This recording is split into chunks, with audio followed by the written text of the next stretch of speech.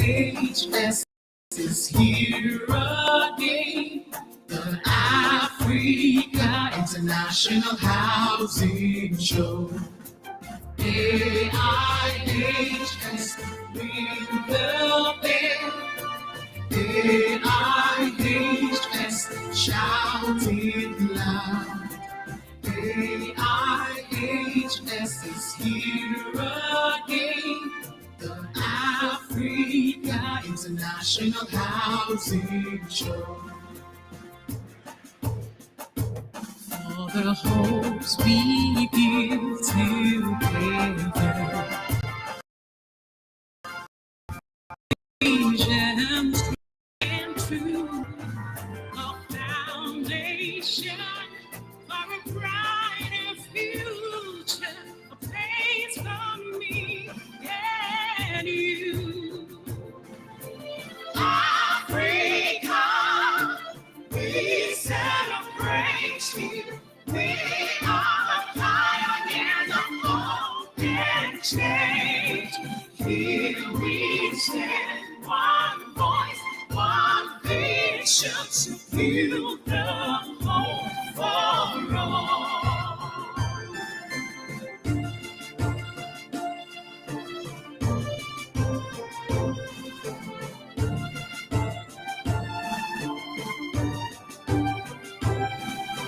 Here we stand, one voice, one vision to build the hope for all. This is the Africa International Housing Show. Welcome to Africa International Housing Show. Welcome to Africa International Housing Show.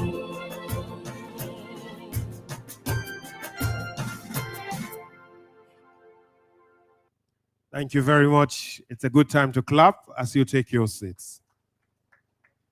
May I also specially appreciate the board member of AIHS and former president of UMBAM, Dr. Niyi Akinlusi. You're welcome, sir. The president of the Real Estate Developers Association of Nigeria, the chief executive officer of the Nigeria Economic Summit Group, president, chairman of the Nigerian Council of Registered Insurance Brokers, top management staff of Dangote Group, our distinguished moderators for today, our special panelists, distinguished invited guests, gentlemen of the press, ladies and gentlemen. May I once again say good morning as we take a final look at the issues of housing and as they relate to housing for the common man and for the common finances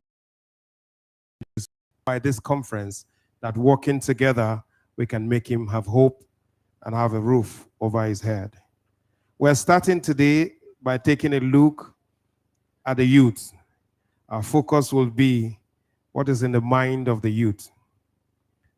What are the barriers against youth holding own homes? And why do young people, even after owning homes, either by chance in the form of inheritance or by luck in the way of investment, all of a sudden sell these houses and travel outside the country? Our panel will take a look at all of this and give us a very good reason to own houses, become landlords, and still continue to survive. May I invite our panelists very quickly, the CEO of Brass and Castle Homes and Properties Limited, Peacemaker Afolabi. Please put your hands together as he comes up to take a seat. Please sit down. Anywhere apart from this front one. This one is taken. May I also invite the GMD Amshel Homes, Architect B.U. Michelia. Please put your hands together. Now you know where that name came from. Also with us is the Managing Executive Officer of Next and Nail Properties. Please put your hands together as I welcome Mr. Akin Oladipupo to join us on the panel. Also on this panel,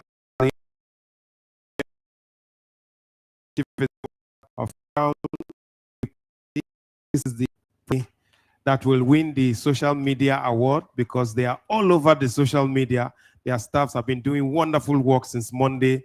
And I'm sure if Barrister Festus will give an award, I will recommend this group for that award. But we have Dr. Badewole Amos Kayode. Please put your hands together for him. Thank you very much. We have also the chairman of the Lake Aspire. Please put your hands together for him. I hope I got that correct. It's not printer's error. Thank you very much. The moderator for this panel, distinguished guests, ladies and gentlemen, is the man, young at heart, but has a global vision.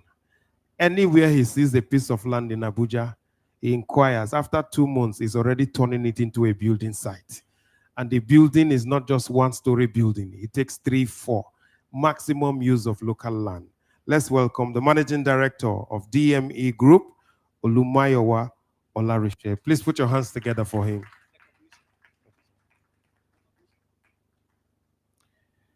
May I also specially appreciate from the Director of FCT Development Control, Town Planner Mukhtar Galadima MNI. Please put your hands together for him. Thank you very much, sir. Thank you very much.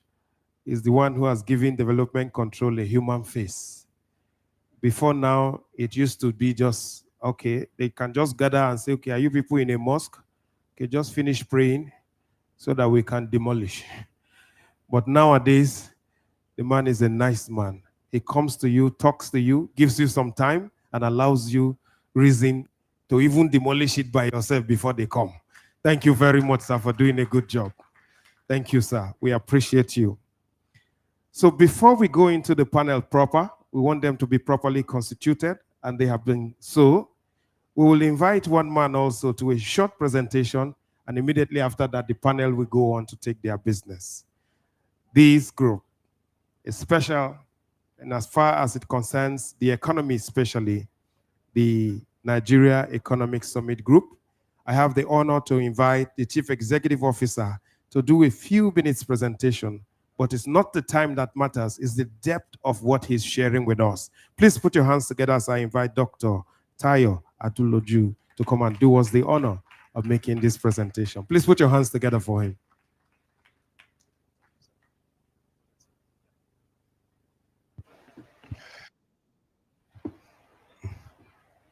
Your Excellencies, distinguished ladies and gentlemen, all protocols observed. We started discussing financing housing yesterday. So I would like to leave some just big headlines. When we focus on housing and really, the first question is, where does the demand side come from, and how deep are the wallets and the pockets of those that will consume houses supplied? Here's what some of the numbers say. In 2019, of the consumers' basket, housing was 10% of what the Nigerian consumer was spending his income on. In 2022, it shrunk to 6%. In other words, of the size of the consumer wallet, the capacity to spend on housing is not growing, it's shrinking. So as the consumer basket continues to evolve, the housing sector is under threat because you are basically discussing a lack of elasticity in the demand side for supply.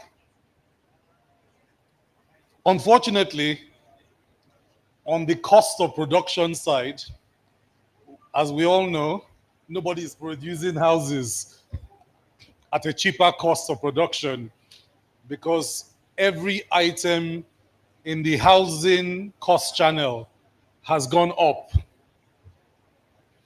I think the difficulty in what has been explained is demand and supply sides are not crossing at a point where any price, just based on wallet and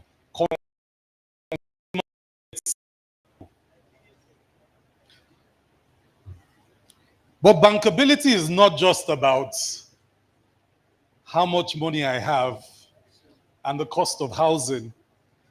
Bankability is about the structure of the financial markets, of the financing opportunities that support the housing sector. The last time we did a proper housing accounting for GDP was in 2018, as we were trying to calibrate the numbers ahead of the end of 2020. So looking at the housing construction value chain, we estimated then, and I think that has become the basic accepted number, that final demand in Nigeria for housing construction is about 4.7 trillion. This is 2018, so you can adjust for demographic shifts, etc. We think it's now somewhere around 8 or 9 trillion. That's how much liquidity we need to actually build houses that match demand. Now, the house rental value chain in 2018 was 5 trillion naira. Today, we estimate that that may now be around 7.2 trillion. So if you combine these numbers together, you're playing somewhere around a 15 trillion demand, aggregate demand, that Nigerians need to finance either rent or the acquisition of a real estate of their own. Now, if you look at the structure of the demand side, we used to have what you call social housing segment. In 2018, it was 30%. In other words, these are very, very poor, low Nigerians who simply could not afford your commercial price housing. Today, that number has gone up. It's now 47% of Nigerians in that segment. In other words, more Nigerians need social housing than they did in 2018. And we, of course, we have lesser social housing today to match that group. The lower class has expanded. We are now dealing with about 30%. The middle, what we call the lower middle class, which was about 1.2%, has completely vanished. And your upper middle class, which was about 28%, has shrunk to about 12%. Now, what does this mean?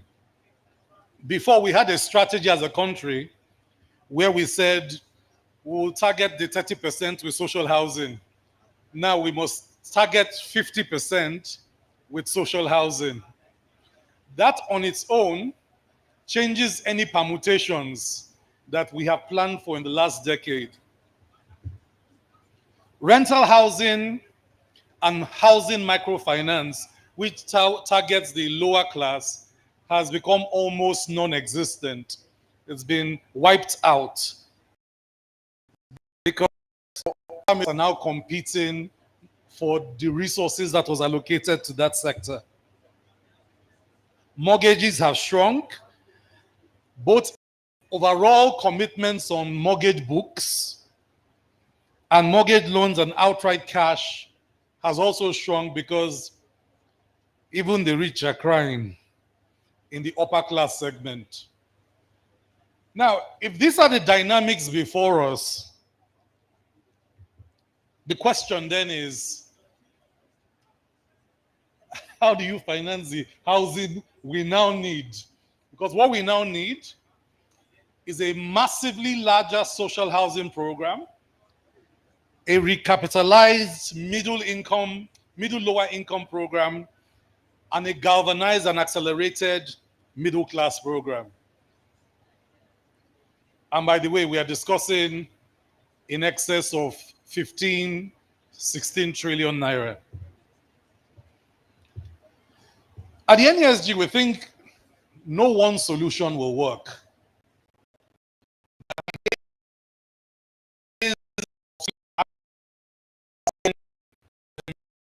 To roll out a few units,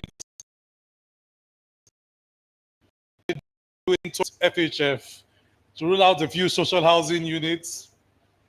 The days of capitalizing the Federal Mortgage Bank to where the Ministry of Finance might have the appetite to put some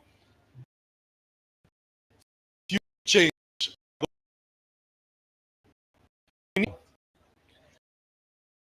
This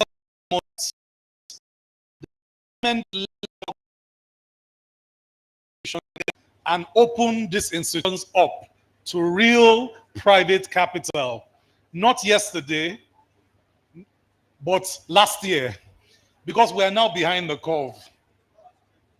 What this requires is that with social housing, we stop paying lip service. The truth is, most Nigerians within their working life, if given the right incentives, will pay for a house, right? The records show, if not, all of you, all these young, handsome men. By the way, there's no woman here. I protest on their behalf for an all-male panel. It's not, it makes sense. It makes economic sense. Number two is social housing has to be calibrated because more Nigerians, to be honest, are not where they can yet afford, at least not in the current economic landscape. So can we recalibrate rental finance so that we first achieve shelter security for all Nigerians? That allows real estate owners to shift their model. If there is bankable, sustainable rental finance, then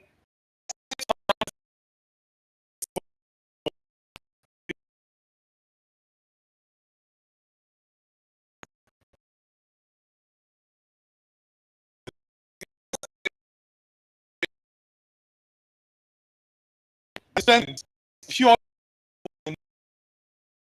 of rental housing in a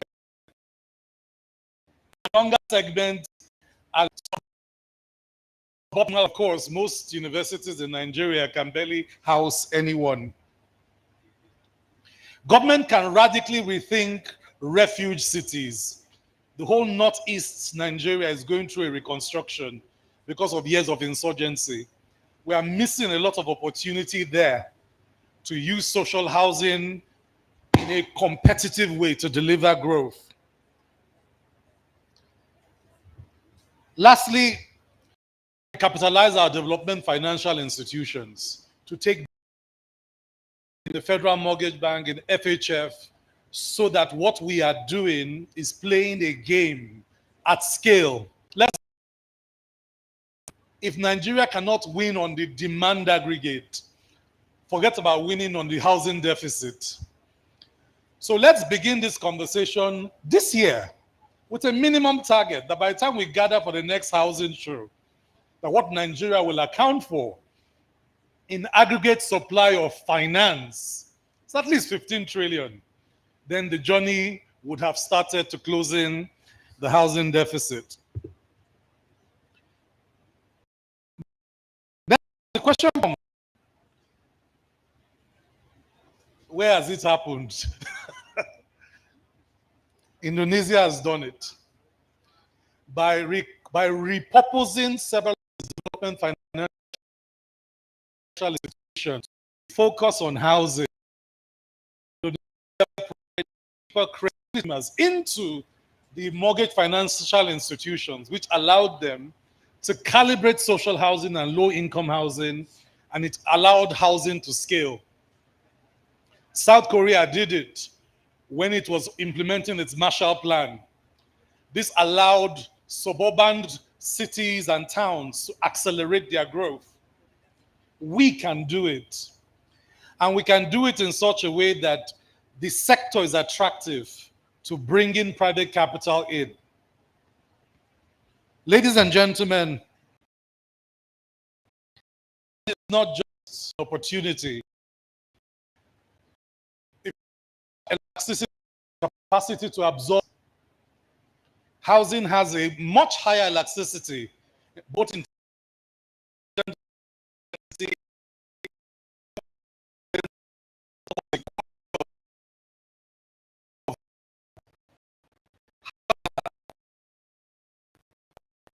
the finance.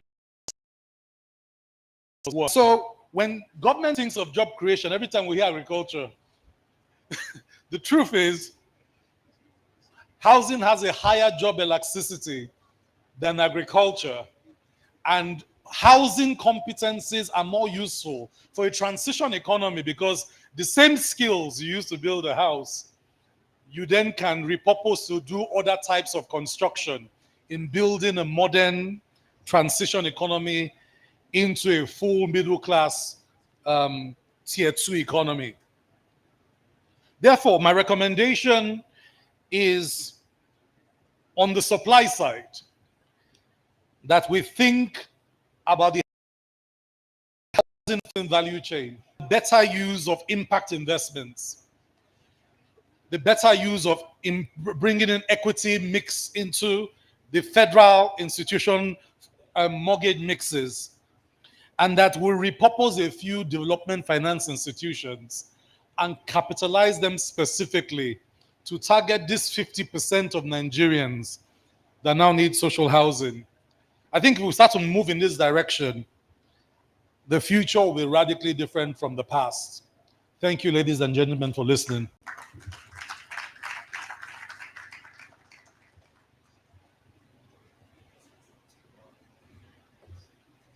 I think we should give him another round of applause. Thank you very much. Not everywhere you can see those statistics. Even if you see part of them online, by the time you read 2 paragraphs, they'll tell you subscribe to get the remaining details.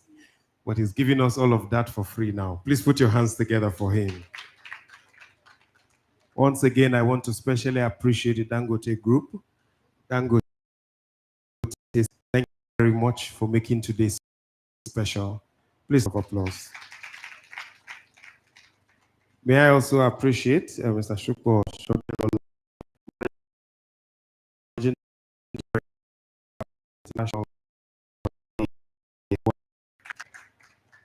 Thank you very much. At this point, I think we go to the panel. I think this is the youngest panel we have. I also want to tell you that this is the most vibrant panel you will ever get anywhere. Please put your hands together for them. May I once again invite our moderator and anchor for this session, Olumayowa Olurisha, MD, DME Group, to take the floor. Thank you very much. Good morning, ladies and gentlemen. It's a great pleasure we're seeing you in Nigeria and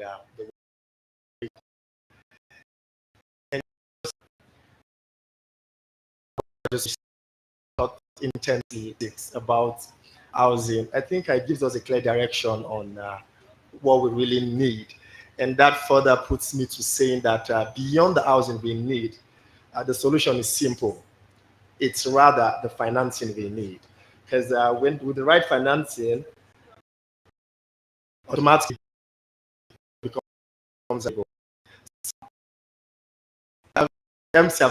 And he has talked about him here.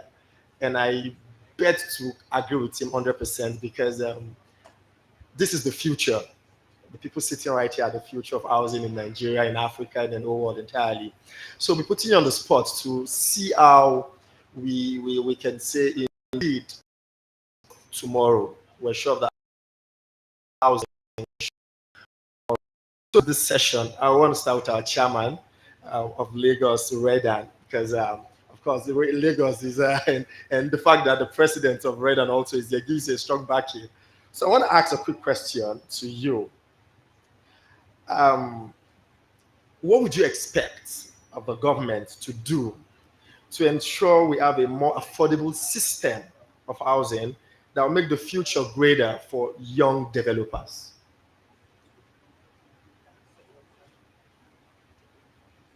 So much.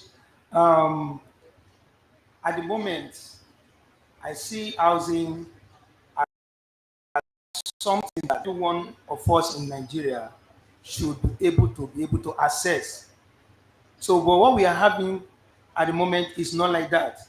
So our government, both the state government and the federal government, they should see housing as their top priority.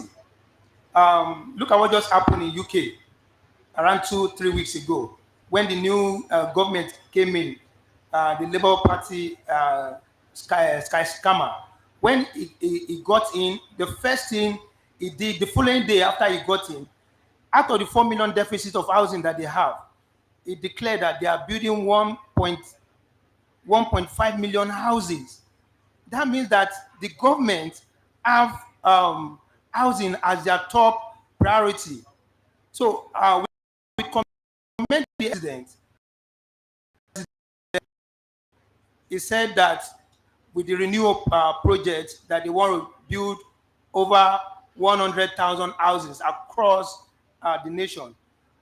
We have over 28 million in deficit for housing, and we want to build over 100. It's good. It's a good start, but we have to do better. We have to do better. So government should look into the housing, everything that is cumbersome for us to get funding. Government should make it available for, because look at what is happening. I'm developing housing.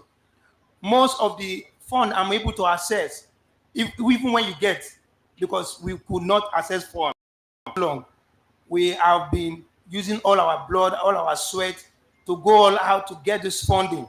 If you finally get funding, to be within 30 to 35%. That is killing for developers. They say developers are the architect of the society. But what we are seeing now, we are endangered species. That is it. It's really killing us. The houses we are building, houses that we're supposed to sell for 20 million, at the end of the day, it's coming to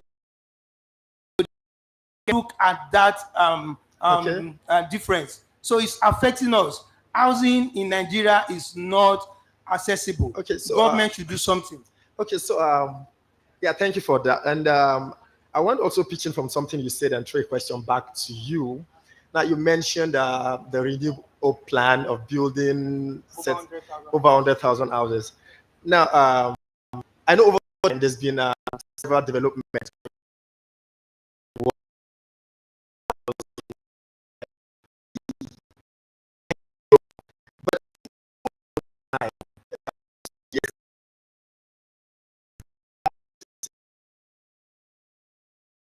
Would you say the problem is it really about building the houses or making a system such that these houses are being built, are being used accordingly?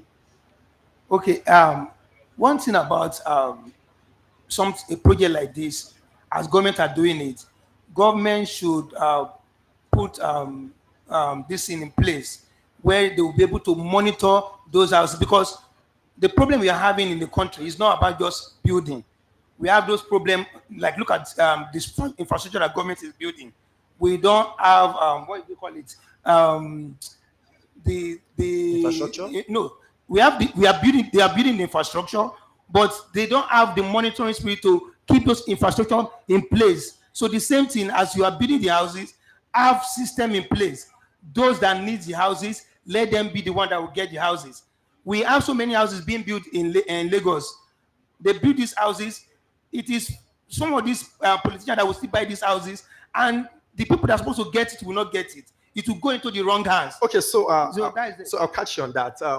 I'll throw this question also right now to the GMD of MShell Homes. Now, in line to government building the houses and for the masses, would you suggest that rather than government go ahead and build these houses, that they look for credible developers? Because I think somehow doing that, right mass is being met. Okay, thank you very much. For me, it goes beyond just government coming up with this initiative. You talked about credibility in developers delivering this project. For me, it goes beyond that. I look at it as a policy issue and lack of regulation. I think the real estate industry, why does it need to be regulated? It is because it is only in that you create structured in a way that finance very easy. If policies are put in place and real estate is regulated, it will help companies to structure their business in a way that is sustainable. And more so is going to create more investment in the country, because government give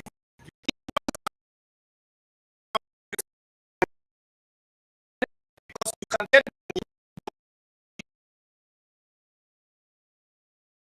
have to look at that from that perspective. If you look at those projects that have been done by government, by private developers, you realize that the standard of construction is very poor, and we must admit that it is for lack of regulation. A lot of companies are not structured, and because of lack of proper policies that should enhance the efficiencies of those companies.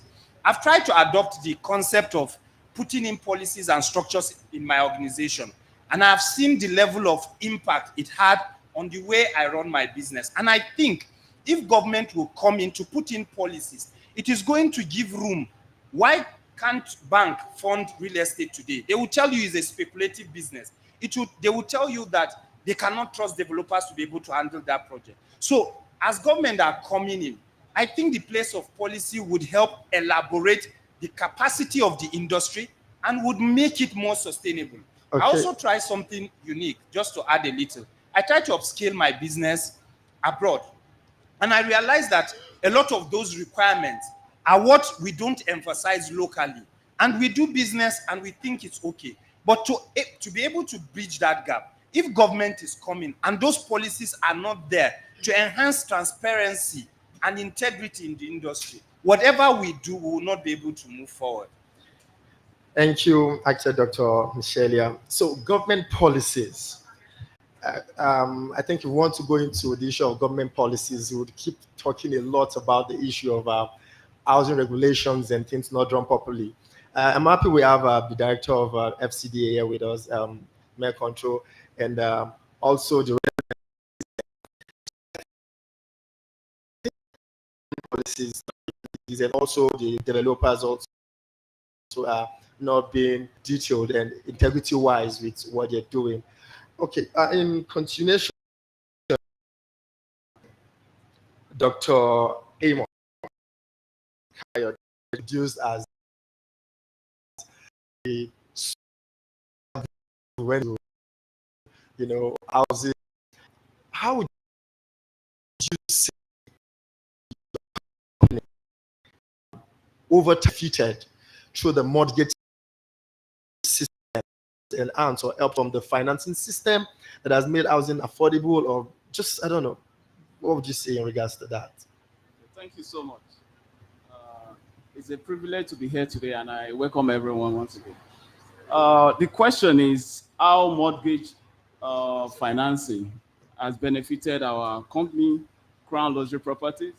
If I may say, we've been having issue accessing loan or mortgage from Federal Mortgage Bank or primary mortgage institutions, and our clients are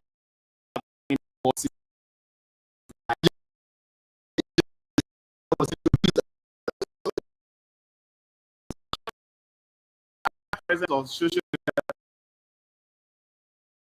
from Doing well, there's Yes. record to you, but then you having But- difficulty accessing these But things. on a very serious note, like my brother actually said, having structure in a company go a long way to determine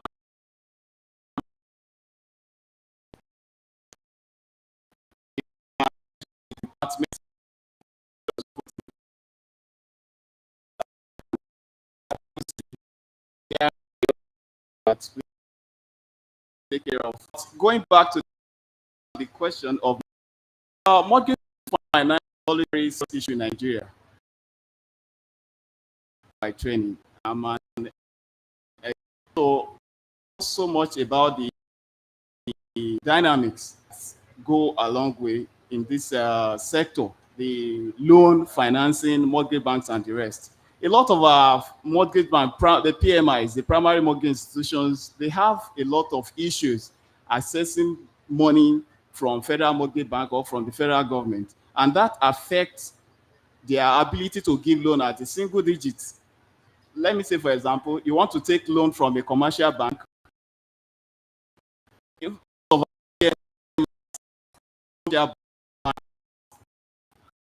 A PM or those that are going to finance, you are giving loan to a developer at 25% per annum. And that loan, 25, 27%, is a long-term loan is what can finance real estate. Okay. If you are taking a short-term loan of 6 months to finance a project that will not mature on the next 3 years, 3 years. so you will run into trouble. And let me say, for example, you take a loan of 20 million to finance a building at 25% per annum. That is even the cheapest in the market. And it will take you 4 years, 5 years to return that money. 25% on 20 million is 5 million. And you are doing 5 million. After 5 years, the interest rate is 125 million. It is 25 million naira. So the aggregate is 45 million in 5 years. So with all these dynamics and stuff, so a lot of real estate companies have entered into a lot of troubles. So that is the reason why we look inward as a real estate company, and we look at it that instead of us to go for loan that will make our company to enter into stress and be out of business, maybe in 3 years, 4 years, 5 years time, because of the loan, we decided to work within our resources. Okay. So that we can manage our resources and expand and grow from there. But going to the on national scale on this issue of financing, in 2014, Nigeria housing deficit was 7 million housing deficit. And Nigerian government tried their best, but they could not really solve the problem. In 2018, it rose to 14 million, according to statistics. And 2020, it rose to 20 million. 2023, as at August last year, it rose to 26 million housing deficit. And going back by what we are doing on this, the 10,862 housing units renewal project by every geopolitical zones, we have 6. So that is like average of less than 100,000. If you look at this, we have a long way to go. Okay, thank you as a for country. your contribution. So, Mr. Tony, Mr. Akin, beg my pardon. I would want to ask also from you. Now, would you think it's an issue of government's interest or an issue of corruption that is, making us discuss this issue of housing and the entire challenges we're facing? What would you think is the real issue we're facing? Is it an issue of corruption or government's interest? And when I mean interest, I mean, is it priority? Is not a priority on the list for the country? Is it because of corruption? That's why assessing these loans is a problem, or they rather do other things that are more priority to the country?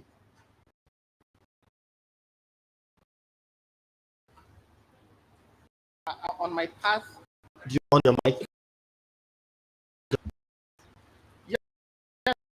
I think it's a matter of the government is trying, but do better. Let's infrastructure, for instance. We all know that infrastructure is the natural catalyst to development. We have a lot of districts opened up, and without infrastructure,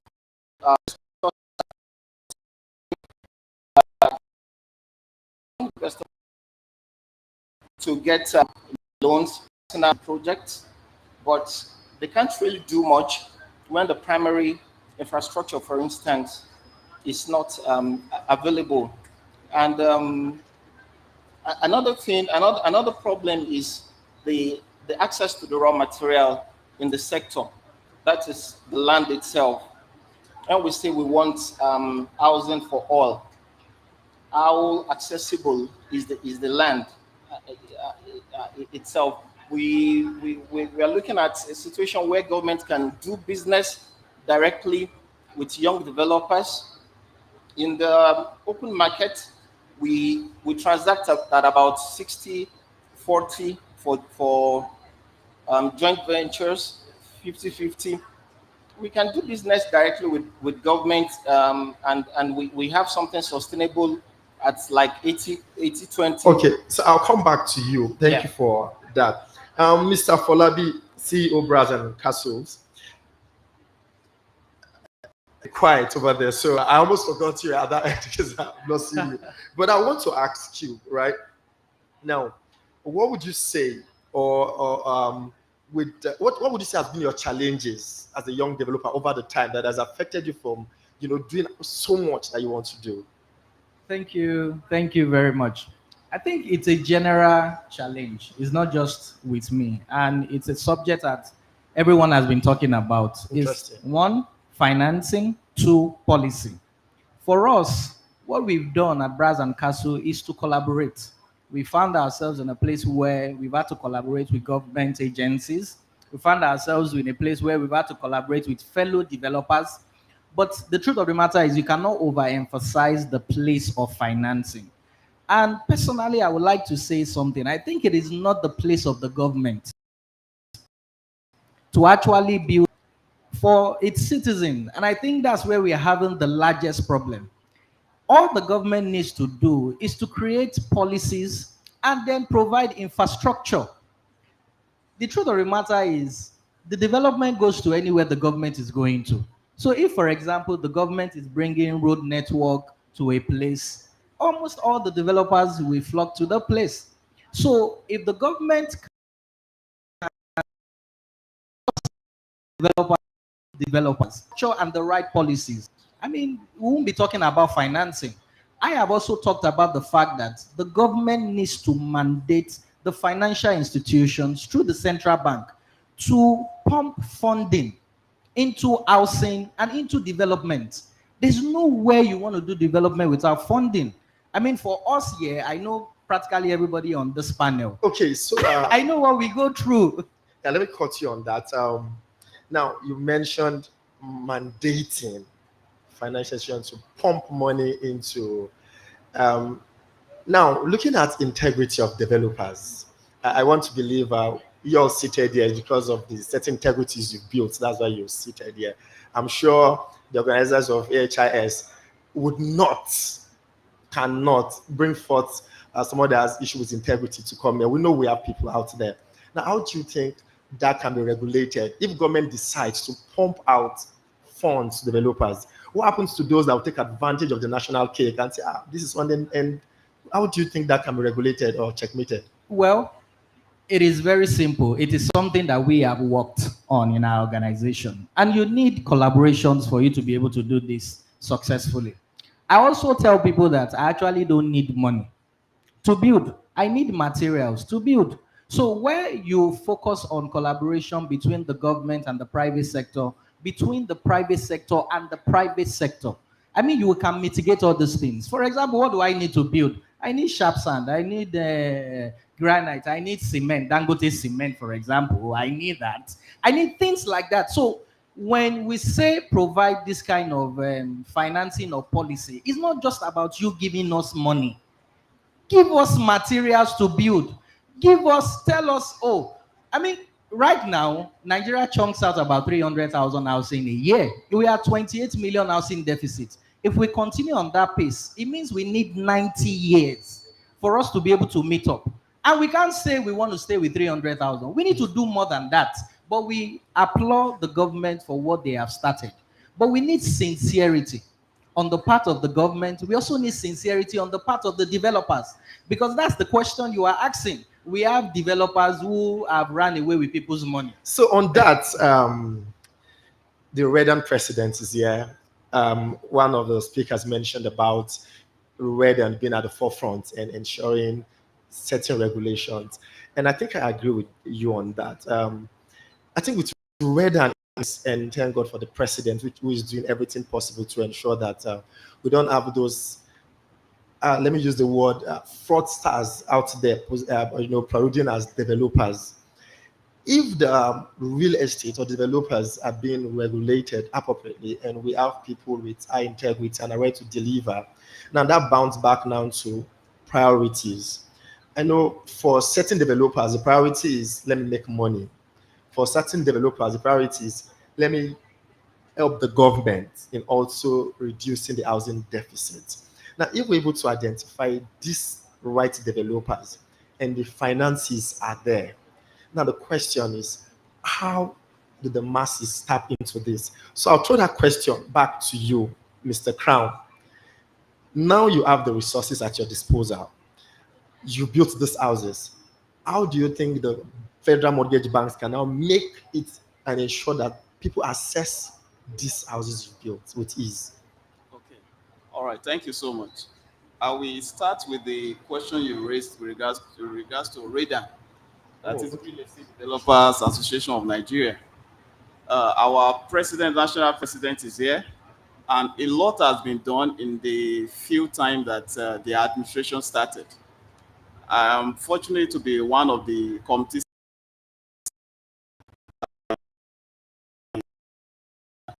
area. So this committee is present to work on the loan that has been given to developers. Committee was set up by our national president to ease the challenges that this mortgage bank, Federal Mortgage Bank of Nigeria, is facing. Then, before they disburse loan to other people, that is one of the steps Redan has been taking in terms of regulation and to help Federal Mortgage Bank of Nigeria. So we give it to Redan on that. Then, coming back to the question you asked with regards to the affiliate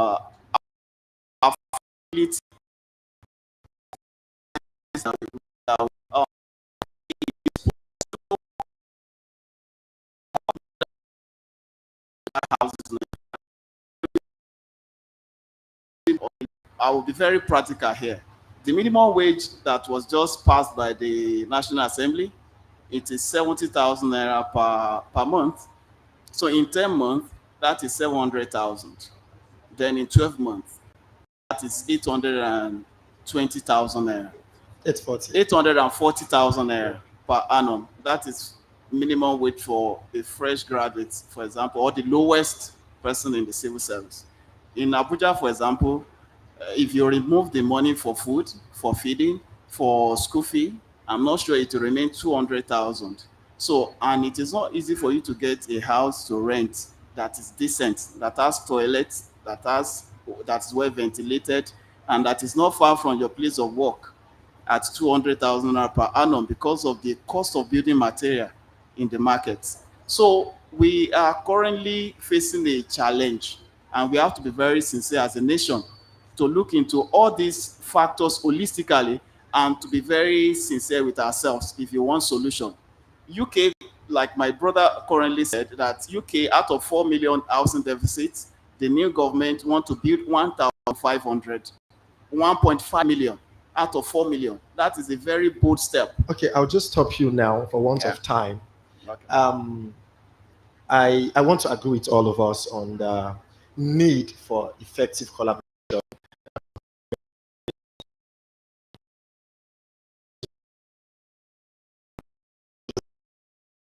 I was just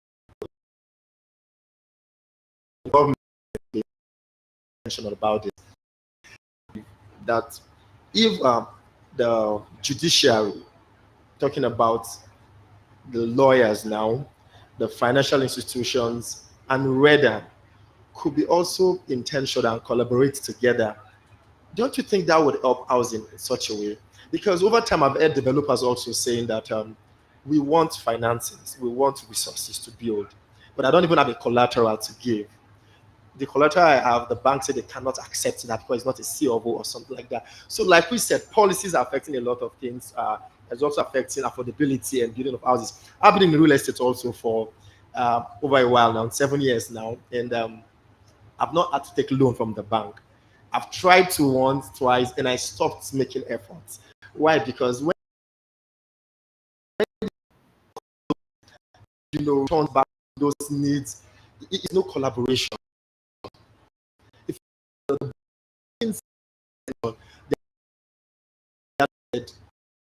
in the change of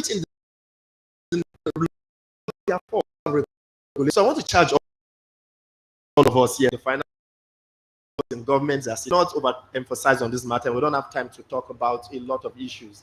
But the challenge here today is the housing we need lies in the affordability or availability of finances. It's as simple as that. The affordability, availability of finances and government policies. I think with these two factors put together, maybe from that 300, we might begin to get maybe a million houses yearly. And I think that is possible. So we will get better. We're the future. This is young developers. So I know with sound minds here, with financial experts seated here, and with people in government also seated here, Nigeria will get better. Houses will become affordable. And of course, financing will become easy. Thank you so much for this time. Yeah.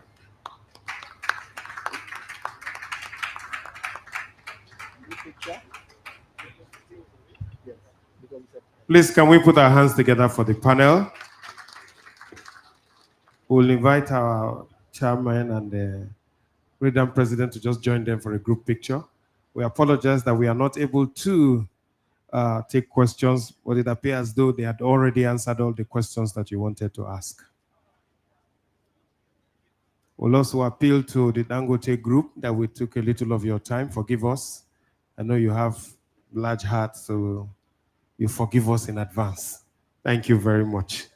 Please, let's clap for Dangote Group.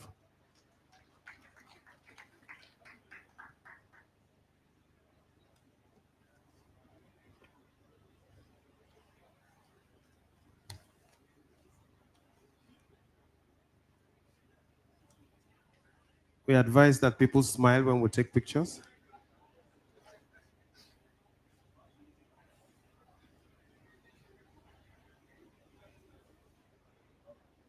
Thank you very much. Thank you. Please, if you have questions for them, you can meet them one-on-one later. You can also get them to also speak to you about issues as they relate to experience, housing, and how they manage, young as they are, to get so much money to do what they have to do. Well, the next, of course, is the Dangote Cement Special Day. Please put your hands together once more for Dangote Group and Dangote Cement. Well, very quickly, we will take, our program is straightforward for this, and quickly it will be done. We will have an introduction and welcome. We'll also have an opening remark. We'll have a presentation on the unique proposition and key influencers engagement, and then a little thank you will end it before we leave. So ladies and gentlemen, we will also quickly, we have, I will, at this point, traditionally we rejig the house before, for people who own point, but since there's no panel, we'll sit in front here and be our VIP and our panel. Permit me to quickly bring some of them up. We couldn't bring everybody because we have also moved shop from all over Nigeria to this place. So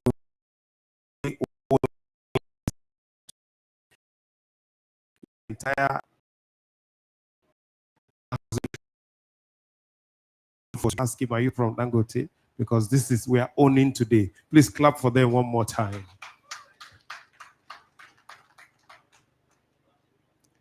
Well, distinguished guests, ladies and gentlemen, Dangote Cement stands as a pillar of distinction in sub-Saharan Africa, especially in the construction landscape, as a monumental force with a formidable production capacity of 52.0 million tons per year across 10 countries. And these extensive operations brings them to a position as the pioneer and prime giant,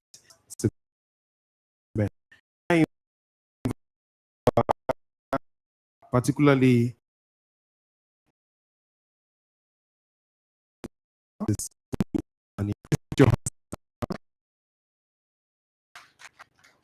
I also want to speak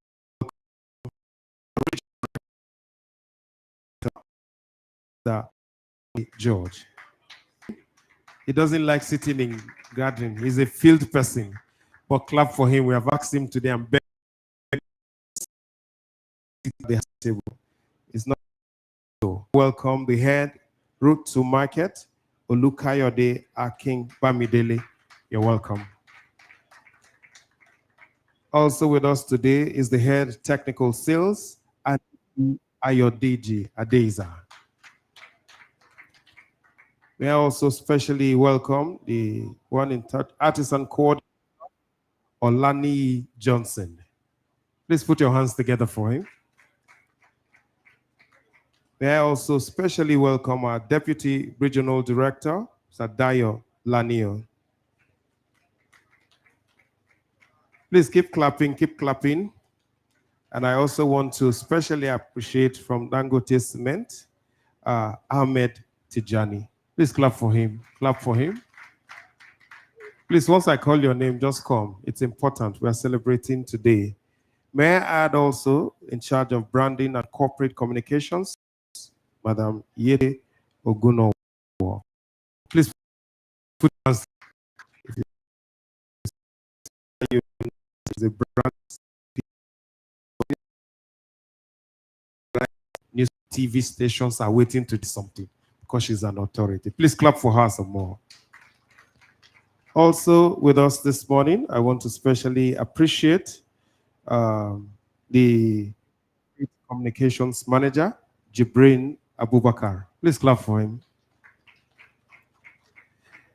And may I also add the guy in charge of corporate communications, very calm, very gentle woman, but she's very thorough, Madam Jamila Nuhu Musa. Please put your hands together for her. These corporate communications people, they cannot come here. They are just doing their work at that side now. Okay, okay. Thank you very much. I'll also want to specially appreciate the State Liaison and Project Support Executive, Abdurazak Sambajo. Please put your hands together for him. Thank you very much. And we have also the sales, the guy in charge of sales in Abuja Dangote Cement, John Uhioibe. Please clap for him. We'll continue to learn the language and the names. But ladies and gentlemen, this is the people that make you happy in your homes and in your building. This is your partner as we build for Africa. Can we clap? So without wasting time, I'll quickly take the messages. I was telling you that what we do today is to give you a little introduction into Dangote. With a pioneering export to import strategy, Dangote Cement is helping to change and revolutionize the industrial terrain in Central Africa. Nigeria's rich deposit of highly quality limestone, particularly in strategic southern regions, close to demand centers and export facilities, are beginning to get meaning because of the touch of these people seated here. To begin quickly, I want to take the opening remarks, and who better to invite than our National Sales Director, PLC. Please put your hands together, Madam Sani.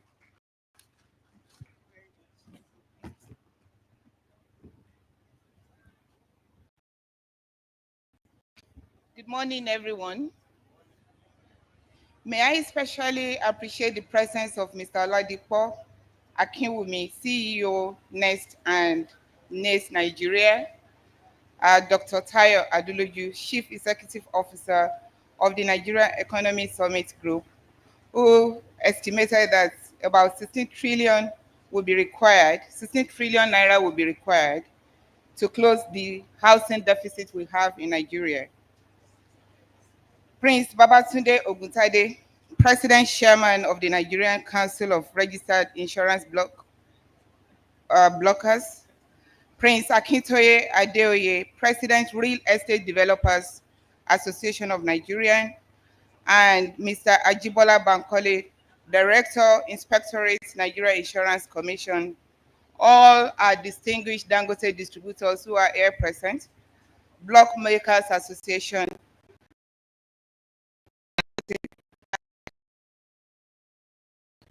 members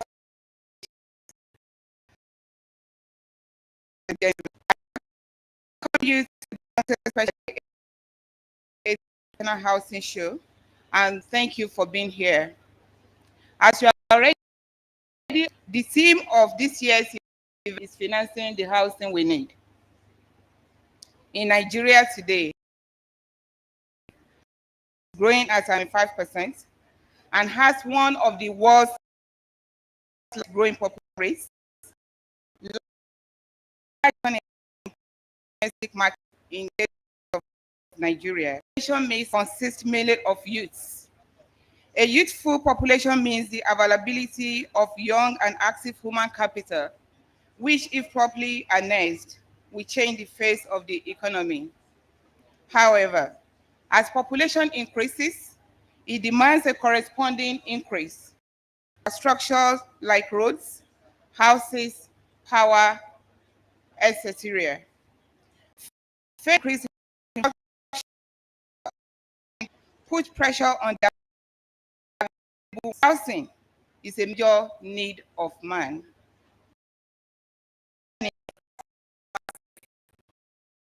Of the natural elements. Therefore, increase in population ought to be matched with the increase in housing. Africa lacks adequate housing for its teeming population. Here in Nigeria, Nigeria lacks adequate and affordable housing for the growing population. It has been estimated that we have a housing deficit of 28 million that we need to close. Lack of adequate housing has led to many desperate families converting spaces and bridges into their homes. They also convert unfinished apartments, buildings, and refuse dumps into accommodation.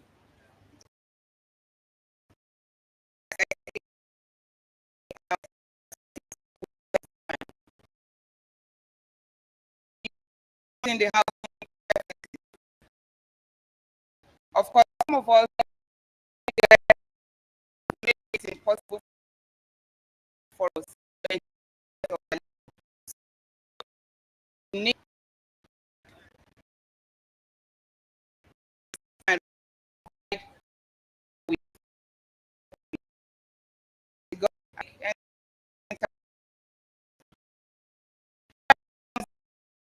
To provide solutions and need. This is 18 years holding the Africa. Therefore, it calls for reflections on the achievements of the affordable housing for the people as well as the challenges militating against the efforts. Our continuous participation in this program is because of the conviction that this gathering has meaningfully impacted on ideas and forging ties that will help provide shelter for people. In Africa International Housing Fair 2024. Thank you. The housing and done event traded the over African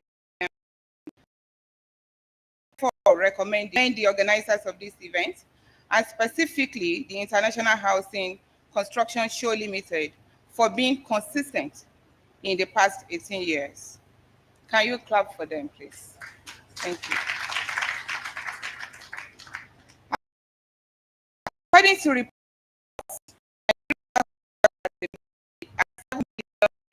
in 2010 million in 20 and 28 million in January 2023. To close this gap requires financing, and I think about 16 trillion or the 5 trillion required. 9 trillion required. This is here. It requires stability of the government.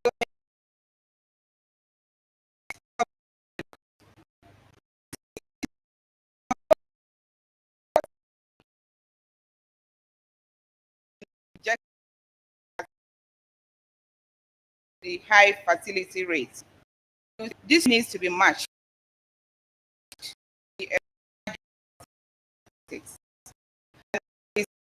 Parity in the growth metrics between the two has resulted in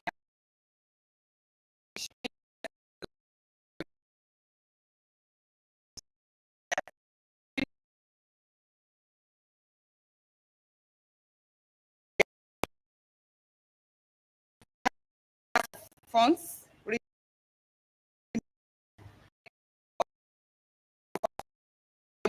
is time around. Necessary for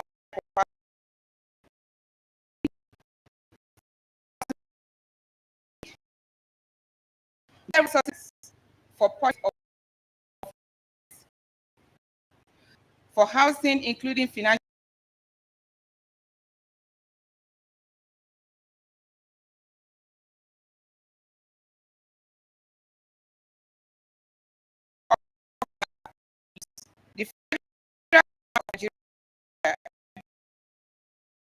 to provide long-term credit facilities to mortgage institutions in Nigeria, encourage the emergence and promote the growth of viable primary and secondary mortgage institutions to service the need of housing delivery in all parts of Nigeria. Mobilizing domestic and offshore funds into the housing sector, link the capital markets with the housing industry, and establish and operate a viable secondary mortgage market. It is to collect and administer the National Housing Fund in accordance with the provisions of the NHF Act. Bureaucracy and red tape hamper the operations of the FMBN, making it not to deliver optimally on its core functions. Many continue to discuss their funds or enjoy the scheme. Government should create more awareness on the activities of FMBN and how to access contributions to the scheme. This is to bring many more people into the housing contribution scheme. There are other mortgage or housing financing institutions who are building housing estates in Nigeria. The major challenge remains the availability of adequate finance for middle and low income earners to acquire houses. Corporate societies are also organizations for the pooling of funds for financing of housing. There are several estates in Nigeria built by corporate societies. The cooperatives acquire large parcels of land and have their members subscribe to the housing scheme. They negotiate with mortgage institutions, and part of their members' contributions form the seed deposit for the houses. Towards ameliorating the challenges of raising financing for housing, the following are recommended by us. 1. Restructuring of the operations of Federal Mortgage Bank of Nigeria, FMBN. Activities and operations of FMBN need to be restructured and streamlined as to enable subscribers have easy access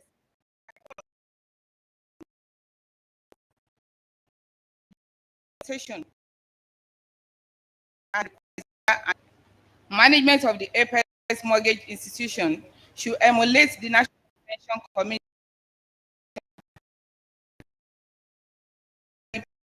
PFA to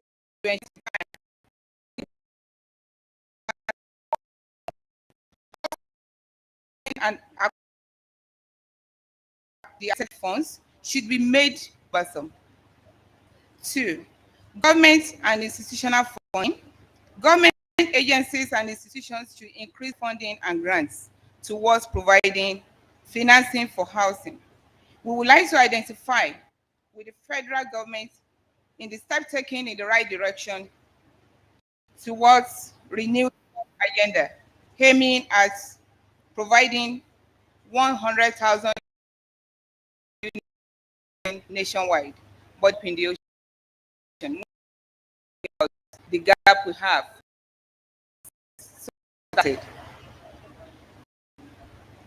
In addition, through the Ministry of Housing should map out funds that will be assessed at single-digit rates by developers.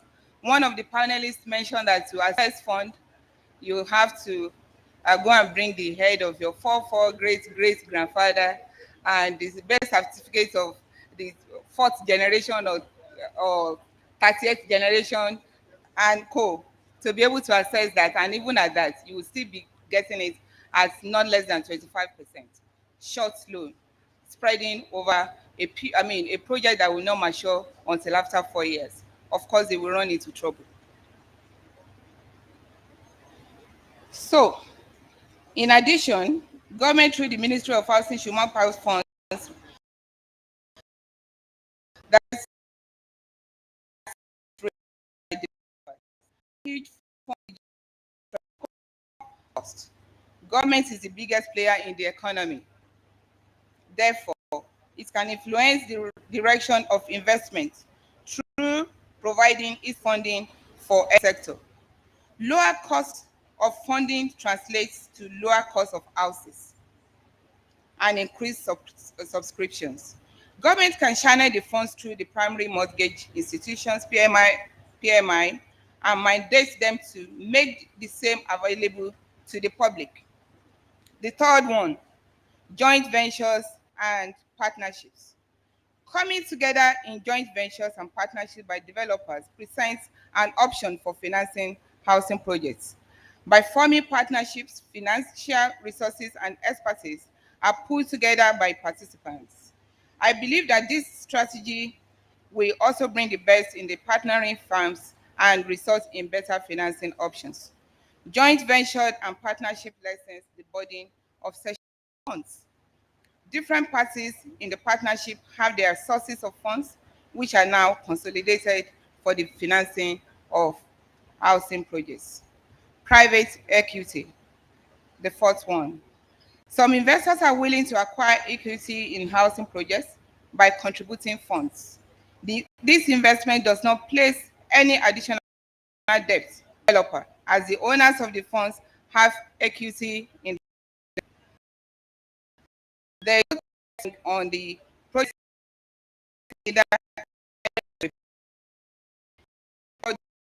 for large projects.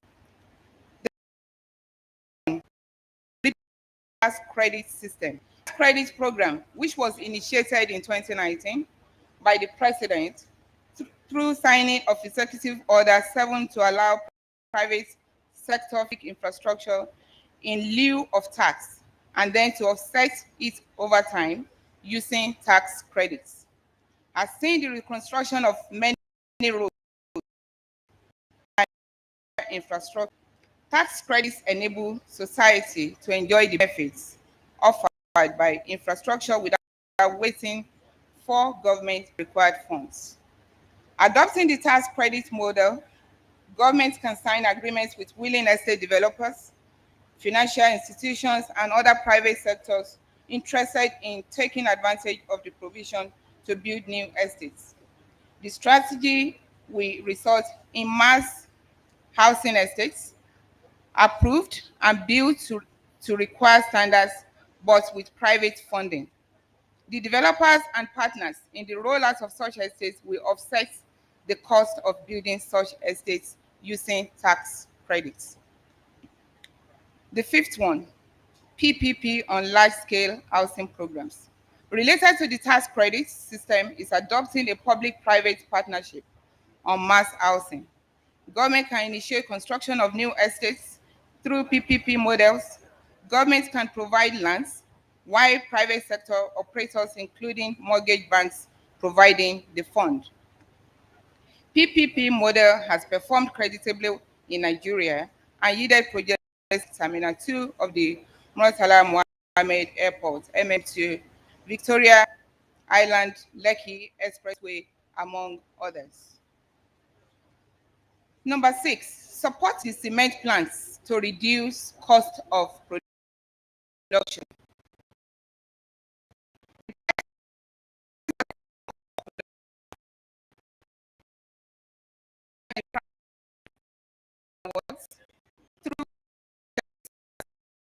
Lower tax depot for cement plants and manufacturers. The government should seek means of helping cement plants operate at lower cost of production so that we can pass this on to the consumers at lower price of cement. This will result in lower overhead costs and lower prices for the product. Dangote Cement, as the largest cement producers in Nigeria and Africa, plays a significant role in the housing sector in Nigeria, and its role in the housing sector of Nigeria is pivotal, influencing affordability, quality, accessibility of housing through its production, distribution, and economic contributions. Its operations are integral to the infrastructure and economic development necessary for sustained growth in the housing sector and overall national development. Through our investments, we have successfully transformed Nigeria from a major importer of cement into a net exporter of this. You can clap, please. Thank you. Our efforts are not limited to Nigeria alone. We are assisting other countries across the continent in achieving similar milestones. This initiative is not only driving economic growth, but also creating jobs for the populace and enhancing infrastructure development. In Dangote Group today, we have over 20,000 staff. That is the next employer to the federal government. That requires an applause from you. In conclusion, this annual gathering is expected to bring solid effects. We're looking forward to seeing the implementation of the recommendations. Thank you. Please feel free to come to our stand if you need, if you have inquiries or clarification on our products. Thank you very much.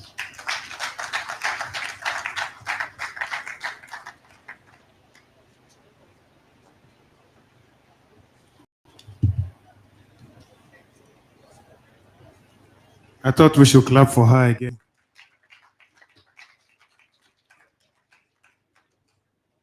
Thank you very much, ma'am, for that very elaborate introduction. It's, of course, an opening statement that deserves all the accolades. Dangote Cement actually stands at the epitome of excellence in Africa's cement industry.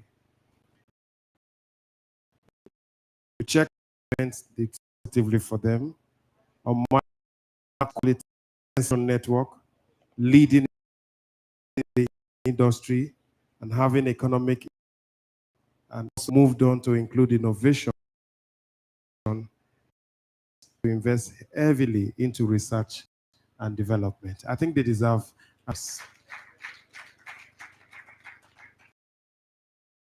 They describe them as the gold standard of Africa's cement industry, excelling in quality, sustainability, distribution, and innovation. With its unwavering commitment to global standards, positions as is the best choice for construction across the continent, fostering growth and development in Africa. Thank you very much for taking the lead and for helping Nigeria to shine. Distinguished guests, very quickly, we're going into the meat of the matter. And this time we are focusing on technical issues. And to join us, to help us do this, we're taking a look at Dangote Cement's unique proposition and key influencers engagement. Let's welcome the head of technical sales, Adeza Aniki. Please put your hands together for him.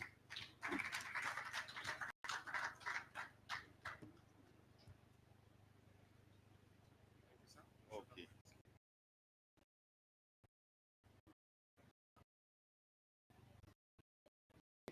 To stand on the existing everyone to this program.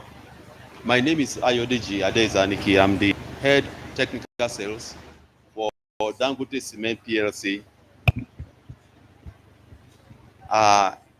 in Nigeria. I would first of all like to go through our products.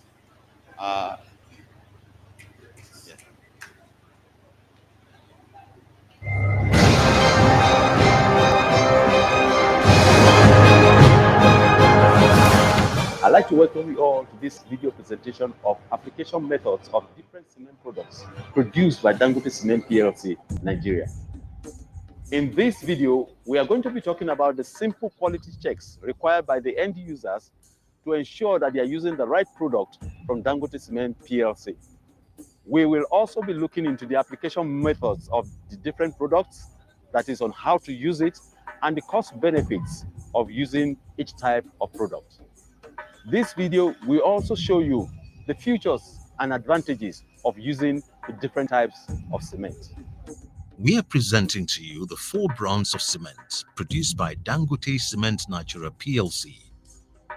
Each brand is produced and tailored to meet specific application needs for various end users.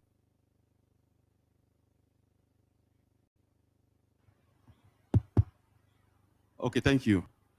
I would like to start first by, please, can you put the products back on the screen? Okay, I'll first of all try to, introduce the products to you. But before then, I will want you to understand that cement, most people say cement is cement. By definition, it is cement. Cement is always cement because of its gluing properties. But in the real sense of it, to align with the world's sustainable development goals, and also to help the construction industry as per costs, we have different variants of products that will help. The first thing about sustainable, they reduce the carbon emission into the atmosphere, which is why all our products are eco-friendly products. All cement plants produce eco-friendly products. And that is because we have been saddled with the responsibility of bringing down the CO2 emission into the atmosphere. Secondly, on costs, we have different types of products that will help you in managing the costs of your construction. One of the products that I would like to talk first on is the Dangote Falcon. We found it not advantageous by using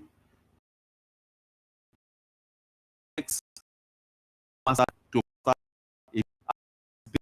two things. We design for heavy load carrying construction and also a low load carrying construction.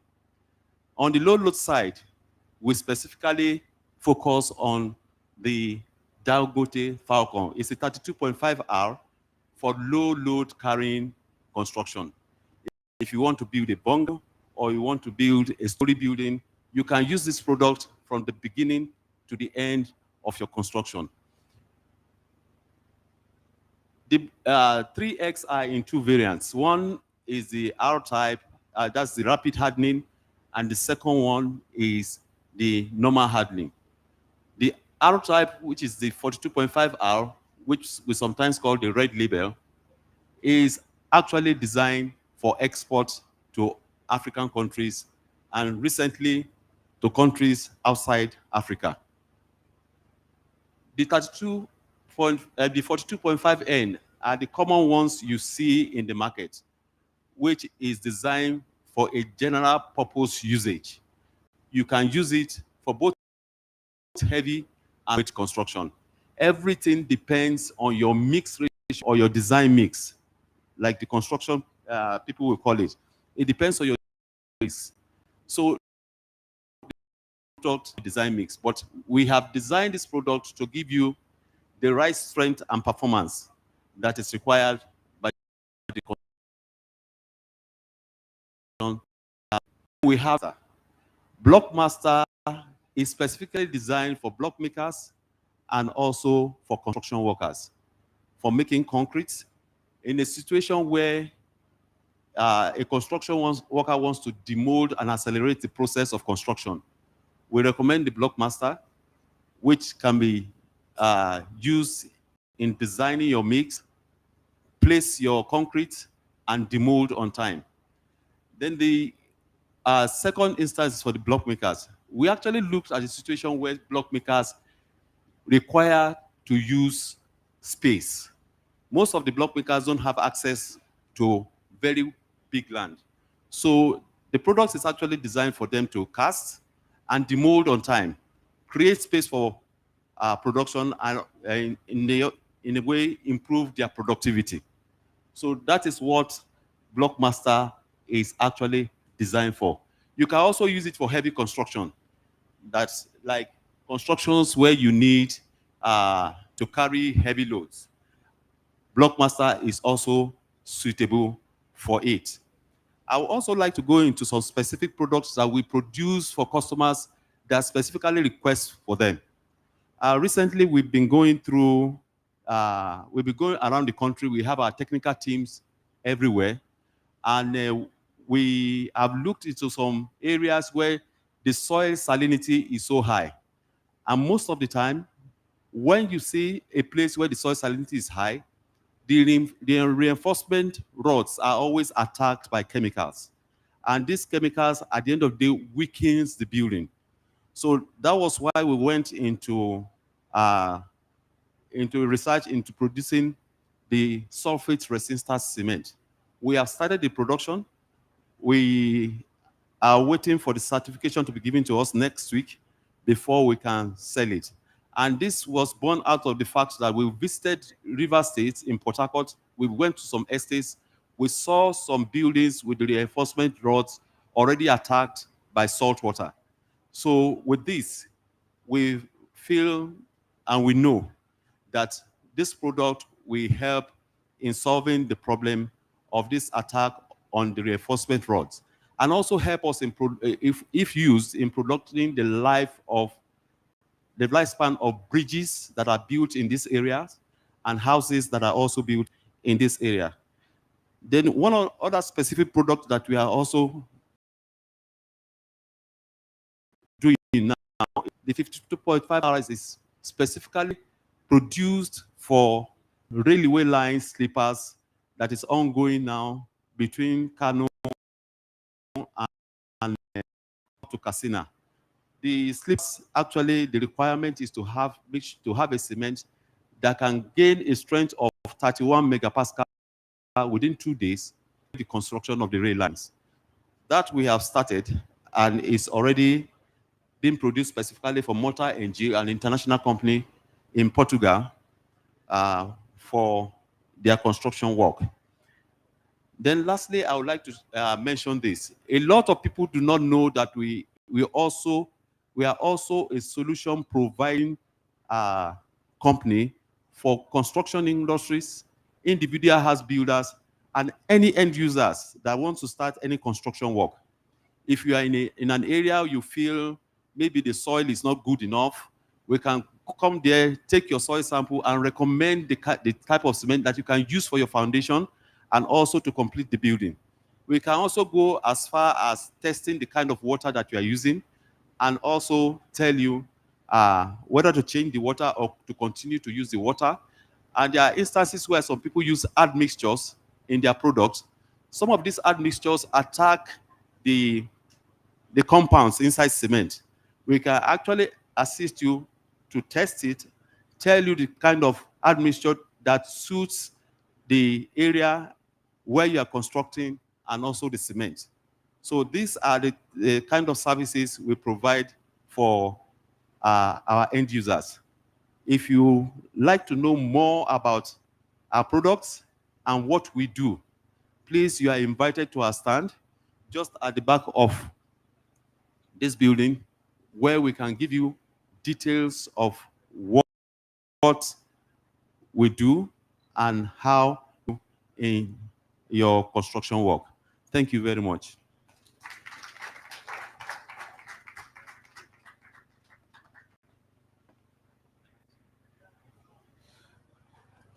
Please put your hands together for him. Block making. Well, we want to specially appreciate those who have, some of our artisans who are here, particularly members of the National Association of Block Makers of Nigeria, NAPMON. Please, if you are here, can you just stand so we can appreciate you properly? Can you rise? They are here in their numbers. Some of them are there. Please just stand, just stand. You are our very trusted partners. Thank you very much. Without you, we'll have been out of business. But because you exist, we appreciate you. Thank you. Please, another round of applause for them.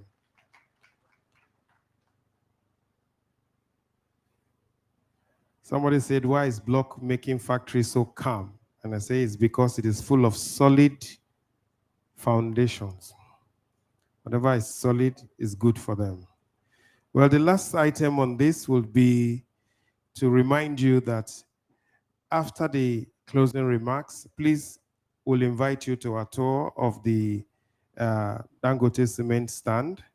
We'll also take a little, we'll do a group photograph here with some of you before we leave here. But we want you to come to our stand to ask all the questions, because we can provide answers for you. We may not be able to answer your questions here, but when you come to the stand, we are professionals. You can see every department is represented. So you have ample time to talk to our professionals at our stand. And we are the VIP stand. So we just add color and class to everything. Please clap for us. Clap for Dangote. So very quickly, distinguished guests, we will take the closing remarks. And that, of course, will follow that. After that, we will close here, but we'll be inviting you to our stand. Please don't forget that part. I've been also informed that I should just appreciate a few of our VIPs who are seated with us here. Before we take that, may I especially appreciate one more, the Director of Development Control, Town Planner Mukhtar Galadima, MNI. Please put your hands together for him. We have also the MD of Crown Luxury Properties, Mr. Bade Wole, who was also a panelist, just the last panel before this one. We have also Dr. Tony Aspire, Chairman of Radan Lagos State. Thank you very much. And we have Architect Barka Maru Michelia, CEO Michelle Holmes. Thank you very much. Also with us is ASV Eno Obonga, who is the MD, Crosspill and Chairman Radan CRS, President, Association of Housing Corporation of Nigeria. Thank you very much.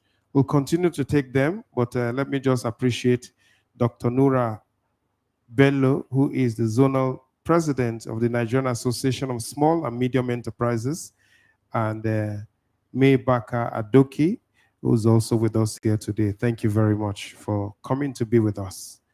To say thank you in a very special way, because we appreciate you and thank you for sitting with us. Let me invite our Regional Director of North Central Dangote Cement PLC, Mr. Bankole George, to do the closing remarks.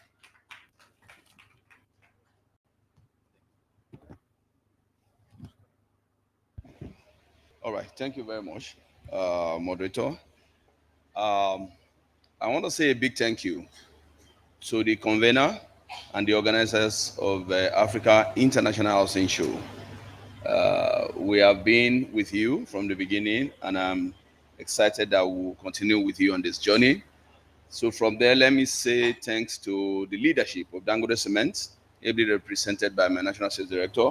Thank you, boss. To the Dangote Cement team here, you are doing well. we always show up strongly, and we appreciate you for that.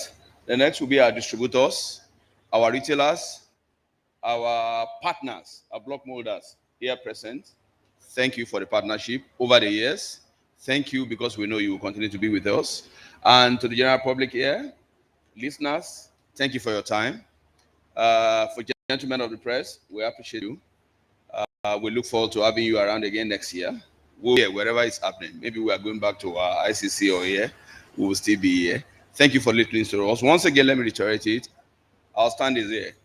Any information you want, please come around. Anybody, you can partner with us across the value chain, distributors, retailers, molders, masons, everybody. We have something we can offer to you. Just visit our stand. You'll get all the information, maybe some flyers.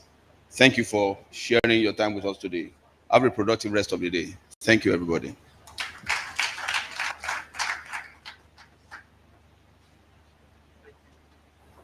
Thank you very much. Once you see a marketer, especially one that is high-end, who deals with premium clients, you see his confidence. Please put your hands together for him.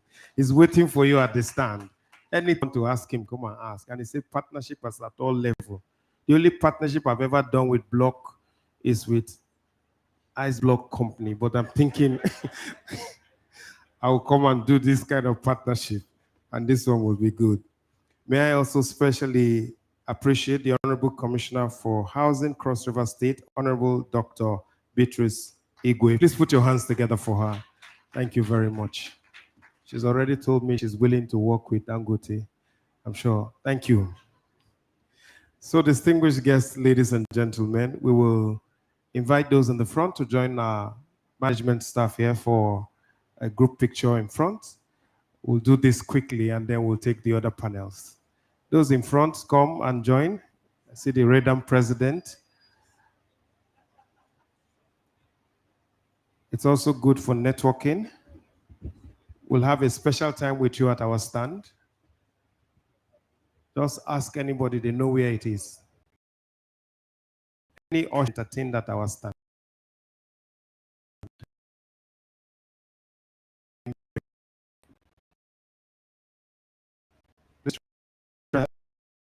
We're always happy. It's a sign of happiness and it's contagious.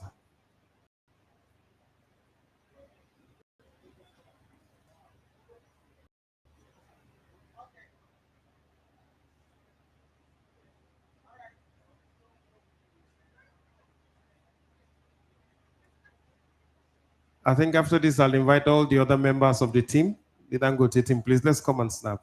You have been snapping them. Today is your turn.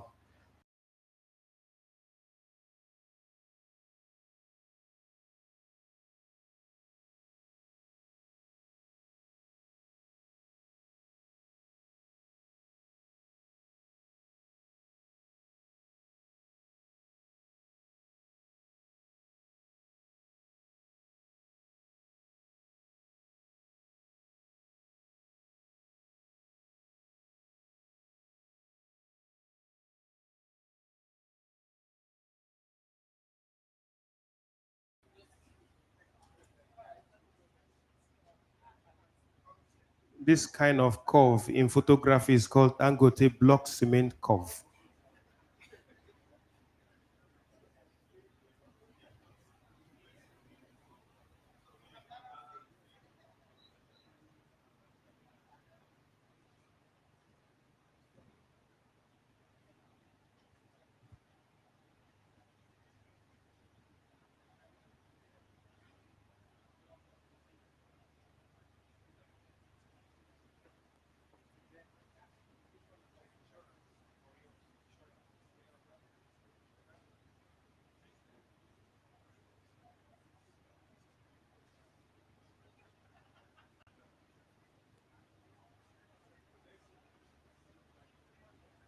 Thank you very much. One more time, please. Let's put our hands together for Dangote Group at Dangote Cement, leading and allowing others to follow. They didn't break the bridge. They built the bridge.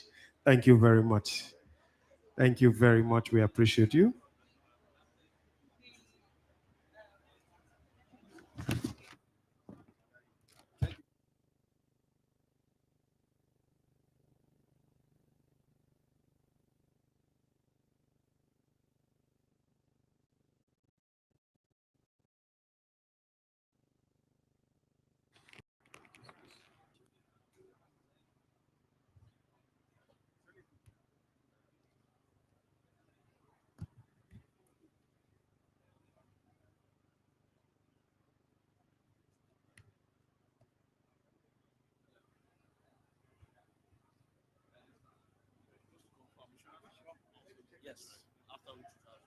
Yes.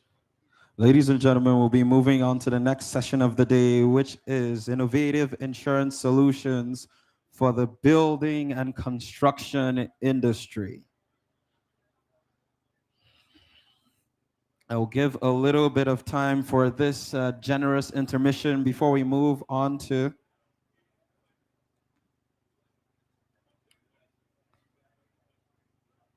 insurance and housing.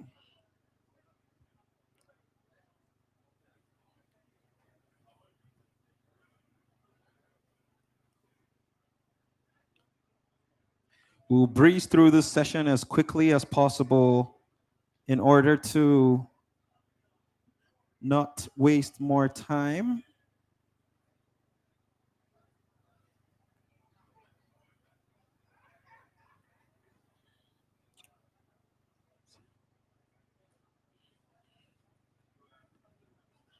Thank you very much. Thank you very much. Once again, I would like to appreciate the presence of each and every individual who can make it here today. We do appreciate your time, your energy, and your devotion in making the African International Housing Show a success and a pinnacle of all housing shows around the world. I'll just let every and each individual continue their networking session before we commence the next. You're welcome, sir.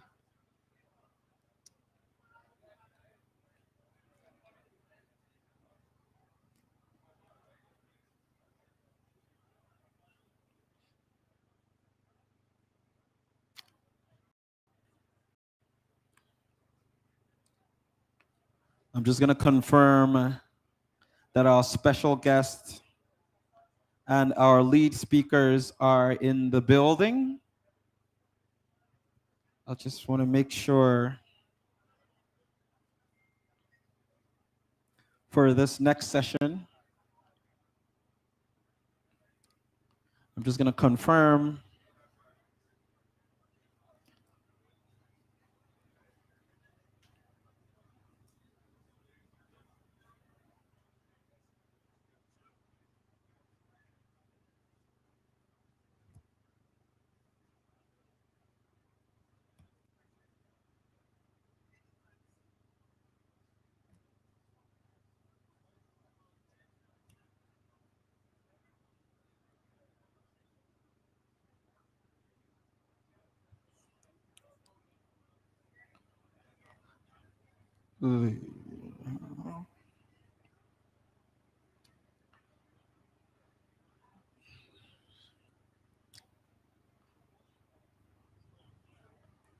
one more time. I just want to confirm if the special guest and lead speakers are present.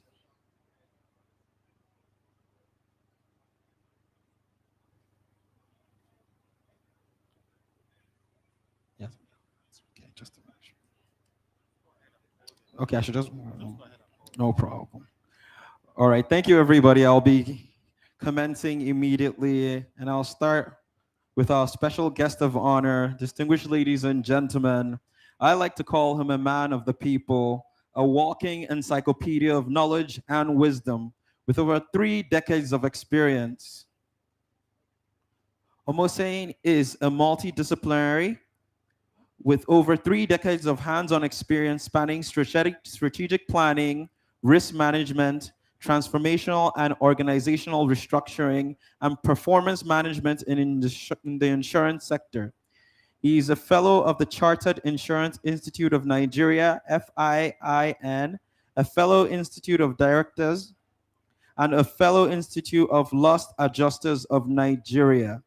Ladies and gentlemen, without much ado but much appreciation, I would like to give it up for the Commissioner of Insurance of the National Insurance Commission, Olusegun Ayo Omoseyin. A round of applause for him. I will invite him.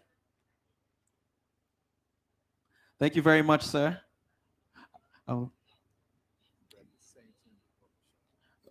Okay, so this is, I'll let you introduce yourself as a representative. You'll be taking a seat.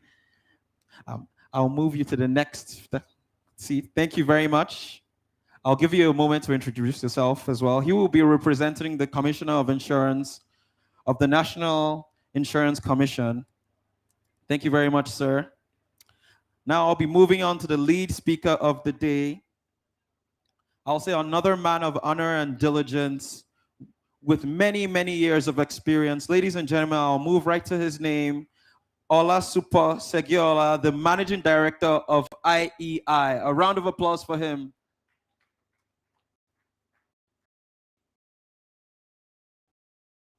I am just gazing.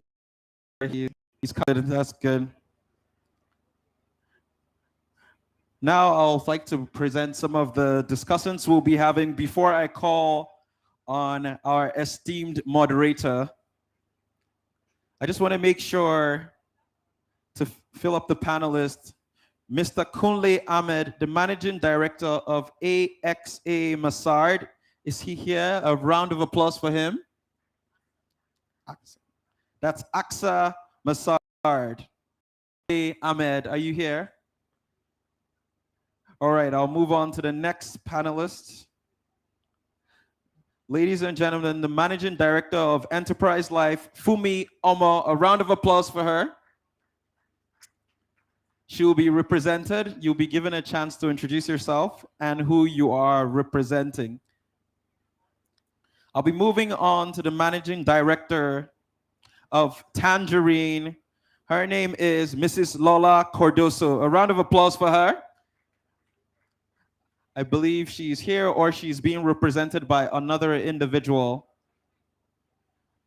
Once again, I'll call the Managing Director of Miss Lola to balance out the panel.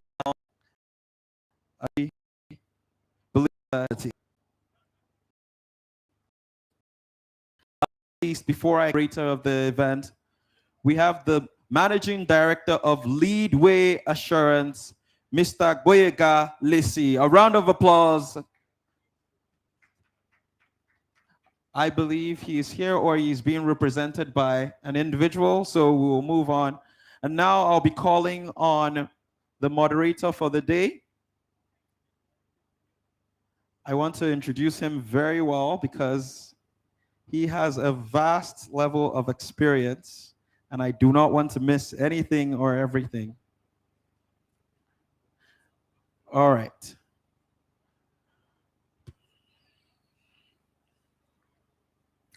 Prince Babatunde Ogatade is the founding Managing Director and Chief Executive Officer of Lactern Insurance Brokers Limited, a prince from Ileshan, Romo, Ogun State, Southwest Nigeria. He has over 4 decades of experience in the insurance profession.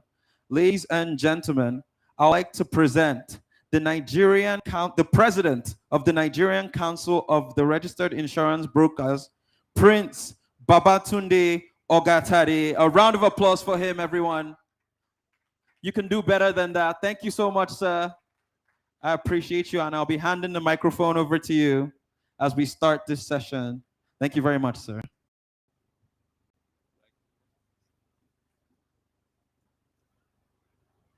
Good afternoon, everyone. You are welcome to the insurance section of the 18th African Housing Show. We are here this year to provide innovations and solutions to the housing that we need in Nigeria and Africa. With me today, and to represent the Commissioner for Insurance in Nigeria, is Mr. Jibola Bankole, the Director in charge of Inspection and Supervision, the National Insurance Commission.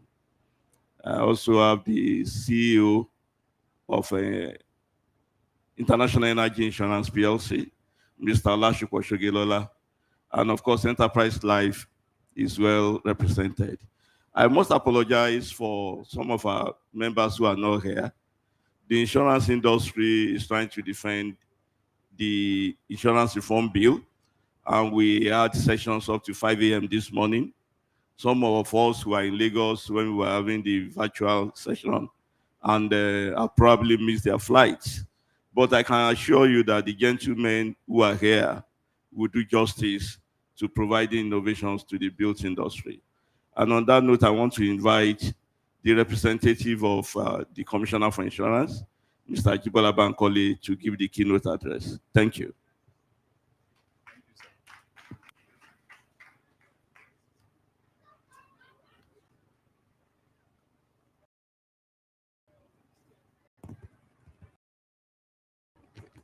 Afternoon, distinguished ladies and gentlemen.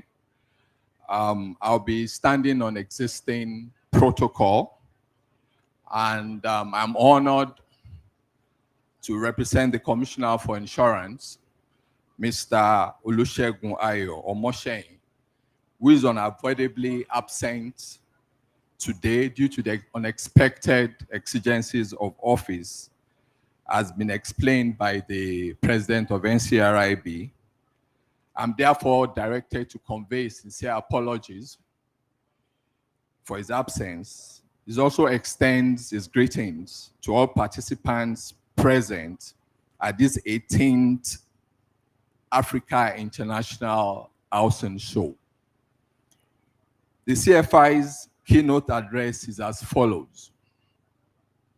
It gives me great pleasure and indeed an honor to be invited as a special guest and also delighted to address stakeholders in the housing and construction industry today. The sub-theme of this session, Innovative Insurance Solutions for the Built and Construction Industry, is considered very crucial to not just insurance and housing industry, but to the nation as a whole. I therefore wish to express my appreciation to the organizers of this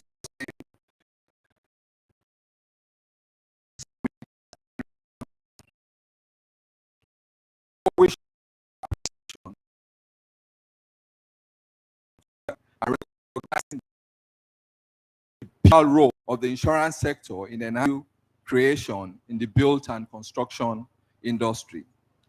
The importance of the housing sector in the economic growth and development of Nigeria cannot be overemphasized, especially as it relates to basic needs of providing shelter, employment, serving as a veritable source of savings and investments, as well as ensuring adequate well-being in terms of physical, mental health of the citizenry.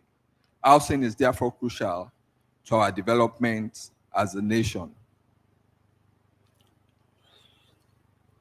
I believe strongly that the paper presented will be to reactivate mortgage culture, dissect the risk associated with housing industry, and ways to de-risk the industry. Without preempting the presenters, it is clear that de-risking the housing industry requires effective and efficient management of risk, which is critical to safeguarding of investments, ensuring viability of our ventures by addressing associated risks and perils. Investors in this critical sector are therefore required to build resilience that is anchored on good risk management and practices. Not minding the various de-risking strategies that are obtainable, such as analyzing the markets, valuation of risk management at different stages of a project, analyzing professional competence of vendors, there is one major strategy that is deserving an emphasis, which is stress testing. Assessing project performance under adverse scenarios and building stronger ties with insurance or brokers in providing advisory functions, especially in every stage of project administration. Insurance companies and brokers have various in risk management portfolios. The federal government has demonstrated its unequivocal commitment to closing the housing deficit and introduction of various credit schemes that will serve as a panacea for affordable housing infrastructural development. The National Insurance Commission is committed to the cause of bringing innovations to the housing value chain and displaying its preparedness for mutual cooperation that will lead to de-risking the industry. Also, the Commission has shown a positive disposition to encouraging innovations, especially through our regulatory sandbox guidelines, which is an instrument to test ingenuities in the market. Hence, the Commission seeks to facilitate and promote innovative insurance solutions that will address gaps in the current insurance offerings. Furthermore, there is the urge to intensify the ongoing drive to facilitate platforms that address the demand-supply gap, encourage specialized products that addresses the needs of the built and industry. As the insurance regulator, NICOM is therefore committed to creating an enabling environment that will consistently enhance increased capacity of insurance institutions, both financially and technically, as well as ensuring insurance industry becomes stronger and on its responsibilities. Beyond our promises, distinguished ladies and gentlemen, we are encouraged to pay rapt attention to the lead speaker and the discussants on the subject of innovative insurance solutions for the built and construction industry and come out with a communique that will serve our mutual interest. Thank you for your attention and God bless. Olusegun Ayo Omoshein, Commissioner for Insurance and the CEO, NICOM. Thank you.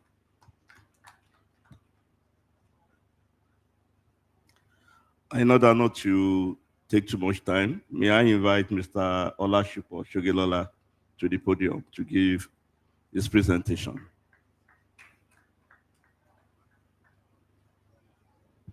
Thank you. Thank you very much. Good afternoon, and all protocols observed. I'm happy to be here to come on insurance as to the innovations in the built environment. First and foremost, many people do not pay attention to insurance, but we are making efforts in the industry to ensure that people have understanding of insurance, why is it important, and what to do when situations and circumstances happen. Today, I'm privileged to stand before you to deliver a paper on insurance and its innovative solution to the built environment. Insurance is a risk transfer mechanism. It is a way of protection against financial burdens. Please take note of the word risk. Individuals or corporate entities transfer financial burdens or future losses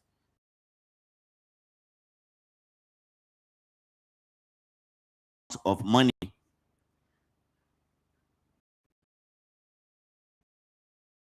for a stipulated amount of money paid, and in return for a cover or indemnity as guaranteed. Risk, like I mentioned, is the chance or possibility of something bad happening.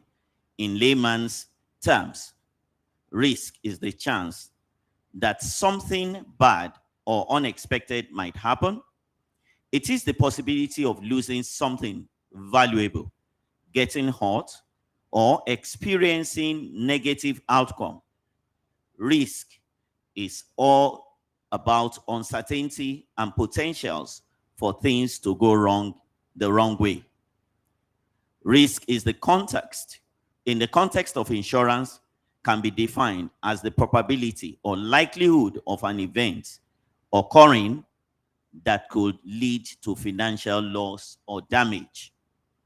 Furthermore, risk in insurance is not just about the probability of an event happening, but also involves the severity or magnitude of potential losses associated with the risk.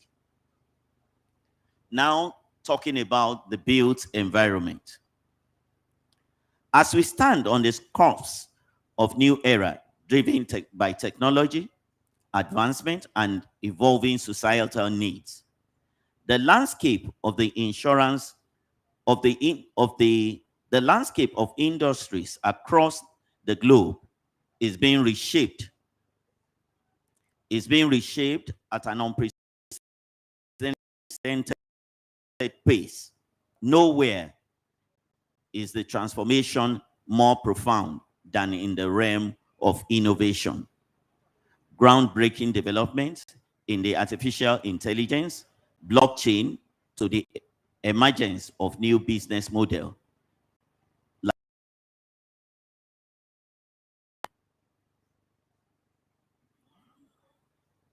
like InsurTech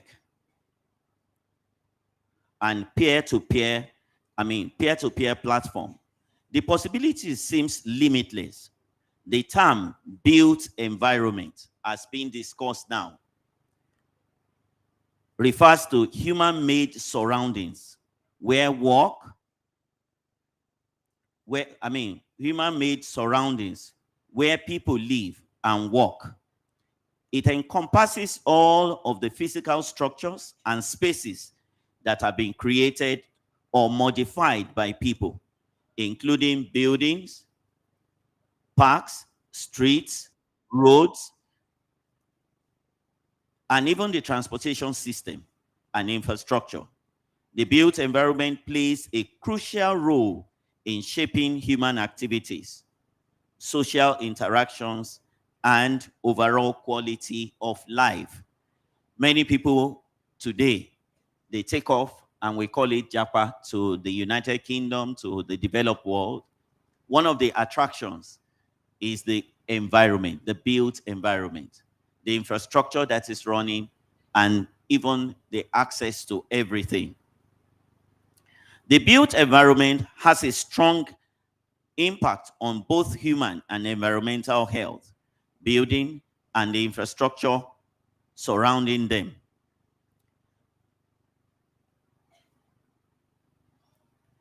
Consumers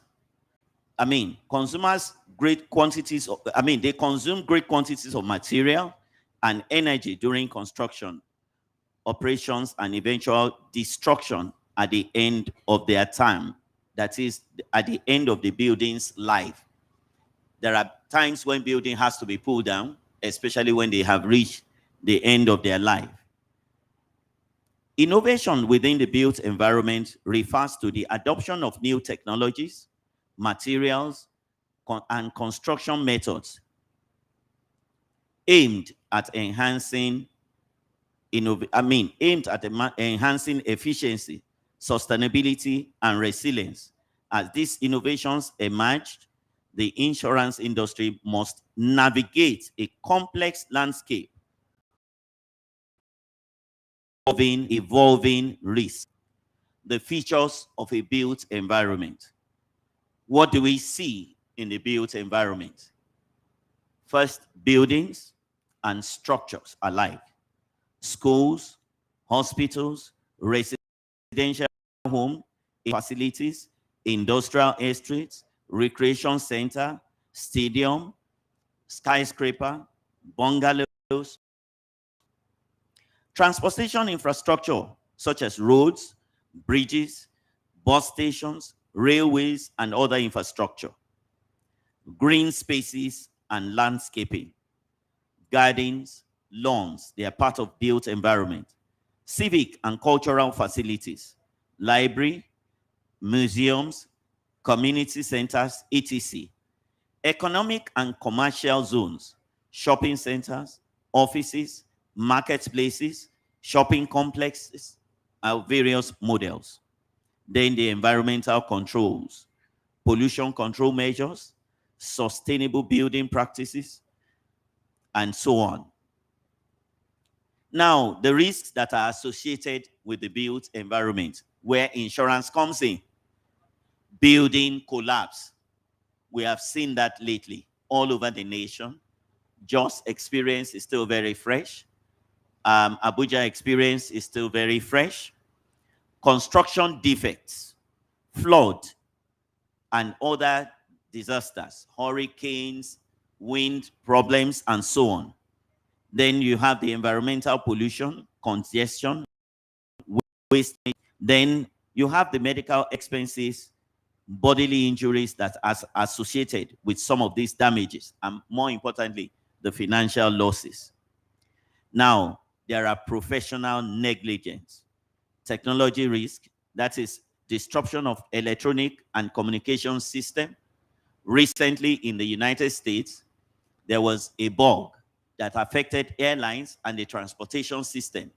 Over 568 flights were canceled in one day. And that is the effect of what can happen in a built environment. Regulatory and compliance, that's the legal implications. Theft, vandalism, and fire hazards. These are various risks that are staring us in the face. Now, when we look at the building collapse, construction defects, floods, and so on, we see how insurance can come in as a financial succor. During construction, it is important that we consider the use of insurance products, such as the contractor's all risk, the plant all risk, erection all risk, engineering all risk, and electronic insurances. All these will give some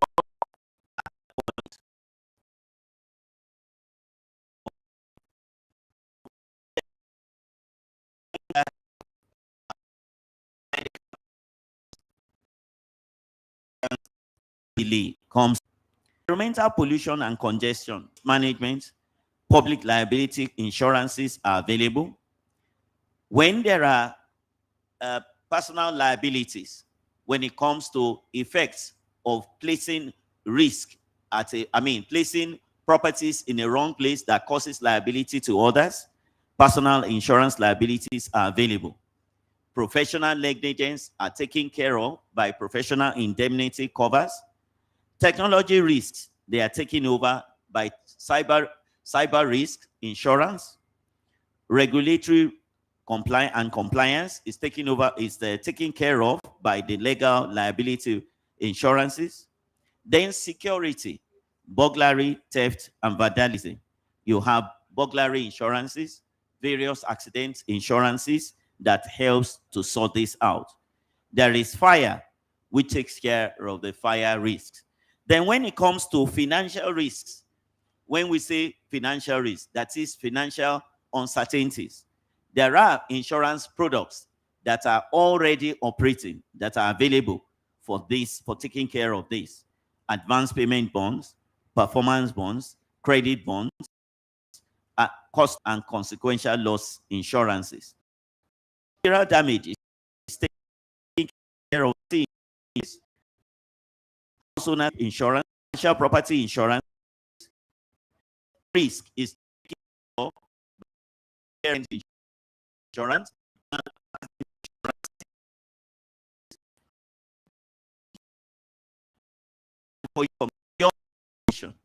The entire African International Housing Show is there is a cover being provided by International Energy Insurance for every participant, registered participant, that are the records that are registered here. 5,000 of they are by our accident insurance that provides 5,000 in case of death, and in case of permanent disability, there is the provision of 500,000 naira. And in case of temporary disability, a maximum of 200,000. And in case of medical, that is injury on these premises, and it is visible and can be, can be clarified, then you are to medical reimbursement of over over 50,000 for the circumstance you are in. That is being provided. And I just had to mention that when I'm talking of people risk, where you have people gathered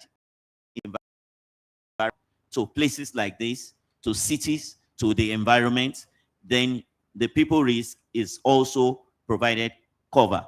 At construction sites, you have both the group personal accident, you have the workmen compensation that makes available some sort of compensations for people who are involved in the building industry, in the built environment, and all over. Also, it is good to note that construction risk, like I said, there are various construction insurances, contractors all risk, which provides cover for material damage, building collapse, liability cover, and other covers that are available under the contractors all risk.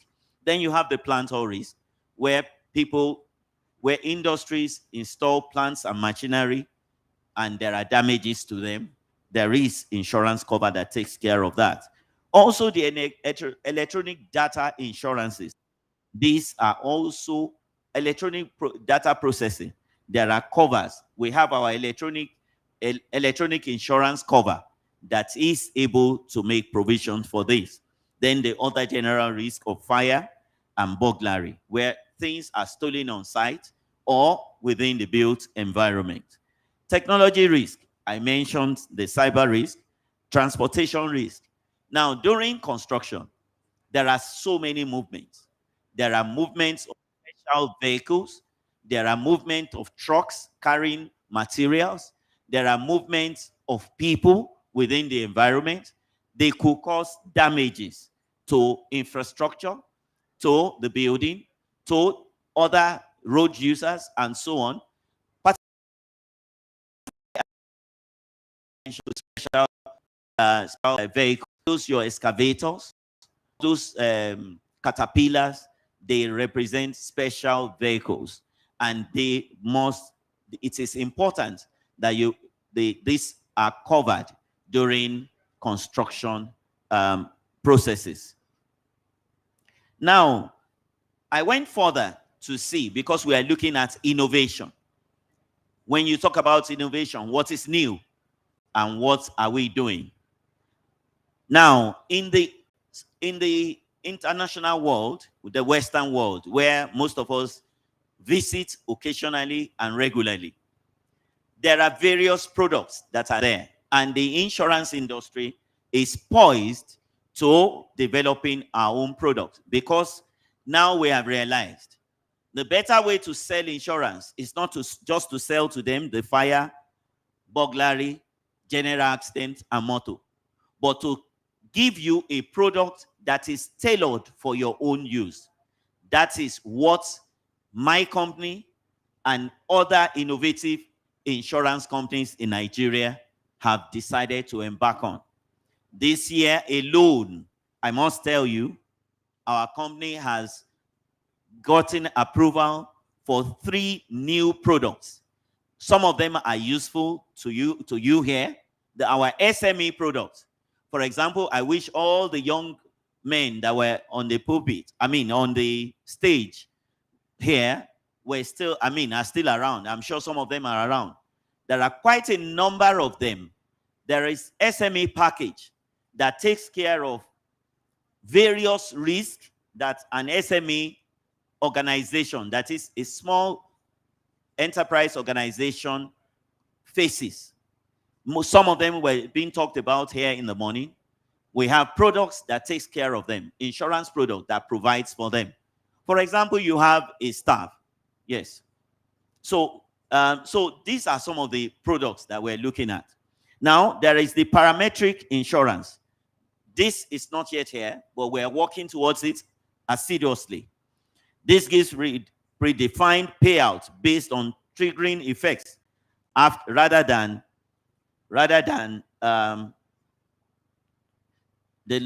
loss in.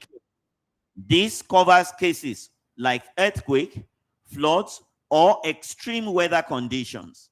This is the very common advantage is the faster claim processing and payout, as well as reduced administration cost. There is the green building insurance. This day we are talking about sustainable development and green building insurance. Yes, so these are the covers. This cover is associated with eco-friendly building. So when you use eco-friendly building materials in building, this insurance gives you the obvious advantage. Building information model insurance, where most buildings now are computerized. You find you can tell your door to open before you get home. You can tell light to switch on. You can tell door to lock. These are the things in the built environment. This also, we have insurances that provides cover for it. That are in the international world. The cyber insurance for smart buildings. This is also available for vulnerability, failures of such schemes. Then modular construction insurance. Nowadays, buildings are completed in a factory. Poles, deckings, everything. You can just come to the site and within 1 week, arrange a 10-story building and the building will be sustainable. There are insurances that takes care of all this. Then climate adaptation insurances. Climate change.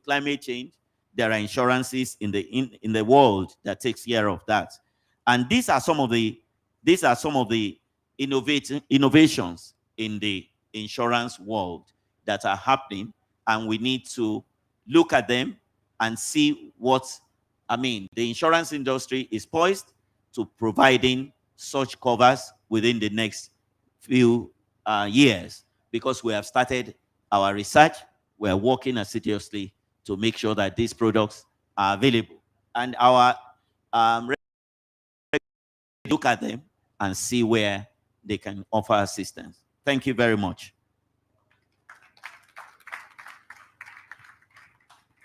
Thank you. Distinguished ladies and gentlemen, I think our presenter here deserves more round of applause.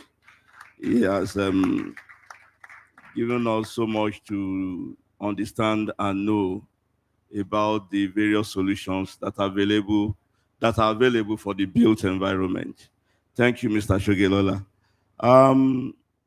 I know that people have taken a lot of notes, but I want the representative of Mrs. Fumi Omo to start the ball rolling by speaking to the personnel, the life elements of the insurance solutions to the built industry.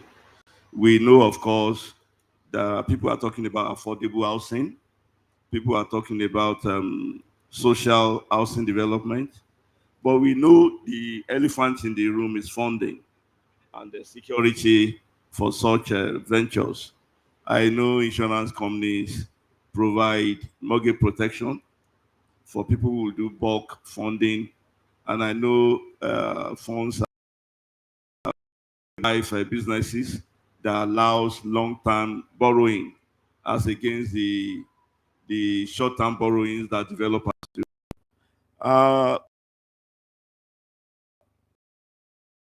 Because we have solutions for it, please don't go, sir. Speak to the personal life and human element of insurance solutions and solutions. Thank you. Thank you, sir. In the build industry, so previous speakers have mentioned, and I think rather eloquently, the fact that there's a huge shortage in the supply side. So we have 25 million to 28 million shortfall. The quickest way for the construction industry to meet that shortfall is for funding to come in. Now, funding needs to, when funding comes in, we need to guarantee that there will be a demand. That even recently, PENCOM had done well by saying that for contributors to the RSC account, they could access their fund balances to use our mortgage. Most lenders are willing to lend, even if it's at a high cost, but the risk to their business is, so what if I lend this money out and start the loan, the environment in such a way that the loans are threatened? That's where mortgage protection covers come in. The mortgage protection, most people will take advantage of the lender. And in a manner of speaking, yes, but there's the reverse side. So someone takes a mortgage loan for 25 years, and between day 1 and day 25, something happens that the person dies. The lender is oftentimes put in a situation where they may be forced to repossess that property and put it up for sale. Now, if a mortgage protection cover had been contracted at the time the mortgage was being granted, then the beneficiaries of that, the person who took the loan, will still have use of that house. So it's a two-way thing. People will typically say, oh, it's for the lender, but it's also to the benefit of the person taking a loan to have the rest of mind that if anything happens to me, my family will still have the benefits of the house I bought on loan. That's a key thing. Beyond that, also in the construction industry, whilst on site, and I think the speaker spoke very eloquently to that, a construction worker falls down from a crane. It happens.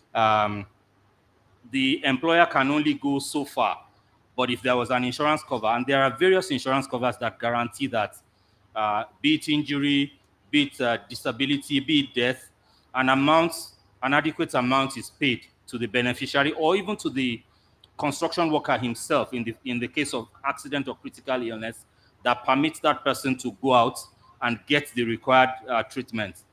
All of these things happen outside the country and in Nigeria too. Of course, the developed countries have a better uptake of insurance.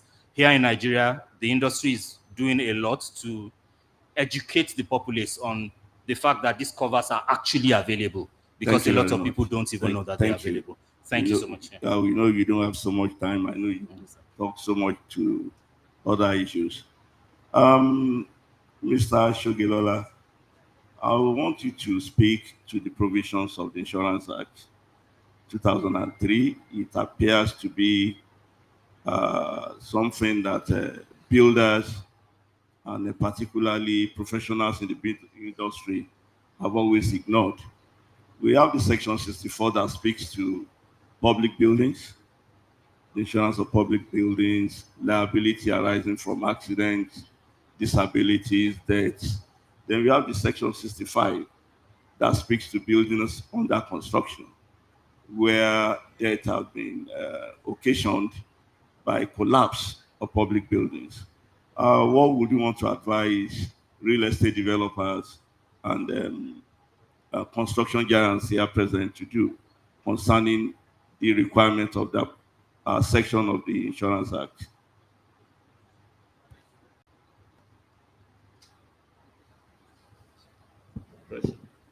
Thank you very much, my president. Thank you for the opportunity. Now, there is the provision of the Insurance Act, and that makes it compulsory for building, public building under construction, or building that is above, that is more than particular level, that must have insurance in place. It is compulsory. And why is it compulsory? It is to be able to take care of the liabilities that happens thereafter. That is, in case of such construction defects, collapse, injuries to third party, this can be well taken care of. The moderator mentioned the various sections of the Act, but I believe that for this purpose, it's good for us to just know that there is a law that binds people in the construction industry to the fact that they must take insurance, especially for public buildings and for buildings that are about 2 stories and above. So it is, I will just leave it at this. Thank you very much.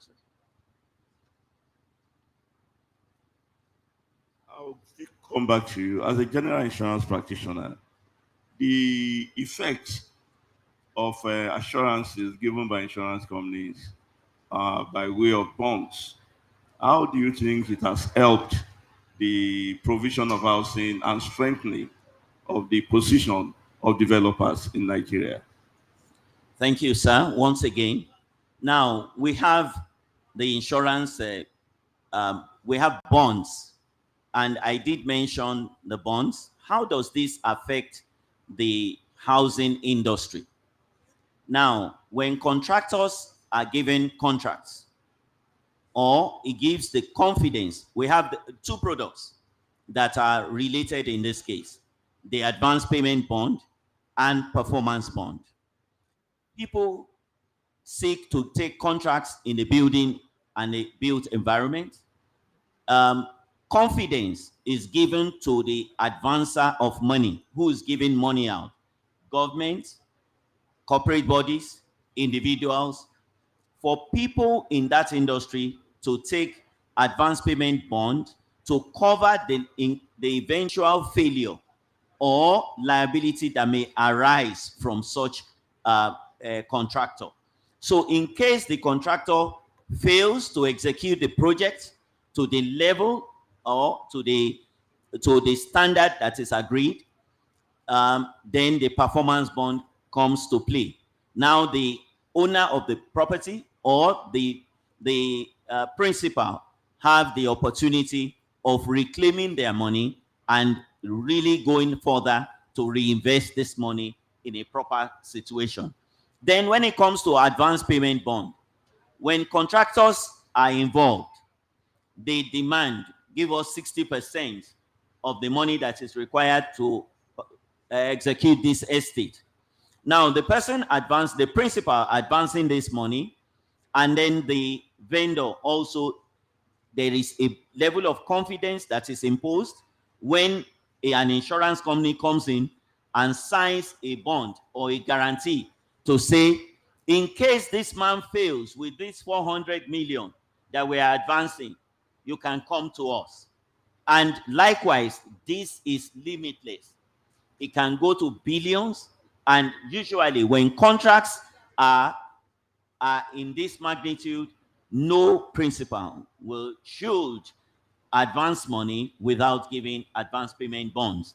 Without demanding for an advance payment bond or an advance payment guarantee, which is being issued by insurance companies.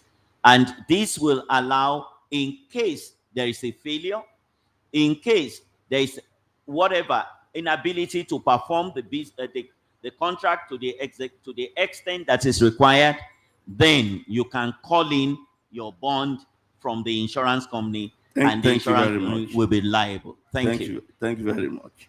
We have a regulator here seated. We've always had stories. My brother told my sister, my mother said that there was this insurance they took that failed, that claim was not paid. And at the time they see insurance companies as institutional robbers, or I don't know, they called us all kind of funny names. But in recent times, given the regulatory framework in the industry, what confidence can you give to the will-be buyers of insurance at this event?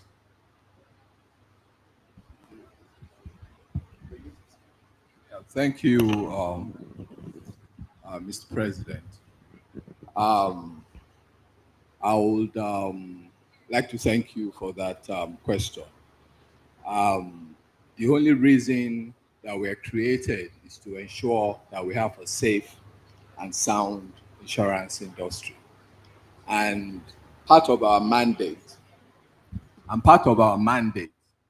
is to ensure that industry players work in line with the existing rules and regulations.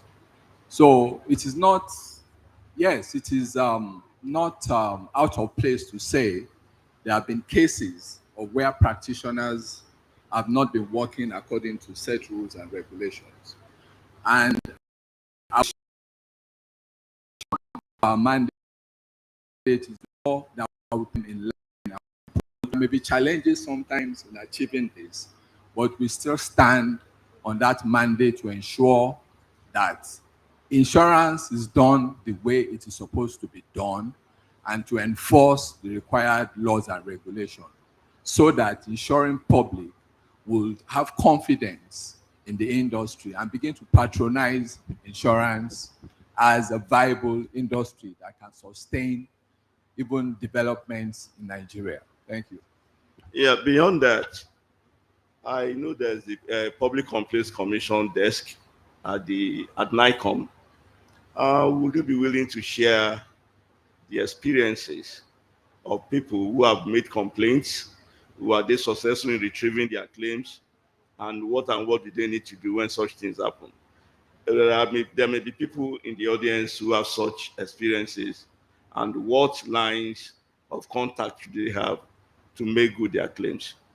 Yeah, thank you, Mr. President. At the National Insurance Commission, we have a complaints bureau, and that bureau recently has been rejigged. It's a new department now under our new structure. And if there is any complaints concerning any insurer or any practitioner in the industry, there is an help desk. If you go to our website for the commission, there's an help desk, and with the numbers that are there for you to contact us even online. And our zonal offices all over the countries too, they are open to physical submissions of complaints. And in recent times, we know we've been addressing most, if not all, of these complaints to ensure that insurance is given the right place that it's supposed to be in the Nigerian public sector. Thank you. Do you have any contact line, telephone, email, or WhatsApp or X that members of the public can use to reach you? You know, the spirit now in the industry is that of zero tolerance for claims failure. And I want to use the opportunity of being here, particularly my role as the president of Insurance Brokers in Nigeria, to enlighten members of the public that in the last 4 years, there have not been any failed claims in the industry. Those who, yes, thank you, sir. We have underwriters who have lost their licenses in the last 2 years. They've been taken off the market. In every kind of business and sectors of the economy, we have a bad eggs, but we are telling you here today that house cleaning process is on within the insurance industry. And we have brought here 4 major underwriters to whom we have given clean bill of health. We have International Energy Insurance. We have AXA Mansard. AXA Mansard is in over 29 countries. IGI is represented across Africa. And we have Enterprise Life. That is that's a complete supermarket. They have health management organization under what they call, what is that name of that, your health HMO? Outside Nigeria, Acacia. Thank you very much. Then we also have Total Health. What I just want to say as the chairman of this section, although my role is to do some housekeeping, I also want to tell you that you have to do any insurance, please contact an insurance broker. Don't do any insurance without using a broker. It is the role of the broker to run around for you, to procure your insurance, and to be sure that this insurance will meet the policy desire, that it is straight, it's not just a straitjacket policy, it is tailor-made for you. And what we do at the NCRIB is to make sure that our over 500 corporate members behave accordingly. We collaborate in the industry.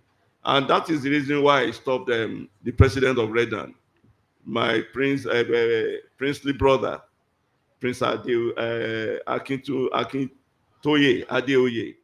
That you see, I know that members of Redan need collaboration with the insurance industry. life insurance companies have funds for long term. And I do not think you should keep taking all those short forms of loans that charge 25%. Just get in touch with us. You have members of the insurance industry here. And once you validating a member, I'm sure it will be easier to collaborate. So on this note, I want to call for questions from the audience so that we can, before we call this session to a close. Questions, please.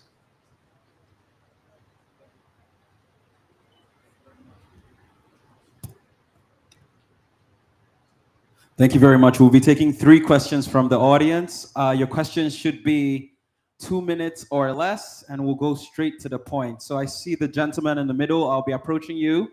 I also like gender equality. I'll make it 4 questions for today. Thank you very much, sir. Give us your name, where you are from, and straight to the question. Okay. Thank you so much, Mr. President, for moderating that session. I feel very well informed. I just want to throw something here. In line with financing housing we need, I love your very last statement, because where I was going was, I know that a lot of fund is warehoused with insurance companies. What are you doing to be able to actually make that available, to the 60 trillion that we are looking for to be able to bridge the housing gap? Because hey, we're talking to the pension people and we're looking at how to access the 25% of the money they have right there.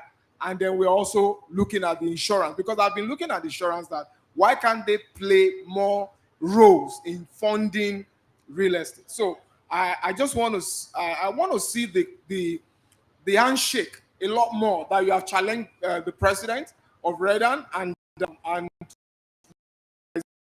have more handshake, in that. Then I just want to push in that direction. You've mentioned it before. The other one that I want to ask is, why should a project owner ask for a performance bond when you are having a JV or a BOT? What I mean, a project, let me just say a landowner who just gives you a land, and you the developer, you source for fund, you do all of that to get it built. All that the person is bringing to the table is the land. Do you think there is any need for any performance bond at all in such situation? Because when I had it, I think that, no, this is not normal. You're not giving me money to build.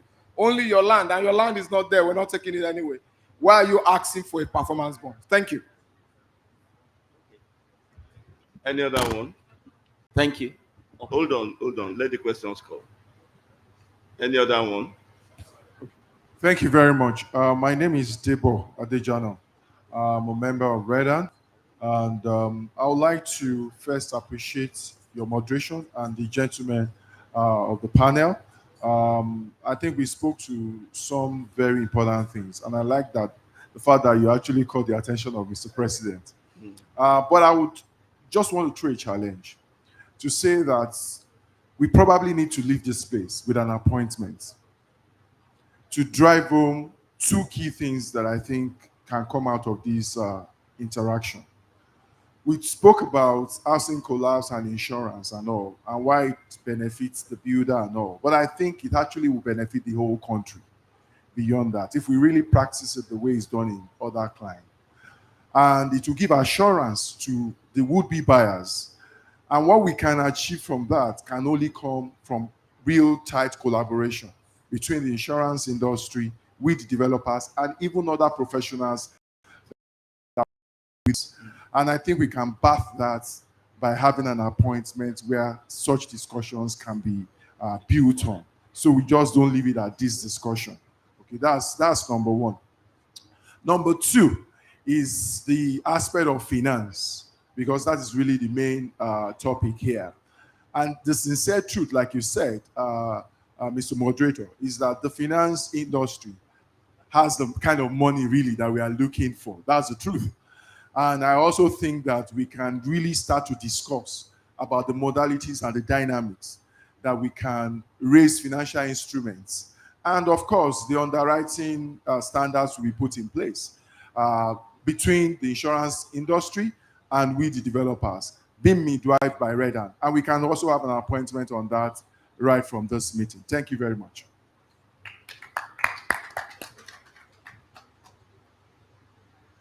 Thank you very much. Would you be responding immediately before the next questions, or do you want to get the full? You're responding? Yeah, I think both of you should talk to that matter. Okay. So who goes first? I will leave the issue of funding for my life colleague. They have a long-term fund, and I believe that he can speak, and then I will support it. While I will also speak concerning the collaboration in the area of collapse and what needs to be done in order to encourage it. So you need to speak as well to the issue of performance bond requirements by yes, okay. The joint venture agreement where somebody brings in just the land as the capital. Okay, so your question about long-term funding. Yes, the life insurance industry holds long-term funds. However, to come to a position that you describe, there has to be a higher authority and also regulatory changes. So because you'll understand that for a life company, there are long-term liabilities, there are short-term liabilities. You cannot tie all funds in real estate, which is a long-term liability. We are regulated as to the percentage of funds that can go into any specific area. Is the industry already dabbling into real estate? The answer is yes. There are insurance companies that have, to borrow from you, JV, that they've done some real estate. But on the scale that will mitigate the shortage of the 28 million housing units, it will go beyond the industry. And I had mentioned also that even PENCOM had asked that a subscriber can access 25% of his funds. All of this is going towards reducing that gap. I hope that answers. Thank you. Okay, why should a JV take a bond when all he's providing is the land? He has provided the land, you have brought your money.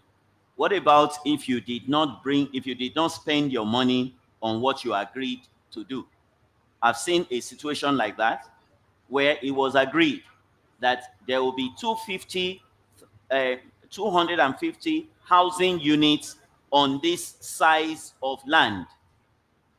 And by the time the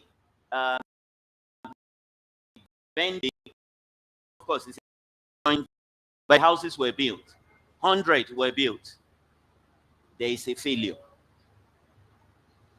So the landowner will not get benefit for what they have agreed.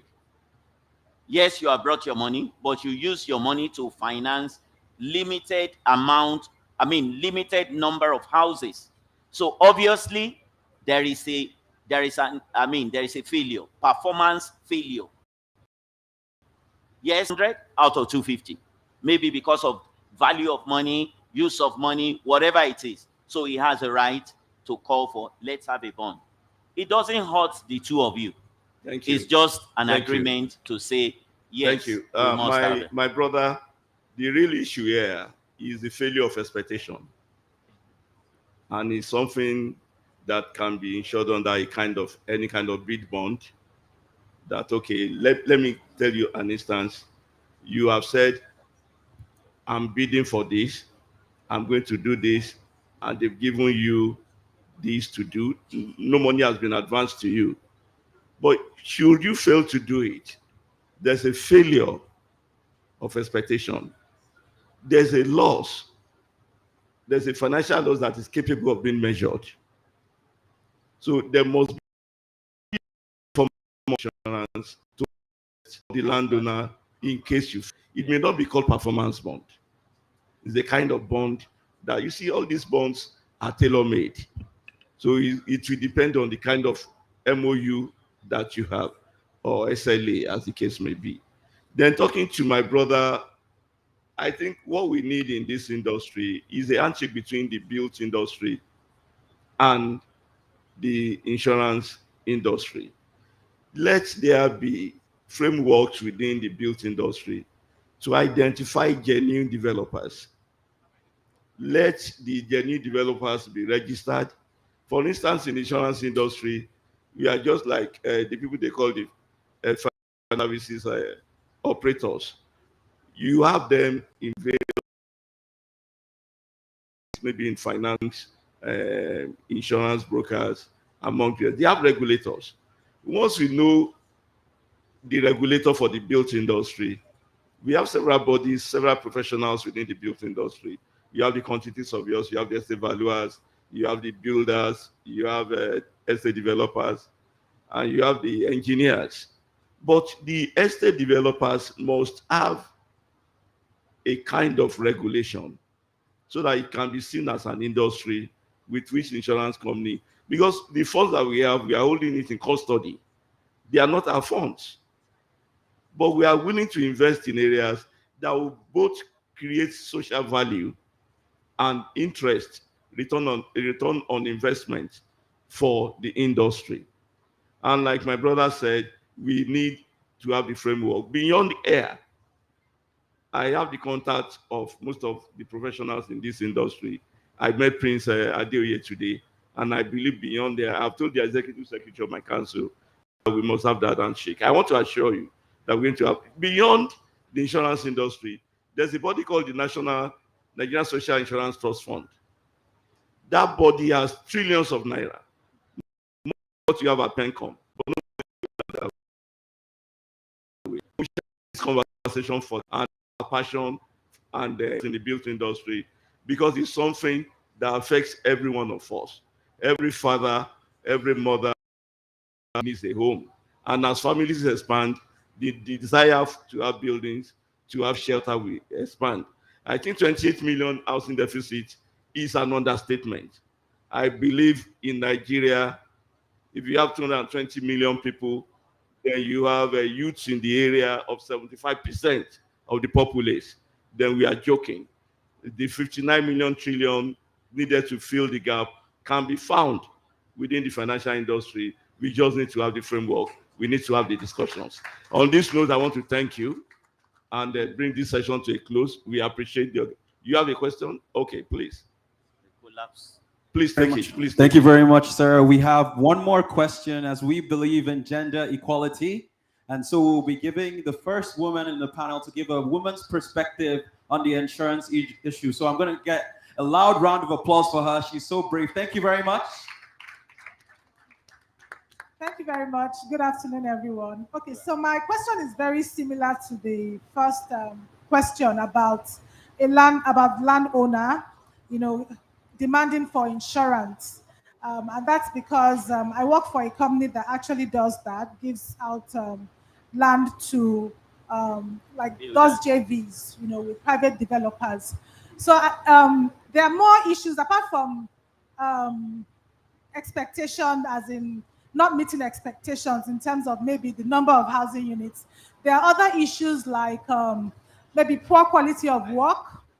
There are other issues like, the private developer not being able to, after some time, not being able to, not having the funds to complete the job. So it's abandoned or it's delayed and all that. So I just want to ask if any of you have ever given any kind of insurance for that kind of partnership. Thank you. Super.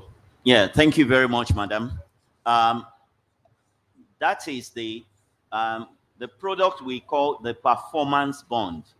That is what it takes care of. So in case you want to go into such joint venture, please contact us or any other insurance company and request that you need a performance bond. In your bond statements, please let it be clear that you are looking at quality, sustenance, completion, and all the things that you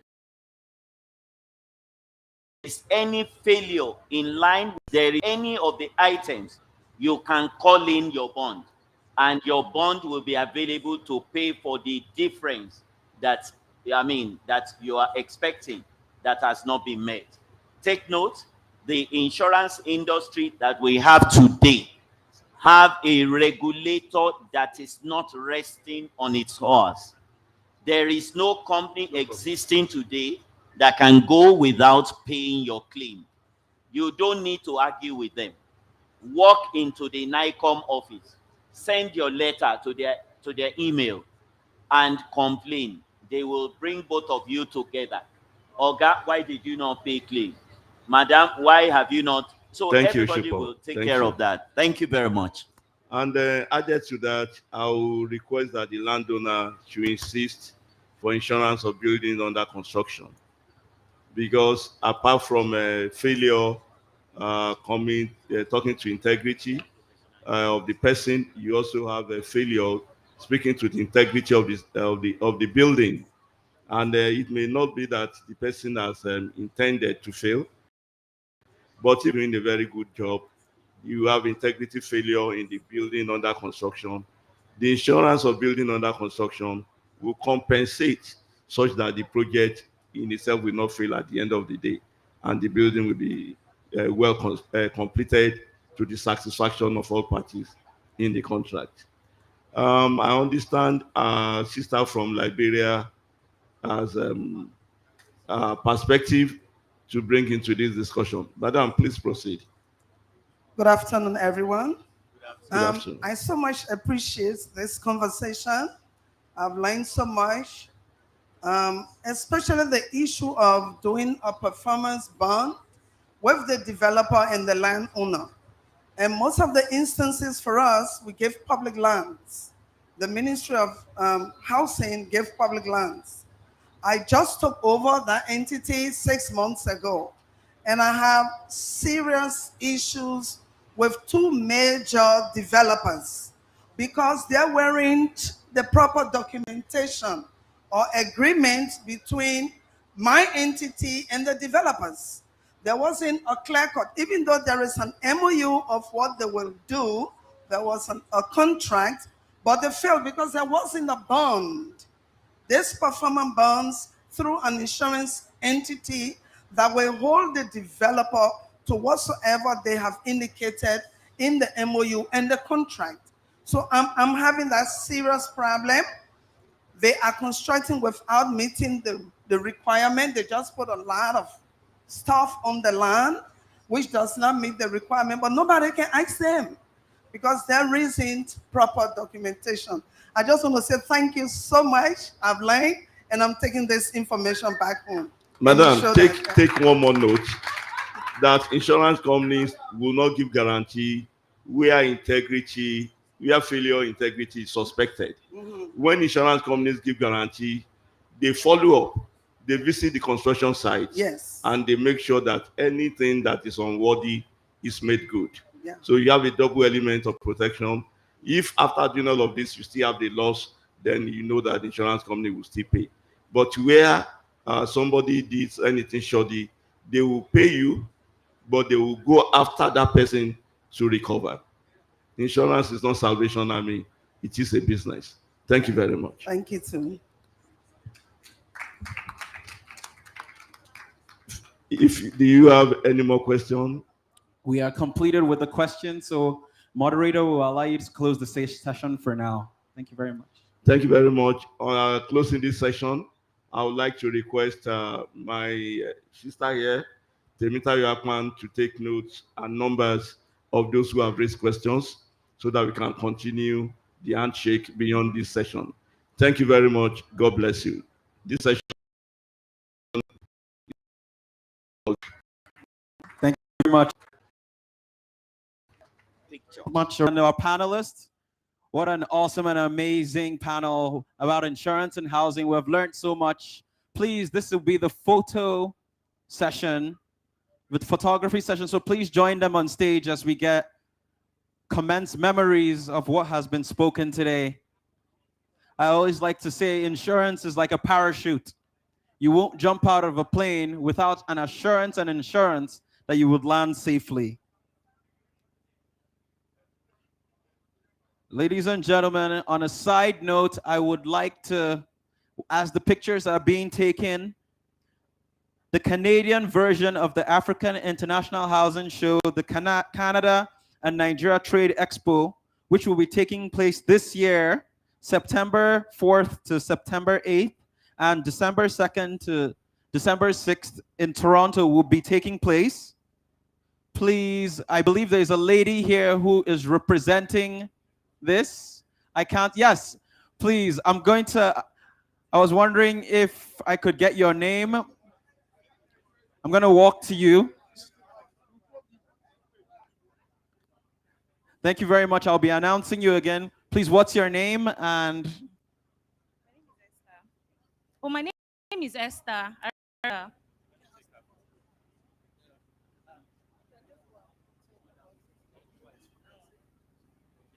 we have it.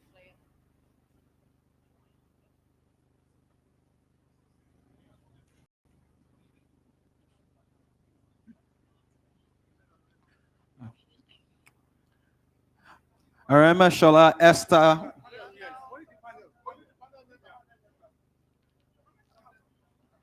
Arame Shola Esther will be reachable. She's standing in the middle of the aisle. I'll just tell you to give a little wave for the Canada-Nigeria Trade Expo 2024. She'll be coming on stage as my co-MC will be presenting her to have a few words about the Canada-Nigerian Expo. Right after this photography session, we'll be moving on to the next session, which will be anchored, and the master of ceremony for that will be your very own Bendodo. So I'll give him the microphone to take over at this point. Thank you very much.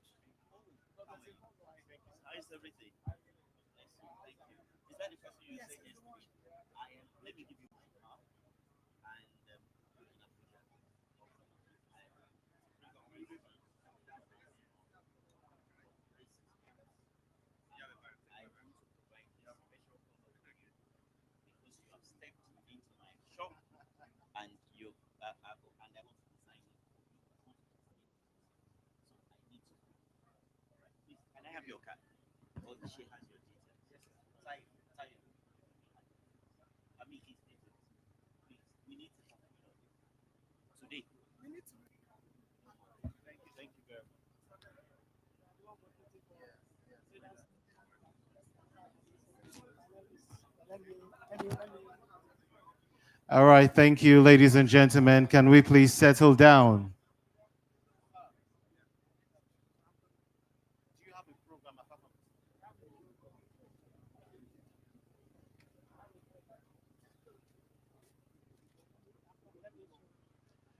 Very distinguished guests, ladies and gentlemen, a very good afternoon to you. We want to thank you for being here from the very start of the sessions that have gone down today. In a very short while, we will begin with the read-on session.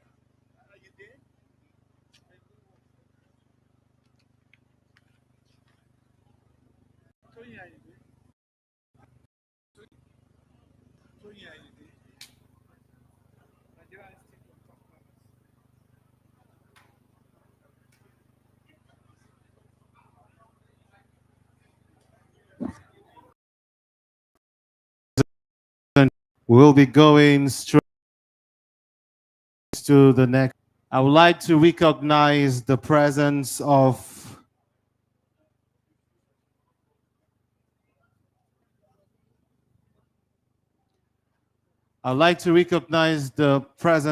Professor Timothy Nubi. He's a professor of housing. Please, a round of applause for him, ladies and gentlemen. Just for recognition, sir. I also want to recognize the presence of the former president of the NITP, Mr. Tony Ayinde. Good afternoon to you, sir. You're welcome. Good to have you here. Distinguished guests, ladies and gentlemen, with us here this afternoon is the former president of RIDAN, Mr. Aliyu Mwamako, a fellow of the NIOB. Please, a round of applause for him. Alhaji Aliyu Mwamako. Please, a round of applause. Good to have you here, sir. Please, if there's any other person for recognition, let me know. I understand we have past presidents of RIDAN here also. Please, let Reverend Chime is here. Please, a round of applause for him. You're welcome, sir. It's RIDAN Day.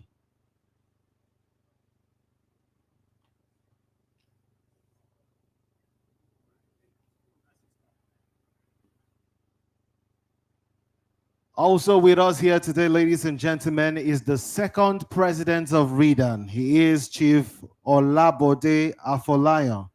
Please, a round of applause for him, FNIM. Good to have you here, sir.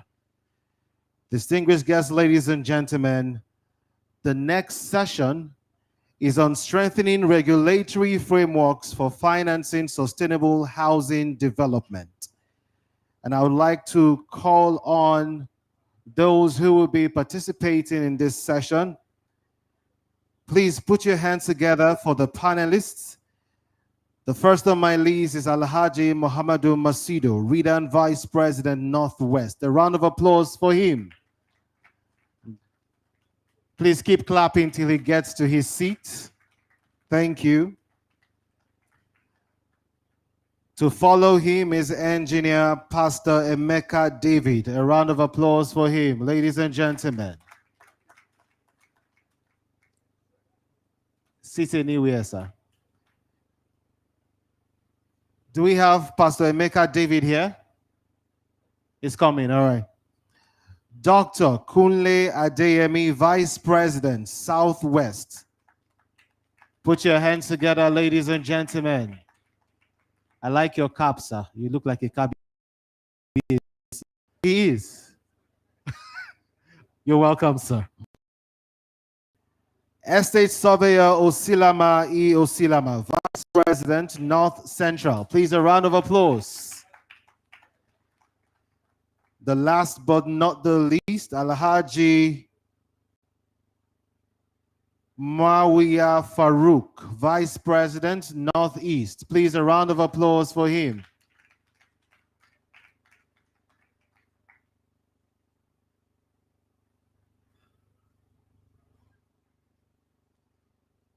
Distinguished guests, ladies and gentlemen,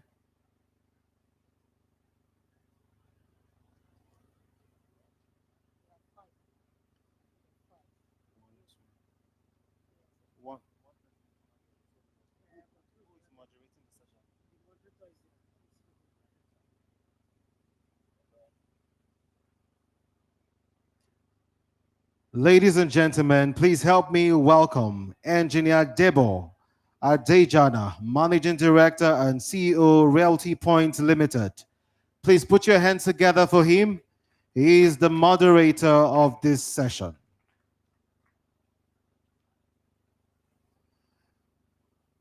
Distinguished guests, ladies and gentlemen, the Real Estate Developers Association of Nigeria is the principal agency and umbrella body of the organized private sector responsible for housing development in Nigeria. They are saddled with the responsibility of facilitating the delivery of affordable mass housing for Nigerians. And the man steering the wheel on the right direction of this association is no other but Prince Akintoye Adeoye. He is the president of RIDAN, Ladies and gentlemen, with a standing ovation, please put your hands together for the president. Mr. President, you will come for your speech, but before now, we are just recognizing your presence. Thank you very much. Before he says anything, we'd like to call on Town Planner Mukhtar Galadima. He is in charge of FCT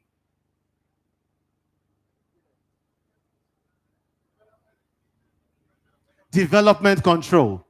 FCT Development Control. This is the man who is ensuring that Abuja is in a sane condition. All the hoodlums we have, all the shanties, this man has been doing a very great job in ensuring that we live with our two eyes closed, taking out all those houses and buildings that are not supposed to be where they are. Ladies and gentlemen, Mukhtar Galadima is his name. Put your hands together for him. He has something to say before we begin. Sir, please. Yes. A round of applause for him as he makes his speech before we call on our president.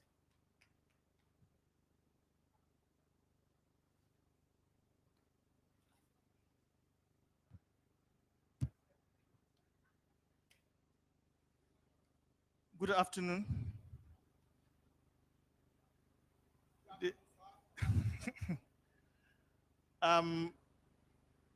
May I crave your indulgence to be on the established protocol. I want to sincerely appreciate the organization. What I mean also, I mean the FCT administration, the platform to reach our greater clients. Secondly, we want to also assure the participants here, I am not to justify our actions or inactions, but we are here for value addition, so we can move further. I would like to slightly talk about Abuja and our functions as regulators of building industry in the Federal Capital Territory. We are all aware, in 1975, a committee was set up to look around within and outside the country to come up with an alternative location for a new capital city, because Lagos had then served dual responsibilities of state capital and the nation's capital. After a wide and vast crisscrossing endeavor by the committee, in 1976, February, the federal military government then accepted the Federal Capital Territory to be moved out of Lagos to a place more central, which is Abuja now. In order to enhance a befitting capital for the nation, 1977, a consortium of international planning associates was formed, come up with a plan for the new capital city that heralded the formation of the Abuja Master Plan. And in order to ensure compliance with the provisions of the Master Plan, a framework of professionals and agencies was set up in 1979, 1980 to see the development of the new capital city. Development control started in 1981 as a unit under the Department of Planning and Architecture as Project Monitoring Unit. The department has metamorphosed through a section, division, and a department.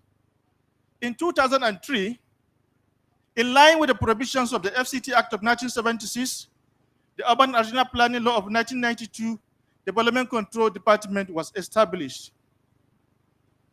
Specifically, the function of the department include, among others, to grant development permits, to monitor physical development, to grant setting out and stages approvals, and to ensure that all development comply with the provisions of the FCT Act and other related development guidelines. That is our responsibility. That is what we are doing.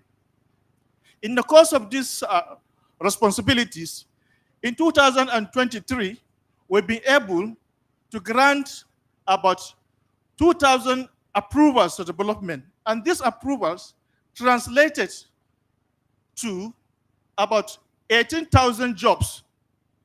That is why this afternoon, it is very important to have these important stakeholders to carry on the conversation. How do we regulate the industry?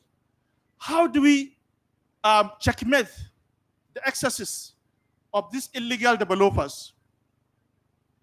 Some of the challenges we face today include, among others, the most of them is land grabbing. Land grabbing. As I'm talking to you now, my colleagues are out there in the field in Lugbe, having a battlefield with these land grabbers. I see some of them parading themselves outside with their pamphlets. Yes. And we also have a challenge of recalcitrant and indisciplined attitude of some of our people. Just some few days ago, we received a complaint from a resident of Zone 4, Agri-Quarters, where we have a flat of 16 units, a block of flat of 16 units, an individual trying to modify a structure without approval. And this is precast concrete block of flats. So in fact, look at what is happening. Look at it. It just took the aid or collaboration of some of the residents got to know our knowledge. So this thing can lead to collapse. And then we have also issue of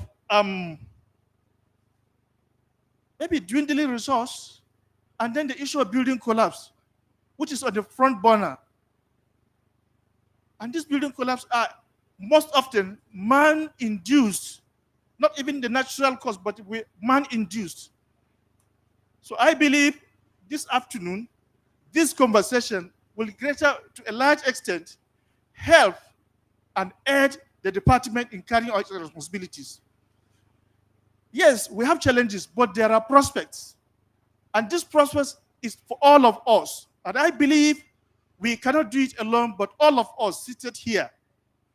Now, we are trying to unbundle the building plan approval process as well as construction activities.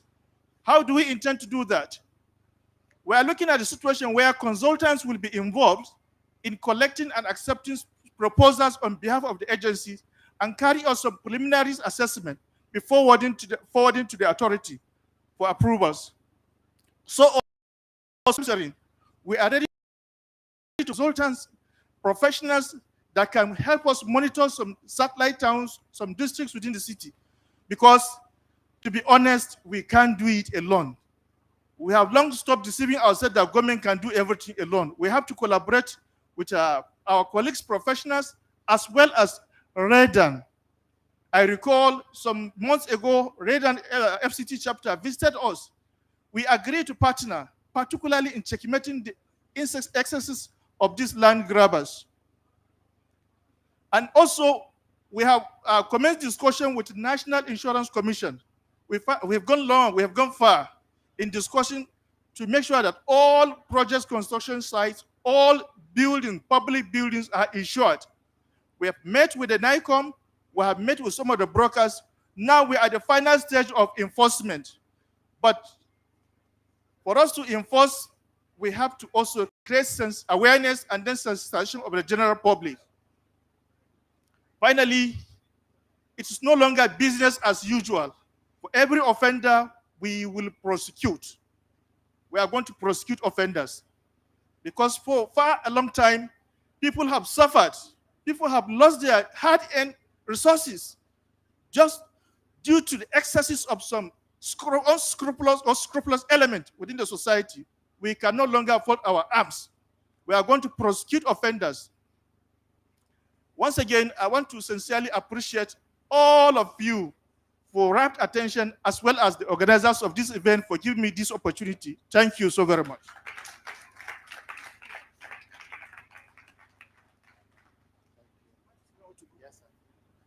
Ladies and gentlemen, another round of applause for him. He has said, he has promised to go after the offenders and make sure that they pay the price for all the illegal things that they are doing in this sector. Please, another round of applause for him. Mokhtar Galadima Usman, Director, Department Development Control of the FCTA. Distinguished guests, ladies and gentlemen, it's now time for us to hear from the man who is moving Redan to the permanent site, the man who is steering the wheel on the right direction. I'm talking about no other but the 5th president of the Real Estate Developers Association of Nigeria, Prince Akintoye Adeoye. Ladies and gentlemen, a round of applause for him as he comes to deliver his opening remarks. Please give him a standing ovation. Thank you.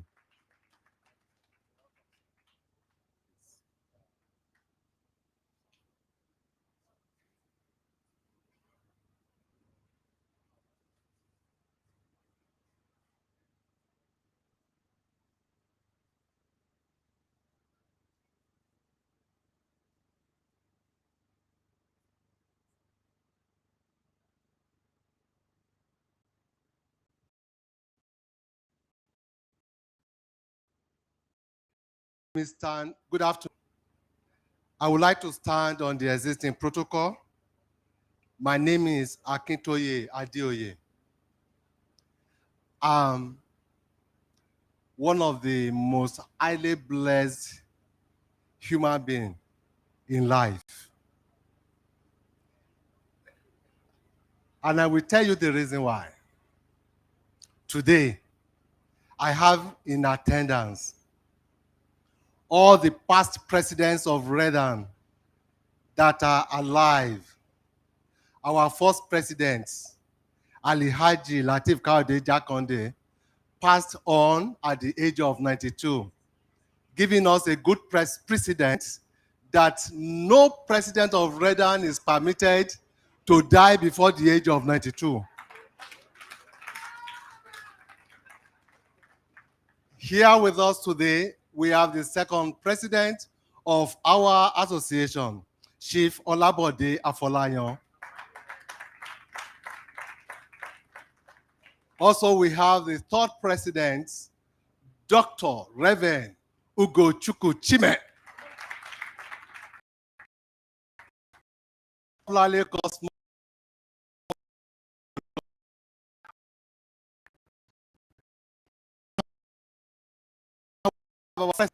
Ali Haji Oroji Wamako.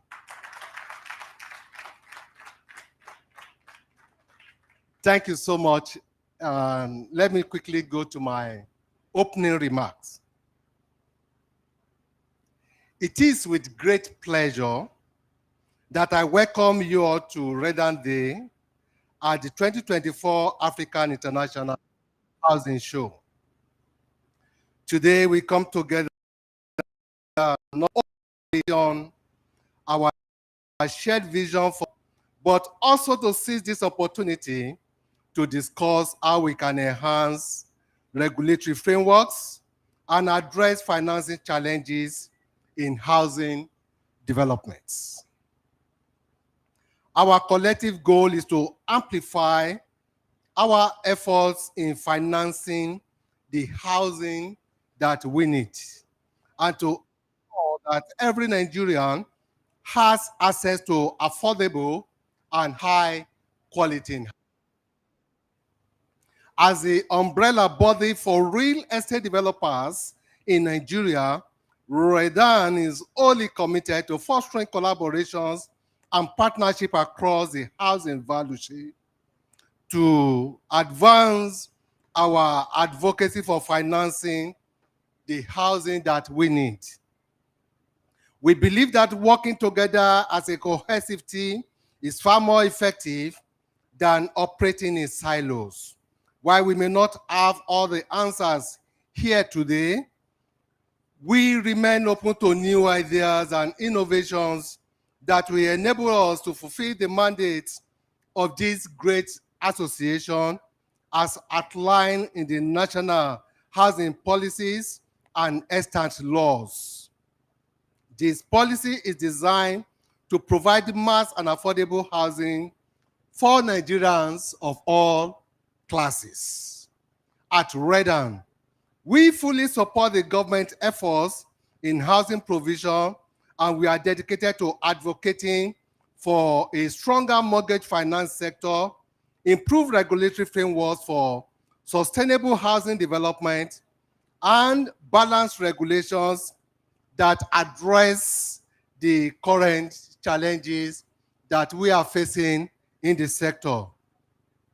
As your fifth president, I'm resolutely committed to reshaping the association, honoring the vision of our founding fathers. Our administration will focus on encapsulated in an acronym called ATIPS, and it stands for advocacy. As developed Nigeria faces numerous access to financing issues among a critical need for Redan to advocate on our behalf. Redan will remain the voice of developers, and Redan will not leave you alone, and you will not fight any battle on your own. We are going to wine, dine, and lead together. Redan will be advocating for transparency. Historically, Redan may have seemed opaque even to his own members. I can assure you that Redan leadership across from past presidents, the Board of Trustees and Board of Patrons, all of us, we have agreed to ensure that transparency is promoted by the association, fostering trust, discipline, and accountability within the real estate community. Innovation. Redan is looking to the future, and the future is technology. We are partnering with PropTech in Nigeria to ensure that innovation space, we are part of the people whining and dining on that table. Professionalism. To raise the industry plans to ensure among its members. We cannot do that alone. We will need the cooperation and collaboration with the building, all the professionals, and internationally the Chairman Committee of Housing, Housing Committee at the House of Rep, to be the chairman of this occasion, because we will soon run to them and help the sector, not just Redan, the sector, to regulate this sector. Sustainability. Redan is open to green and to distinguished ladies and gentlemen. At the forerunner of Redan today is, we know that there are many windows of financing in Nigeria, but Redan will not mind to occupy one of the seats in that space. And very soon, Redan will be coming up with his own homegrown idea of floating Redan financial institution. And you know, we started some time ago with Redan Capital. Now we think that Redan must not be absent on the table of financial institution in Nigeria. I'm not sure whether it's going to be a bank, whether it's going to be a mortgage bank, whether it's going to be a microfinance bank, but whatever nomenclature that we adopt, we don't want to be absent on that table. Also, Redan will be coming up with his own ratings for developers, because there is need to identify high capacity, genuine developers among us. I've been receiving inquiries since I assumed office of people that want to partner with developers, and they are asking that I should recommend developers to them. And I don't want to be very, very quick at recommending people because they are my friends, they are my colleagues, we are members of same association. And at this junction, I think Redan have to develop a rating for developers so that we put ourselves in categories. We know if somebody is asking for nomination or developers for development, we can beat our chest and say, please, you can work or you can partner with developer A or with developer B. And on this note, I want to thank you for joining us, and I look forward to having a good session with our panelists today. Thank you so much.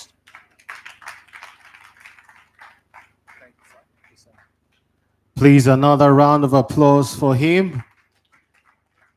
The fifth president of Redan has spoken. And in his words, Redan will not leave you alone. Redan will not allow you fight alone. Another round of applause for him, ladies and gentlemen. Just to let you know that we are expecting the arrival of the chairman of the day, Honorable Abdul Mumin Jibrin. When he comes, of course, we will be recognizing him and giving him the chance to make his speech. For distinguished guests, ladies and gentlemen, we will be moving with the light all on a man who, I don't know if it will be braggadocious to say knows it all, but he's one who leads the Center for Housing and Sustainable Development at the university. He was Dean, Faculty of Environmental Science, and currently Chairman of the university's Housing Unit. He founded the Ideal Habitat in 1992. His main desire is to see a Nigeria with no one homeless, but all ideal habitat and fulfill God's purpose in their lives. Through his efforts in housing, he has helped to live in their own houses today. His strategy is networking with various organizations to rid our cities of the menace of slum, that is city without slum. He believes Africa has what it takes to live in first world communities. He has devoted his life to see this happen in his lifetime. Ladies and gentlemen, I am talking about no one but a professor in housing. Ladies and gentlemen, put your hands together for our keynote address, Professor Timothy Benga.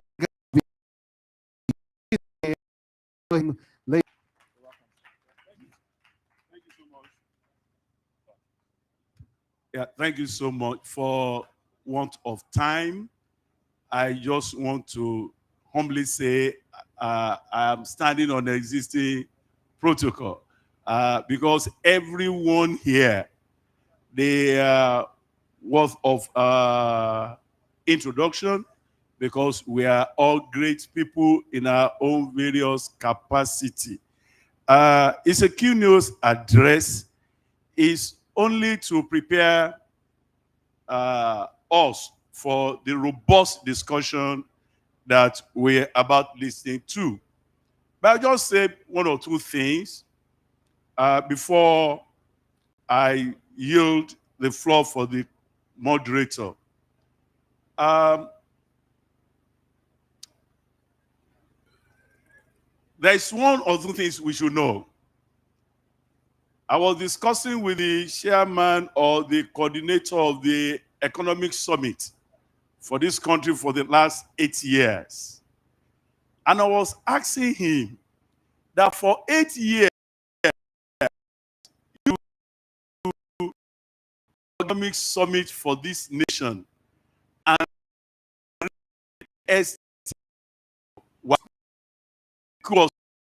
in what you did for 8 years is what we are reaping today.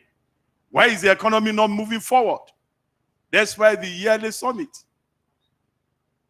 Why is it not moving forward? Because we fail as a nation to recognize that once you ignore the real estate sector, the nation can never move forward. Never. It's there. Google it as you sit there.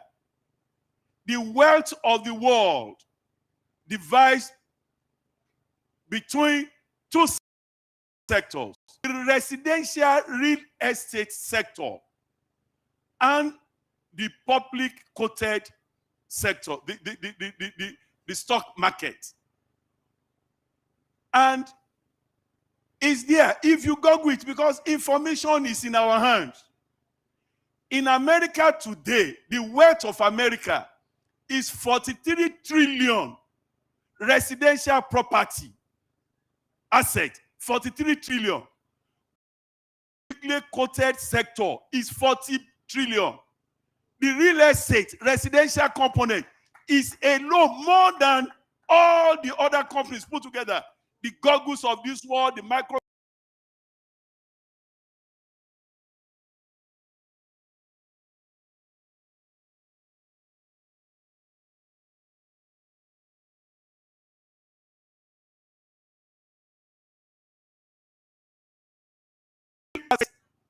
Pivotal, which is pivotal. How can you do it? It's not done. It's not done. When we say American dream, home ownership, that every American will live in a befitting home, that is what they call American dream. That's what they call American dream. And then we could take it from what happened about 2 weeks ago. Immediately the new prime minister came into UK. First thing he said is that we will build 1.5 million houses in the next 4 years. Because it's only real estate that can grow any economy. So it's not debatable. You can't debate it. You don't grow the economy through solid mineral. All these things that they gather for years and debate. It's not done. It's the real estate. And the importance of the real estate, let me tell you the importance of real estate. When the mortgage sector busted in 2007, 2008 in US because of the subprime lending, it threw the whole world into recession. That tells you the place of mortgage, of real estate, of residential property in the economy of the world. The recession that we've been struggling with since 2007, 2008 was a result of the subprime lending and the mortgage bust in US. These are known facts. And if a nation now wants to grow this sector, should any reasonable nation pay attention what is going on? How do we grow the mortgage sector? How do we grow the real estate sector? How do we grow the home building sector of our economy? And I kept on saying that all along we've been seeing them as pillars and factors of production. But in the recent time, we started seeing them as a chain. It's real estate value chain. Because if there are 10 pillars, that is carrying any structure, if you remove 2, the house can still stand for some time. But if a chain is broken, we don't have a chain. we started looking at real estate value chain, that to address the problem in the sector, you have to address each point, because a chain is as strong as its weakest point. And we must realize this. I kept on saying that the housing system is like a car engine. The housing system is like a car engine. No one wakes up in the morning and says, come and see my beautiful car. I just got this. The only problem I have with it is its carburetor. You don't have a car. Beautiful car. The only problem I have with it is its wiper. When it's raining, you don't have a car. You can't say, come and see my beautiful car. The only problem I have with it is its battery. You don't have a car because it's not going to move anywhere. And that is housing. That is real estate. All the parts must be working together at a particular time before you can say, I have a car. And that's real estate. From what we have just heard this morning from the last speaker, friend from Federal Capital, the land grabber. When real estate movement in this country is still contending with the elementary, that is land, then there's a problem. When you think you have an asset, a property, a house that you can lose at any time because title is not defined. When there is issue of title around your land holding, we have had many stories since we started. I have acquired land for real estate development that we bought just 2 acres or 5 acres from that particular family. And when we started development, this young man showed up and said it was the firstborn. I said, no, your dad did not tell me when we were buying. Where were you? Do you know this young man? He said, he's my younger brother. Then where were you when we were buying? He said, I was in prison. I said, you are in prison, then you will return to the prison. But we paid him. We paid him. We eventually paid him because they told us that if we want to really enjoy our land, we must settle him. So we are still at this level where ownership is not defined, where ownership is questioned, where title issue, there are a lot of issues where we are still in a country where there is no title, where you have title today and they can revoke the following week. So these are,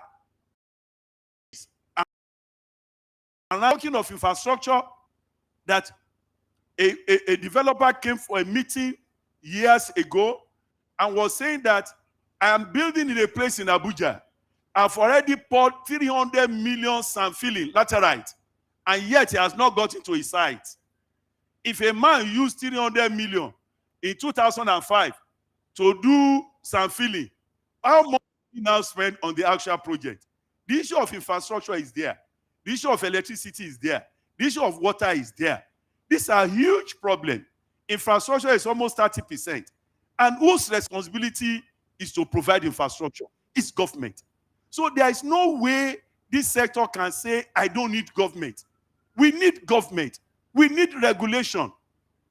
And talking about grabbers, talking about scammers in the industry, it's only that happens when there is no regulation.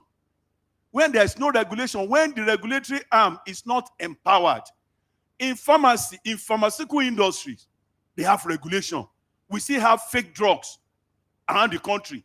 In every sector, there are scammers, there are fraudsters, but regulation make it possible to arrest them, seize the fake drug and burn them.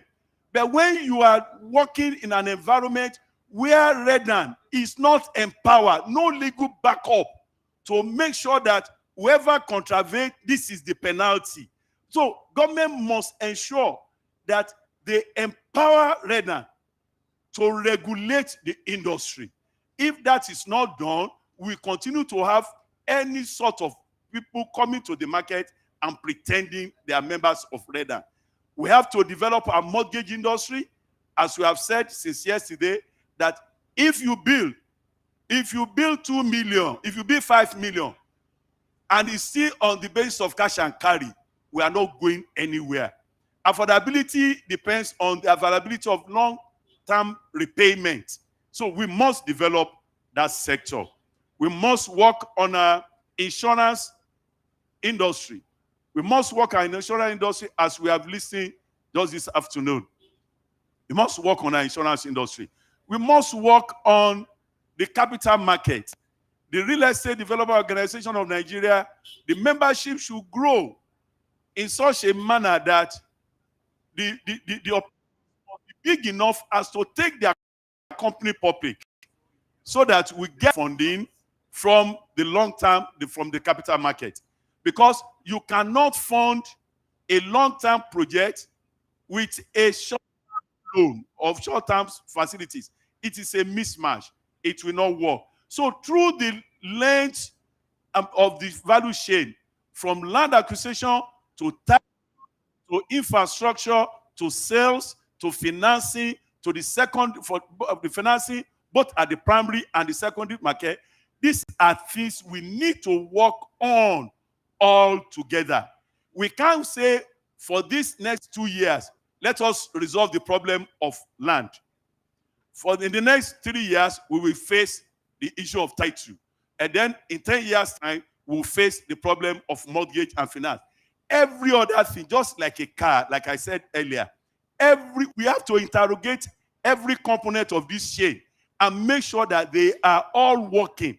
It is only that time we will say we have a sound, a robust, and functional real estate system. And that is the only way to go. That is the only way we can grow this market. Before you came, sir, I want to reiterate it that before you came, we said that the wealth of the nation divides between real estate market. The real estate asset constitutes more than 50% of the national wealth. And that the other, the publicly quoted one, accounts for about 49 or 48%. That there should be no economic summit where real estate operator will not be present.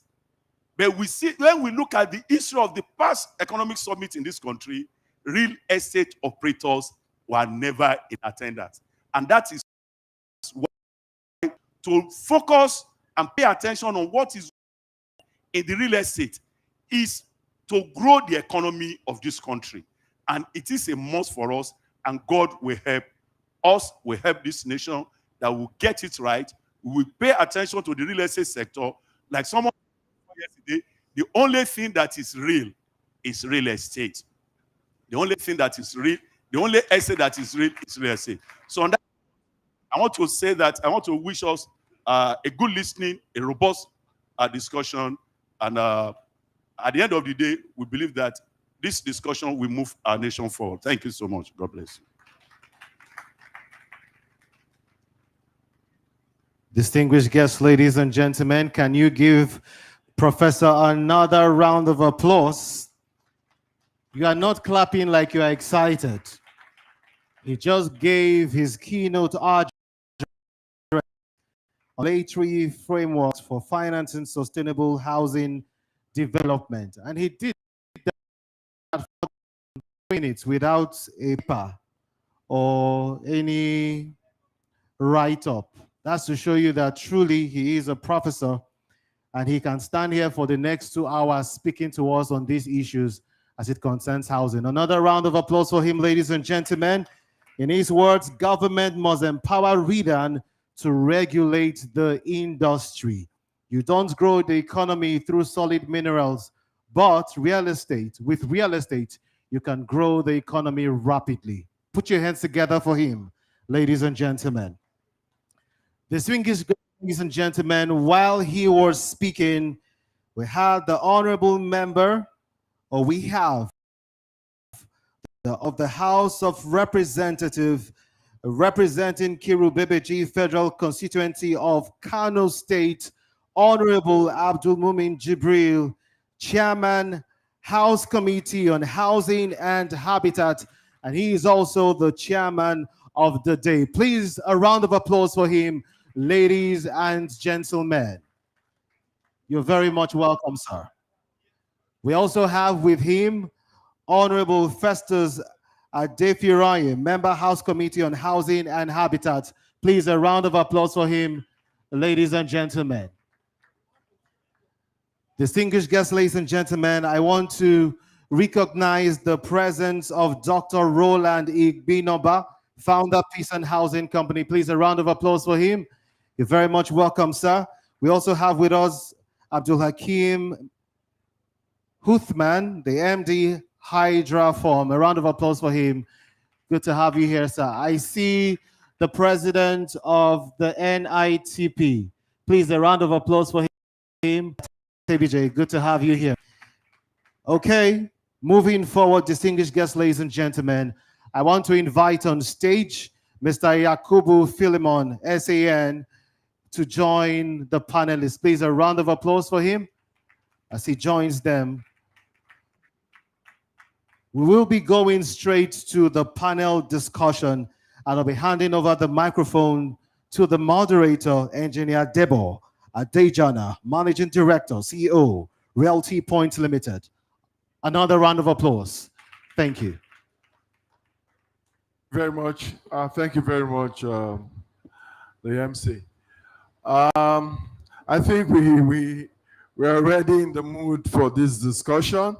Professor Nubi's keynotes set us actually on the path to go. We had to discuss issues bordering on housing as it touches the finance, our challenges, and of course, possibly the suggested solutions, as it were. So, and I have distinguished members of the panel that have been earlier introduced to discuss this with me. You know that our case when it comes to housing, funding particularly, is like somebody that is suffering in the midst of plenty. I mean, like the last panel that I had, the moderator alluded to the fact that, yes, we say that we have finance challenge, but all the financing we need can actually be raised within us, within what we have and things that we have access to. I mean, and that is what is happening. So obviously we need to do more with collaboration, and we need to do more with being deliberate at solving our own problem. And I believe that is the ethos, as it were, of Abuja International Housing Show. So I would like all members of panel, please, our contribution will be like 2 minutes each time we ask a question so that we can judiciously spend time. But the question I would like to start with, and it will go round, can you let us know in your own experience, what are the challenges and pitfalls you've experienced when it comes to finance, as it has to do with regulation or financing itself, in terms of your project or some project of some of your members, because here are people sitting on zones, as it were, and I'm sure you have people talking. So maybe we start from my near left here, that is Alhaji Masido, the Vice President, Southwest. I mean, Northwest, sorry, I said Southwest. That was I left. So Alhaji Masido. Thank you very much, moderator. Good afternoon, everybody. Moderator mentioned we are to discuss about the challenges and opportunities. Let's start with the challenges of the finance. My president has mentioned very few, but that's the opportunities. My own perspective at Radan on the challenges, one is over-regulation, under-regulation, then the uncertainty of the regulation itself, then the enforcement. once you don't impose a regulation, certainly it will be a failure. Once you overstretch the regulation, that is what I call the over-regulation, you may not likely get it right. Then under regulations, when you left so much things to be included unattended, then you have under regulation. If we had the insurance people, what they were saying, we were informed. I was not thinking that we have so much at Redan to do with the insurance until we had their own point of view. Then when they are talking about the bond, they also inform us that we have to be categorical.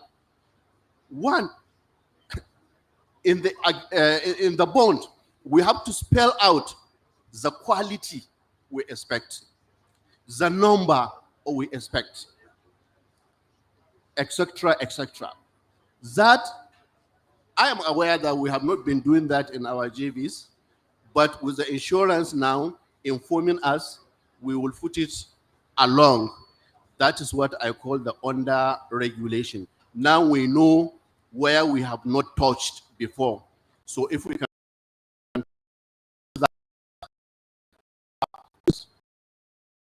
we are facing, regulation and development will be overcome.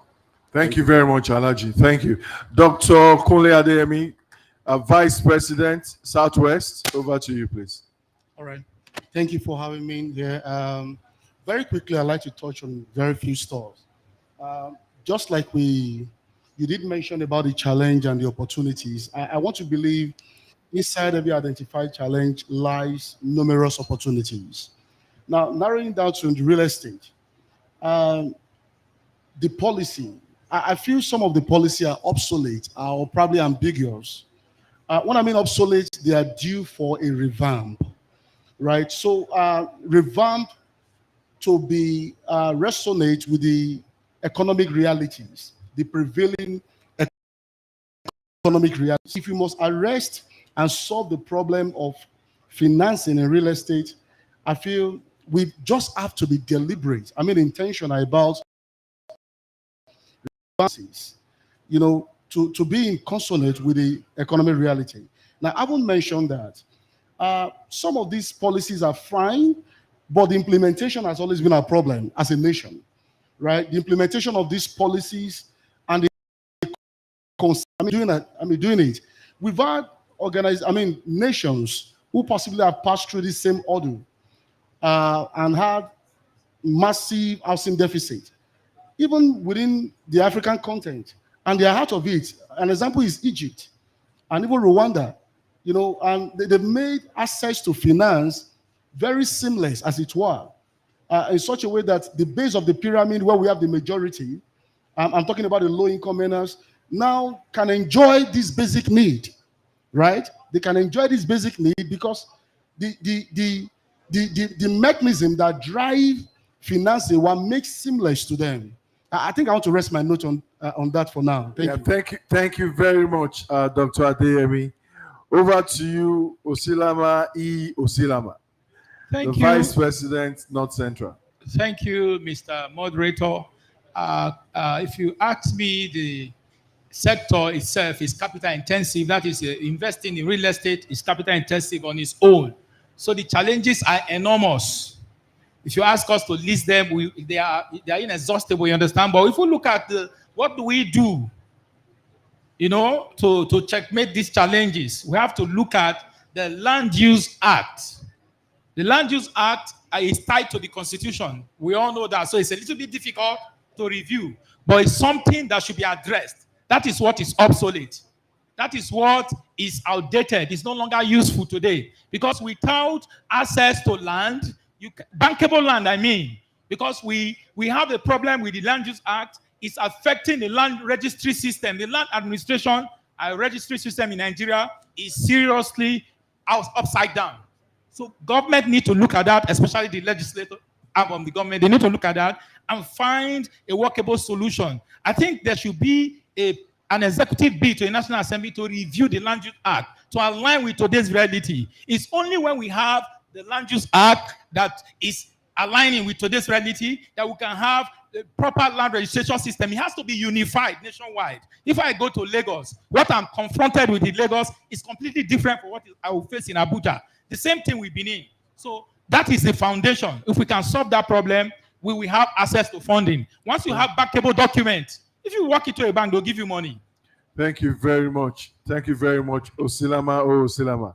Over to you, the Vice President for East, the Southeast, Pastor Engineer Nwachuku. Go ahead, please. Thank you, Mr. Moderator. Well, part of the things I think is very important for us to look at is the economic inconsistency. You see, we have a case of a developer that went to borrow money from a bank, and the facility is to last for 24 months. And then the first 12 months, the bank have returned to him to change the interest rate for like 2 times. And then this developer will give out these houses. Maybe within the first 3 months, he has given out, has finished selling the properties. And then the changes in the interest are coming in. He cannot go back to the off-takers and say, I want to change the price of these houses. It's very difficult. And that's why you see a lot of developers have issues with the facilities they have obtained from the banks. So if we can have consistency in the economy, in the policy, in the regulatory body that governs these policies, that once a facility is disbursed, the interest is fixed within the time of the lifespan of that facility. It will help developers know that once I take this, there's nothing else coming on top of it. Wow. So let me raise my case. Thank you very much. Thank you very much. Before we go to the legal luminary among us, the rest of us are just educated. I'm sure you'll be speaking from a different angle, but just to pass 1 or 2 comments. It's actually an oxymoron when Alhaji Masido said there is over-regulation and under-regulation. It will look like that, but sincerely, that is what we experience in the industry. We are over-regulated and at the same time, under-regulated in certain aspects of our business, and that really needs to be looked into. The obsolescence of some of the things that we work with, like the Land Use Act, as has been mentioned. And this has become rhetoric today. In almost any conference you go to where real estate is discussed, Land Use Act comes up. I mean, and unfortunately, nothing has been done about it. I think we look forward to that administration, that legislative set that will be able to turn things around. We know the difficulties in the fact that it is included in our constitution, and the process to making amendment is quite challenging. But this needs to be done. Otherwise, we are not going anywhere. And if more than 50% of our wealth is supposed to be in residential real estate, then we have to take the bull by the horn to move forward. NPR was just increased yesterday or day before yesterday again, this week. So expect another review from your bank. How you will survive, God would help you, you know. And we can't continue business. It's not just possible. It's easy to blame developers and if you're on this side of the divide and you're faced with what we are faced with, the best of angels can turn devils, actually, with the kind of things we confront in the space. And that's where we are speaking to. So, legal luminary, please, I would really want you to address the aspect of challenges and opportunities from your legal standpoint, and especially as it regards to financing. I mean, what you must have experienced in your practice over time. Thank you very much. Okay, thank you very much. One of the first, I'll approach it in 2 dimensions. The first one is that is the unpredictability as a challenge now, unpredictability of our judicial system and the dispute resolution system. Anytime we're engaged in a process where a project is about to be financed, the question that comes to mind is how long will we resolve disputes whenever we invest our money in this project? And as lawyers, we find it difficult advising clients as to how long it will take. An average time for resolving a dispute in land matters, at the High Court level alone, you're likely to spend 3 years. At the Court of Appeal level, it depends on the division, you're likely to spend another 3 years. And when you go to the Supreme Court, the minimum is 10 years. And my experience is that the lowest I have traveled in a land matter from the High Court to the Supreme Court was 12 years. And that is because we had a lot of interest in the property. There were about 10 senior advocates in the case. And that was why we resolved it in 10 years. So the unpredictability makes it difficult for financiers to come in and put in money in issues that relate to real estate development, especially in our jurisdiction, which is Nigeria. Then the second issue again is as to the judicial interpretation of what public purpose is. Exactly. Sorry. The Land Use Act provides that when you expropriate customary land or any other, it's, and the public purpose interpretation means either school, hospital, or any public utility. So when you take over land and give it out to a private developer under PPP, the likelihood is that you end up in court. And our judges up till now have not been able to capture mass housing as part of public purpose. Right now, we are dealing with lots of cases. I have one in Kano and one here in Abuja where land was taken for public purpose, and Kaduna as well. Land was taken supposedly for public purpose, given to a private developer, and the community are in court. We are now in Court of Appeal. The developer has collected loans. He's paying that loan up till now, and he has not been able to deliver the houses to the subscribers. So these are the two fronts that we have experienced as far as financing is concerned. Wow. I'll stop at that for now. Thank you very much. Thank you very much. I really couldn't resist myself when you talked about the public interest issue. Because speaking to what Professor Nubi said earlier, title, legal document, which is really the foundation for any investment, is almost becoming a piece of paper right now. I'm aware that banks that ordinarily should be very interested in collecting your properties as collateral for loans, for some states, Ogun State, even Lagos, they are a bit skeptical right now. Reason is because those places are highly susceptible to government coming up and declaring acquisition on mass expanse of land that they've never been able to do anything with. And the excuse is public interest. The public interest is not known. Most times it's not disclosed. And people are just there and they are in limbo. A number of developers have suffered this fate. You talked about Supreme Court, the time it takes our dispute to be resolved. In our own organization, we've been on a matter since 2010. In 2023, we got on to the appeal court. We won at the appeal court. And our lawyer was advising us that, well, when we get to the Supreme, if it's fast, maybe another 3-4 years. So that would mean that probably till 2027, 28, we'll still be on that matter. That's 18 years to 20 years on a matter. I will have retired by that time. I mean, an organization must not have more than about a number of such cases for you to be bankrupt, as it were. And that is really a major challenge.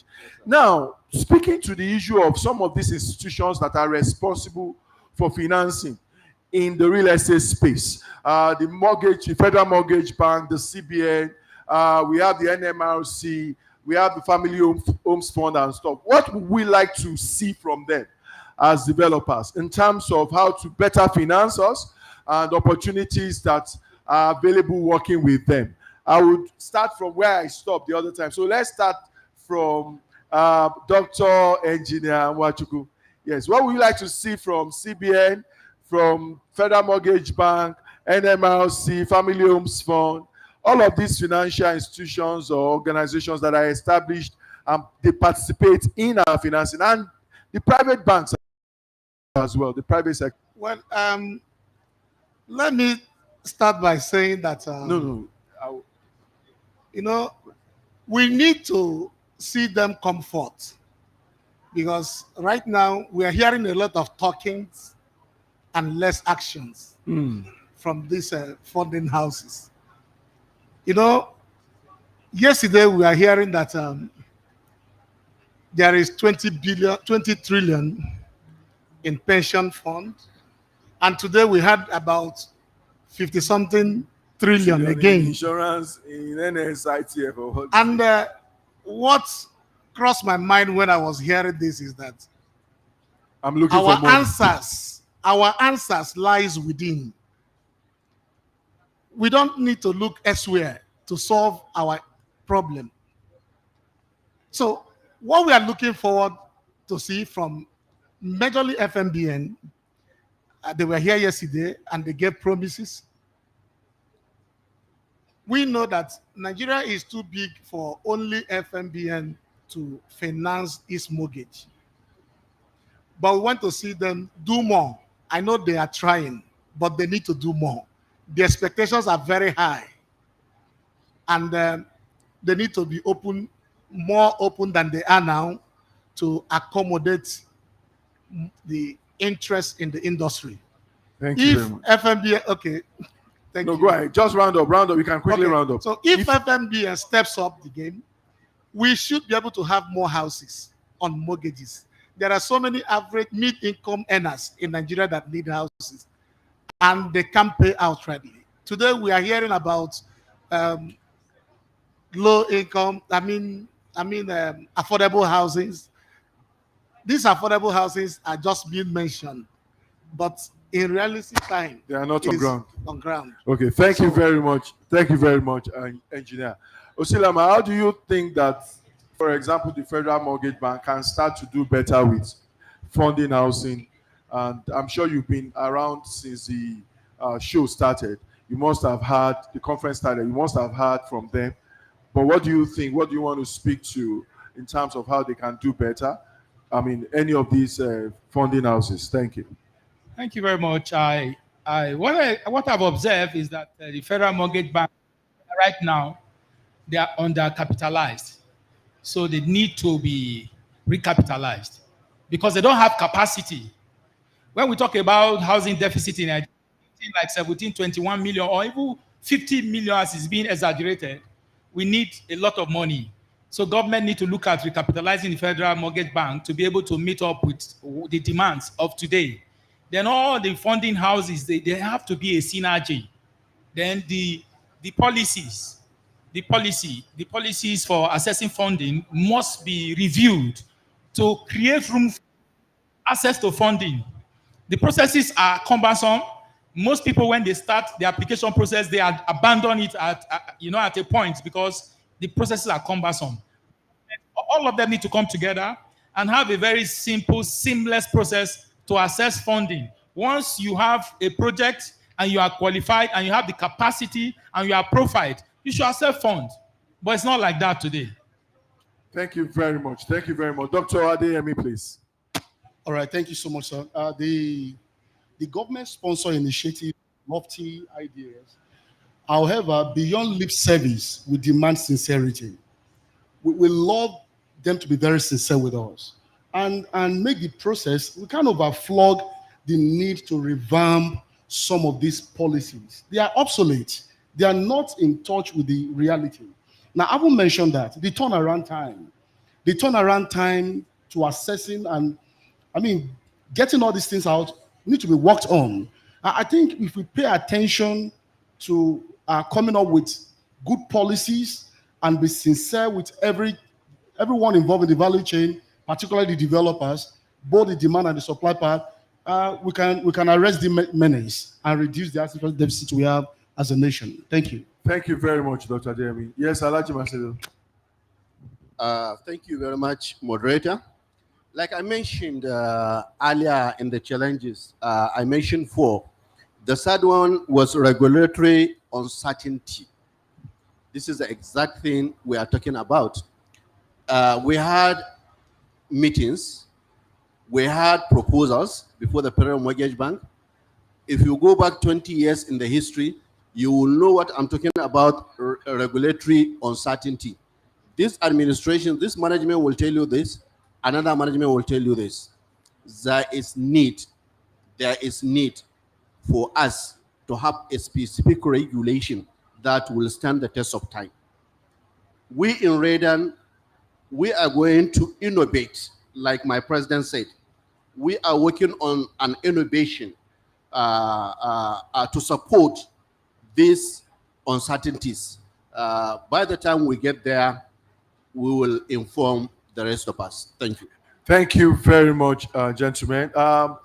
SAN, can we hear you as to maybe in terms of legal issues or realities, what can we do better on, even as an industry ourselves, to better position ourselves for the opportunities in the finance? So for me, I would say that when it comes to accessing finance, one of the key things that Redan needs to work on is issue of title. I've discovered working with quite a number of your members that the titles are good, but they are not perfected. And no one will finance a project that he's not sure of. Once the person that is dealing with is not the person with the title, it becomes difficult to finance it. And it boils down to the fact that the regulatory agencies that are responsible for perfecting title are very slow with the process of perfecting title.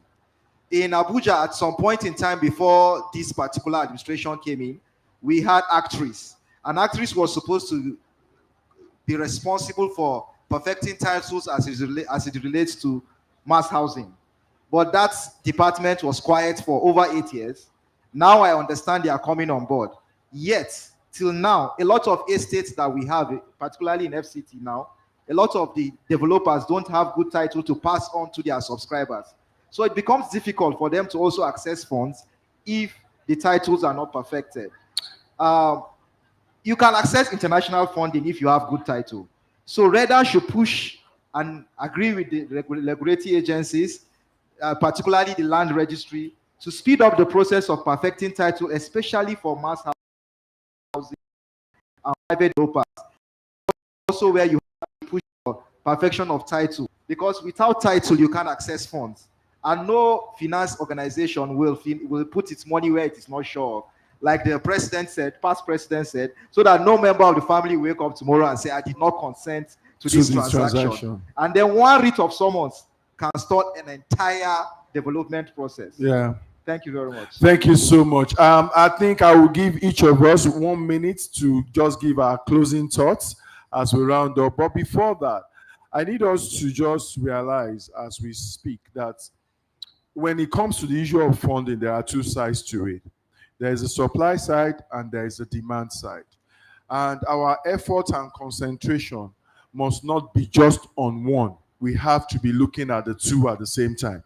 Because when we are solving the problem for, let's say, construction finance, and we are not solving the problem for how people will easily offtake, then we will have properties built that no market, nobody will be able to buy, and we will still land in the same problem. But can we have 1 minute roundup, maybe starting from Alhaji Masih? 1 minute roundup from each person. Thank you. Thank you very much, moderator. Very short one. My thinking here is if we can encourage stakeholders' engagement and also to foster a culture of transparency, accountability, and consistency, we can get there. The final one, we must monitor and make sure that our agreements are perfected, like the lawyer said. Then we evaluate. Thank you very much. Thank you. Thank you. Dr. Adeyemi. All right. Thank you so much. Once again, I want to reemphasize on the need for us to implement. Meeting like this, we've had this meeting, it's 18 years now, and I'm sure recommendations were made from meeting like this to the government. I feel it's time for us to implement, right? We should focus more on implementing laudable ideas that can help financing real estate, both on the value chain, the supply, and of course, the demand chain. And the next one to implementation will be consistency. It's not only enough to implement now, it's more important to keep doing it. That's how we can get results. Thank you. Thank you very much.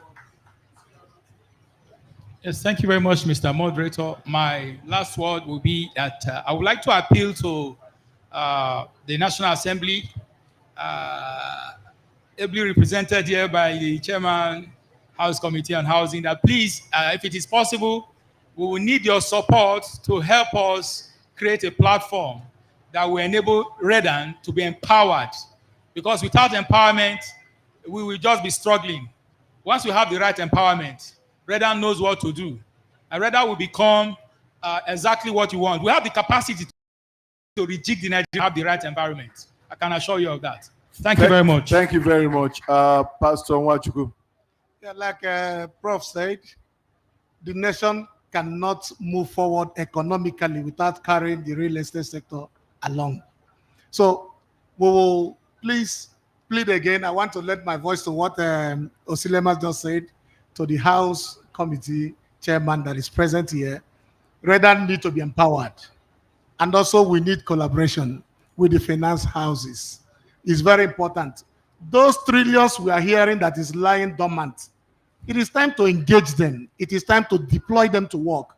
There is no need keeping them and quoting that we have this when Nigerians are hungry. The value chain in real estate is so enormous. And now we are talking about employment rate. Real estate can generate employment more than any industry you can think of.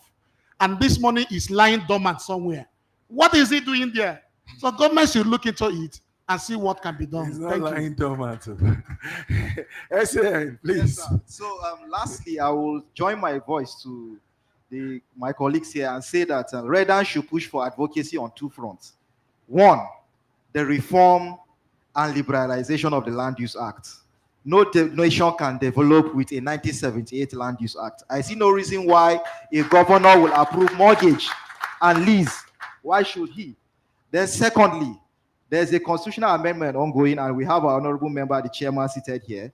Let us push for removal of land matters from the Supreme Court, because the Supreme Court is like a burial ground for all land matters. You go there and spend 10, 25 years. In 2019, I was in court when a judgment of 1985 was taken in 2019. No nation can develop like that. So let matters that are land related terminate at the Court of Appeal. Everything has been settled by the Supreme Court. So let's stop at the Court of Appeal as it relates to facts and the law. Thank you very much. Thank you very much, ladies and gentlemen. I think what to take home from this panel session is to realize that we really, really need to collaborate. And then the Land Use Act, which is the foundation really of our business.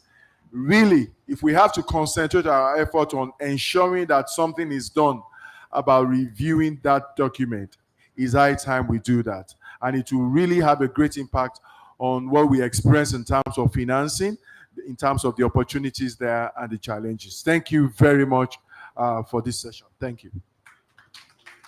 Ladies and gentlemen, can you give them a round of applause, please? Beautiful discussions, beautiful deliberations. They have spoken on balancing regulations and development, challenges and opportunities.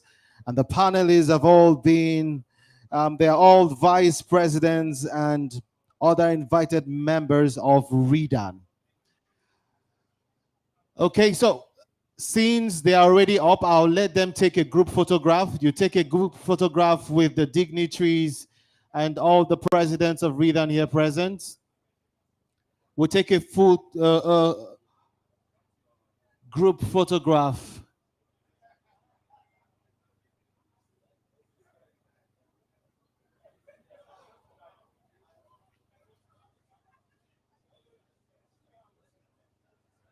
Honorable Abdul Mumin Jibrin giving them a handshake.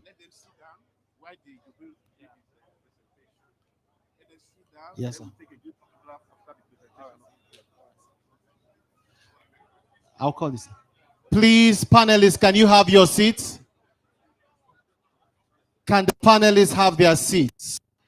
We'll hear from the chairman, House Committee on Housing and Habitat, who happens to be the chairman of the day.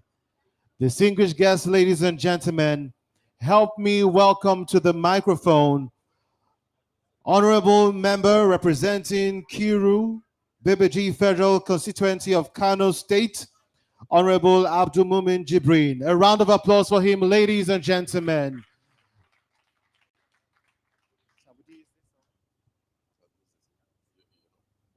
Which one is more effective? This one?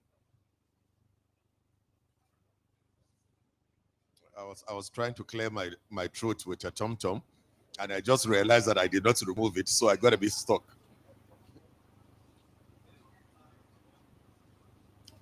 I'm sorry about that.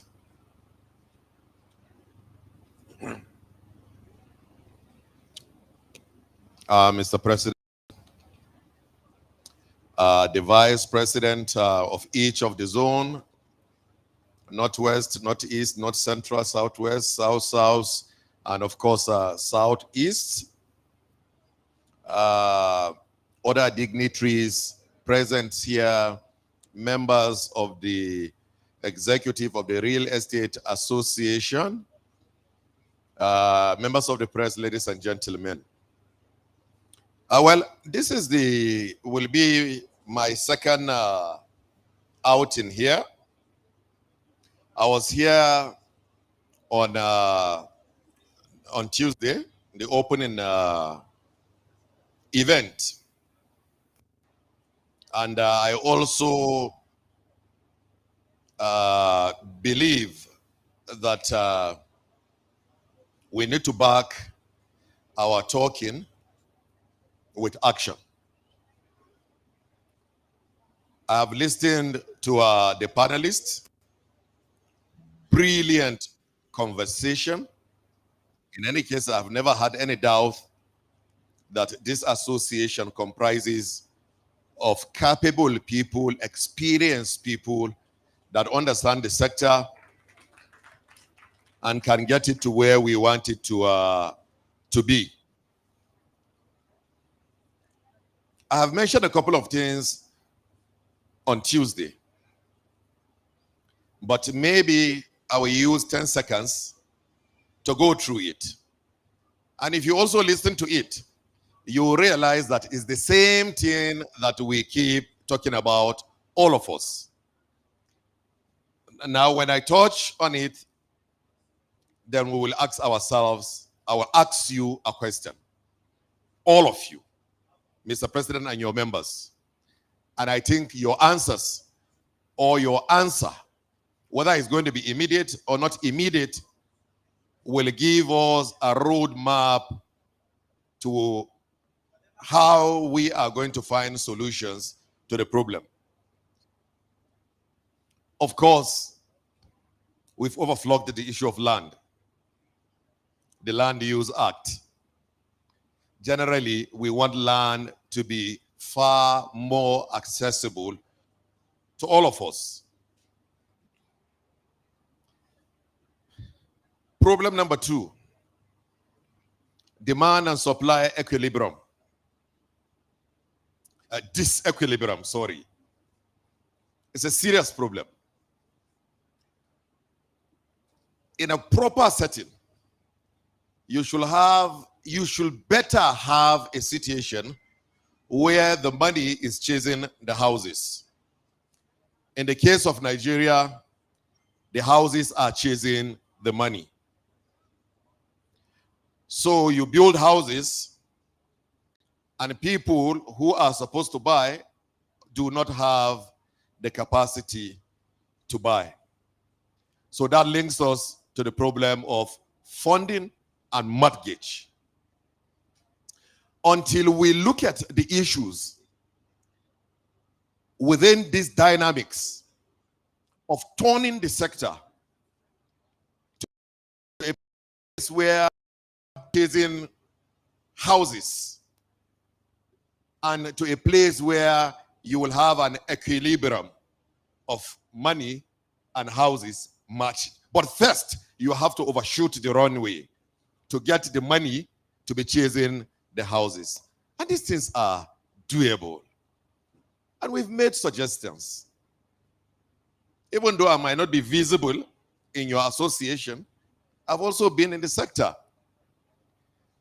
And we've tried a couple of times to also make us policy makers understand that if you take a 2 trillion, a 3 trillion, and you pump into housing mortgage, believe me, the output you are going to have is far more than the trillions that we are using in other infrastructure. The value chain impact, it's unbelievable. It's not like any other sector. Number 3, we've talked about regulatory compliance and regulatory enforcement. We all have to be honest with ourselves. And I said Tuesday is that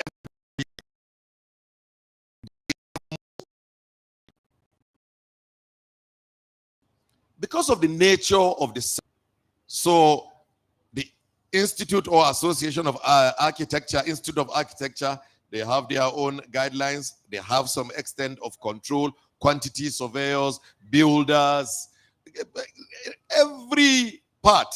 Then you come back to the ministry. It exercises its own level of control, whether through land or anything and the rest. You have the FHA, you have the Federal Mortgage Bank. So you have every institution performing its function and also taking a bit of the regulatory cake. Now, it may not have been an issue if the enforcement is thorough. So you have a situation where you have a disintegrated regulatory system, but again, you also have a weak enforcement system. So as decentralized as the regulatory system is today, if the enforcement were to be effective, we will not be crying. Now, why am I saying this? You must find a way to bring substantially these regulatory powers under an authority. I gave them an example on Tuesday, those who were here. I said it is like the airline industry. Chief is shaking, nodding his head. I'm sure he remembered, he was seated here, that the major principle in the airline industry is the aeroplane. You cannot say there is a regulator for the tires, for the engine, for the wings, for the cabin, for the crew. So if you do that, you'll have an issue. And that is why they have one central regulator. In the power sector, the same thing. In oil and gas, the same thing. In communication, the same thing. And now you have a sector that I personally believe that the impact, that the potentials, it's bigger than the whole of this sector, if harnessed. And there is no central regulation. So you need to find a win-win situation. Maybe 15 years ago, I won't be talking like this. I will just go, bam, we need to do it that way. But with some sort of negotiation, find a way. We need to, of course, I know that there's a bill, everything, and the rest. Let's find a way to get this done. And it is going to solve a lot of problem. In fact, it will also even have impact on litigation. It will reduce the numbers of cases that will be going on litigation. But I have had cases just few weeks, and I just said, then another agency came and said, do be, all in the same sector, all in the same issue. Now, Mr. President, if you don't take action for us to come together and resolve this issue of regulation and enforcement, if you don't do it, I have a good news or a bad news for you. You know my pedigree for you. If you don't do it, we will do it for you. When I mean if you don't do it, if you put yourself together, bring it to us, we will work with you and get it done. But if you don't do it, I want to continue talks like this. Even though I know these agents have their limitations, they can only work within the confines of the powers that they have. But again, we need to walk the talk. It is time to walk the talk. When I spoke on Tuesday, I told you, we have a good Minister of Housing, we have good CEOs in different places, we have vibrant executive in the Estate Development Association. So every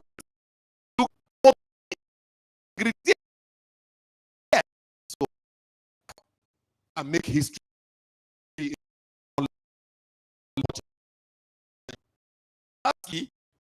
It's like is that what is that ceremony they want to do in Lagos? The calabash, something that is coming out. It's like Oduro has taken away my paper. Now, coalition. If you, I didn't see you all going a bit deep into that. It's a silent but a serious problem. The sector needs to be coordinated. Programs need to be streamlined. Everybody needs to know his role. You have a situation of duplication to waste. You will have a federal mortgage bank doing the job of estate developers, doing the job of financing, doing the fund of raising funds. You'll have the family homes, the fund set up for a particular purpose, but ending up to be a developer. You will have the ministry, the same, guilty of. So now, look, I don't want to throw shots, but the point is, the major point, I'm not looking at the, okay, I don't want to take away in anybody bereaved situation. But if you even stick to your role, it's sufficient for you, except if you are not even smart enough. I know the basis for setting up all the institutions. But again, everybody is doing everything. Everybody is a regulator, everybody is a builder, everybody awards contract, everybody raises finance, everybody raises everything. We cannot continue like this. That is why I said we need you. For me, this association, I'm supposed to be somewhere, sent by the speaker, but I said this session is key. And I want us to work with you guys, this association, for us to get these things done.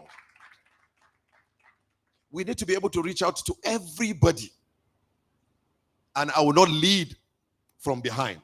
I will lead from the front. If a stray bullet comes, I will take it. So you have affordable housing. Now you have about 6 different agencies, affordable housing. You have fundings to support private sector. But again, maybe somewhere along the line, it goes to public sector. Just direct. So we don't want to talk about too much problems in the sector. We all know the problems. So it's a serious problem for the sector to be coordinated, to be organized, for everybody to be honest enough if he loves this sector to his role.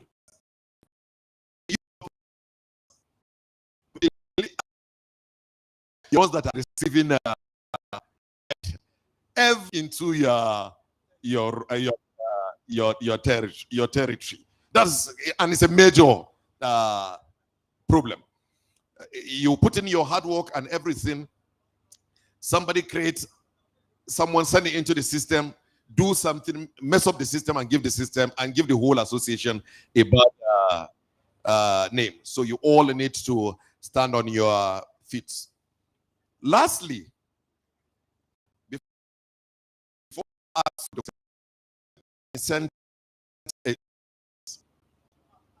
a belief that the sector need incentives.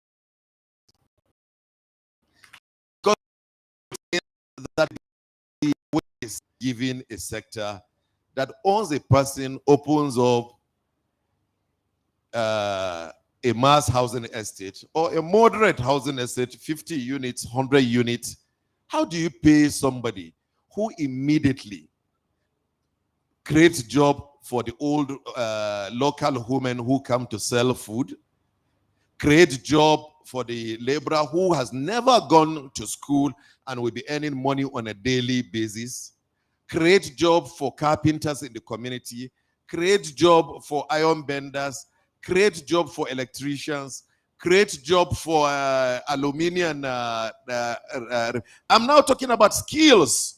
I'm not talking about even the subcontractors, supply of materials and the rest. I'm even talking about those who are at the bottom ladder of the society.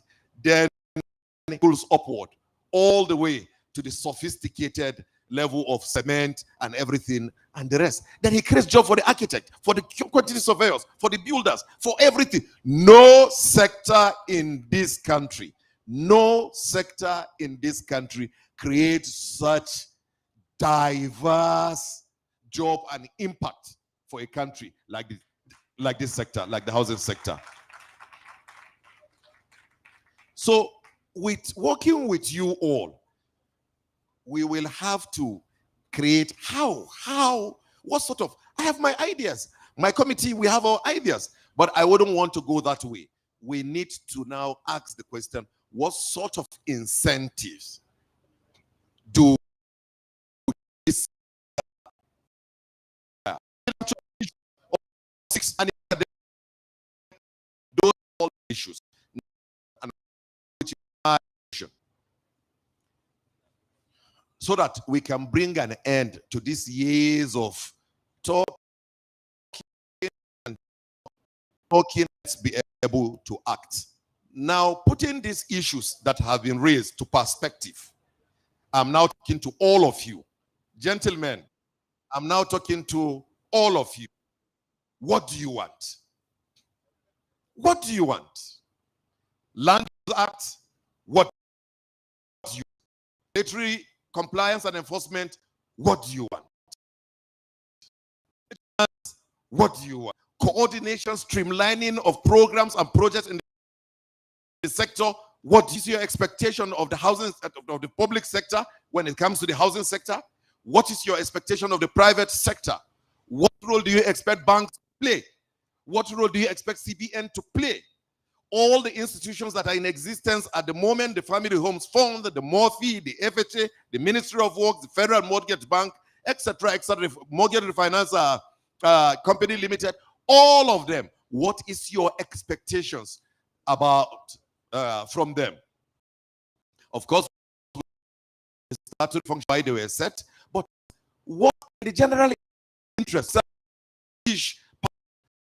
What do you, and what you expect from yourself? Mr. President, can we have that right away? I'm asking you to give us a document that we will go and take my words. Maybe if you go search my pedigree, they will tell you. When I say I will, inshallah, I will do it. Give us answers to these questions in a precise, articulated manner. Then we can launch the journey. Please, let me get that. Compare it with what we have. Compare it with what other people have in the sector. The moment we are able to come, I will bring everybody together. I will bring everybody together, and we will face ourselves and tell ourselves the truth. That, look, this is the way forward. And we are not going to throw away anyone. Everybody will have something to do, but the right thing must be done. May God help us.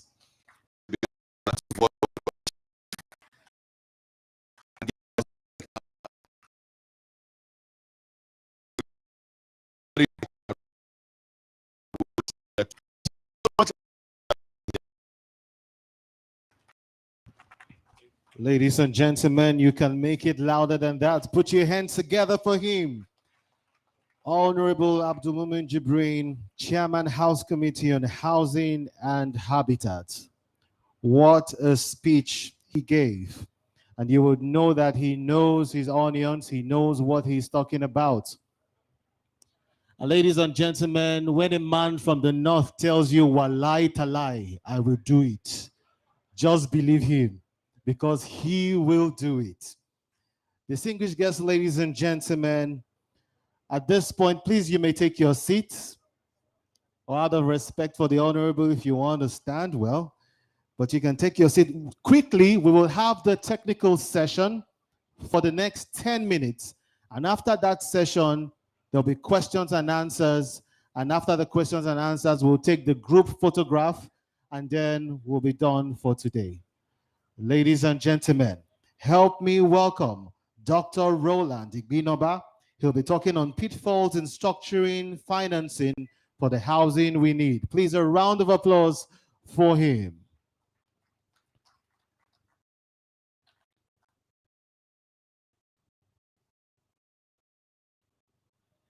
Media, are you ready for him, please?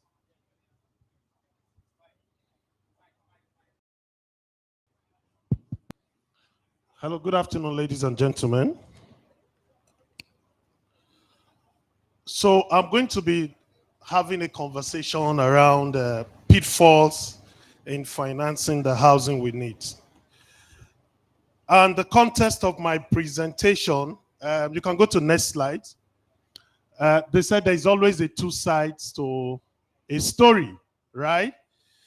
We've just heard I'm sure since the beginning of the session, we've heard the stories around macroeconomics, okay?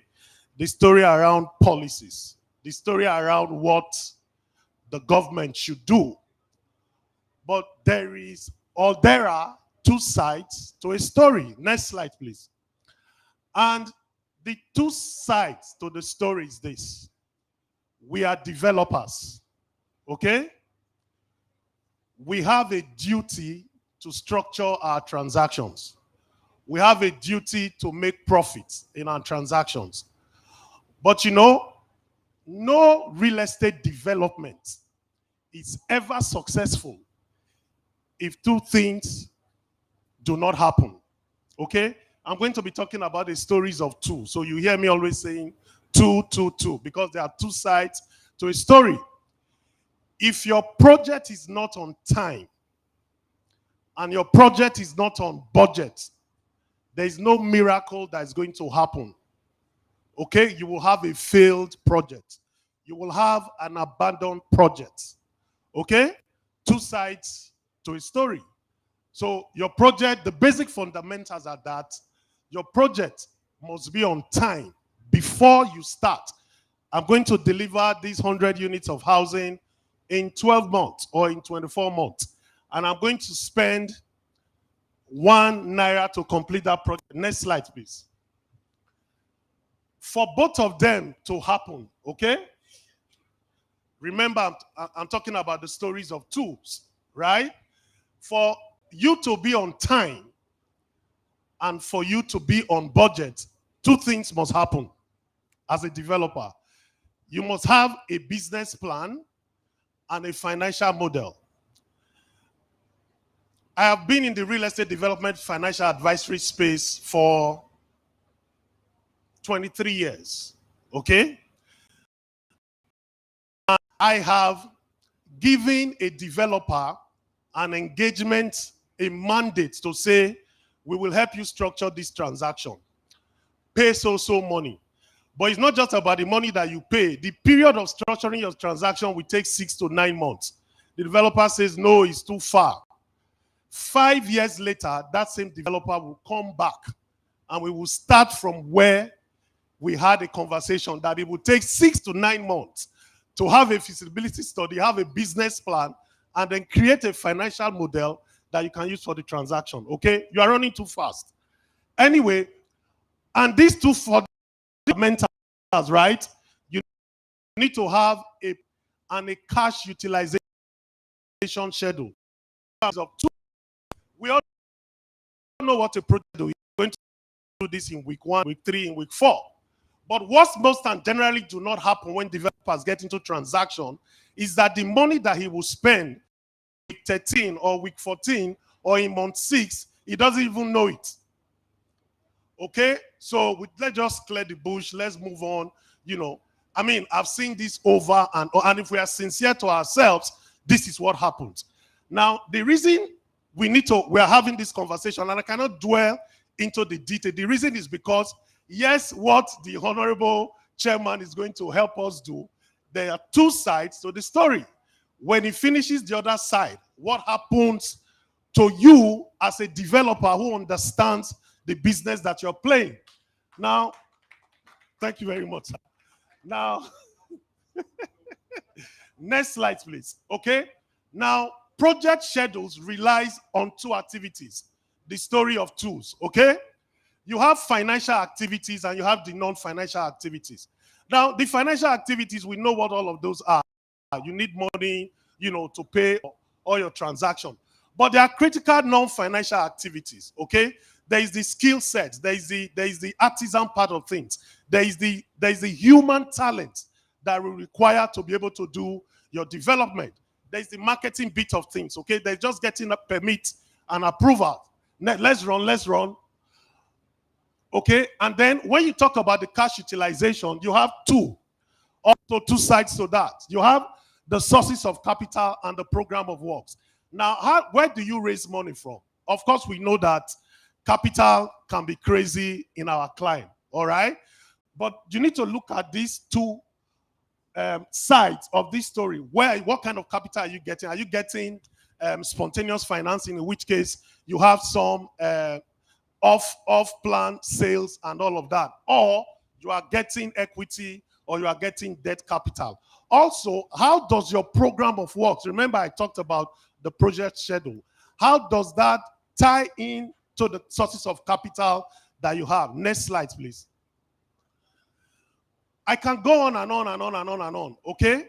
But the truth is, there are 2 sides to this story, and I'm happy that we know the other side. Interest rate regime today, interest rate is around 34-35%. Funding in the market is largely short-tenured, right? If we look at the legal and regulatory crime, I think we've talked about that. There are high construction costs. There's lack of infrastructure. There's so many other sides that we have talked about in the morning. But next slide, please. Again, why do you need these 2 sides of the story that I talked about? Because macroeconomic fundamentals will always be there. There will be unemployment. There will be inflation, okay? There will be FX issues. There will be policy somersaults. So why do you need to think around how you structure your business? That's why you have scenario analysis. So the part of business planning and financial helps you, if this happens, what happens? I mean, it's not news. We've heard the last few days, the stories around Dangote refinery and all of that, okay? I'm sure in their projections, maybe they saw a day like this and they projected for it, okay? But that just tells you that in the climate where we're dealing, this becomes very important. Next slide. And so what scenario analysis does again, it helps you to stay on time. It helps you to stay on budget. And what this means is that your business plan or your business model is dynamic. As you face macroeconomic situation, as you face risk in the sector, you tend to modify all of that. Next slide, please. And so, and that's both of them again is adequately captured by the business plan and the financial model. And so again, I just wanted to tell us, I had anticipated that there will be conversations about government, about policies. There will be conversation about how interest rates should be 6%.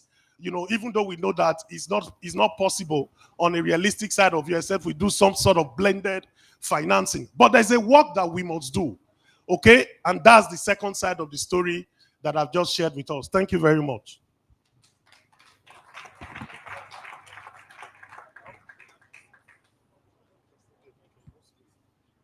Ladies and gentlemen, a round of applause for him. Dr. Roland Igbinoba, founder, Peace and Housing Company, delivering the workshop session on pitfalls in structuring financing for the housing we need. It's now time for questions and answers. Okay, there's a question. We'll take just 3 questions. I believe our honorable wants to go. So, sir, just a few minutes.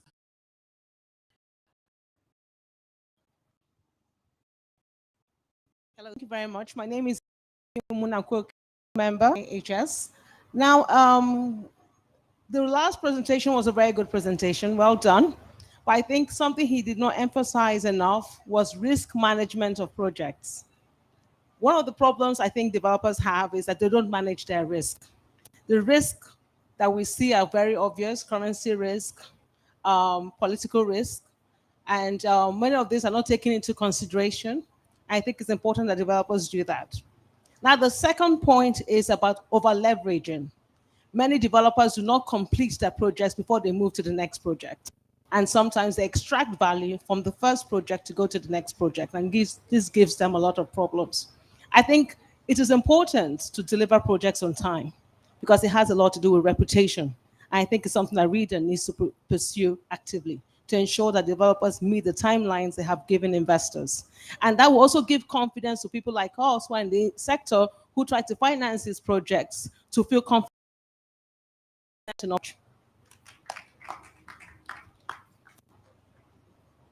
Any other question? Do we have any question or contribution?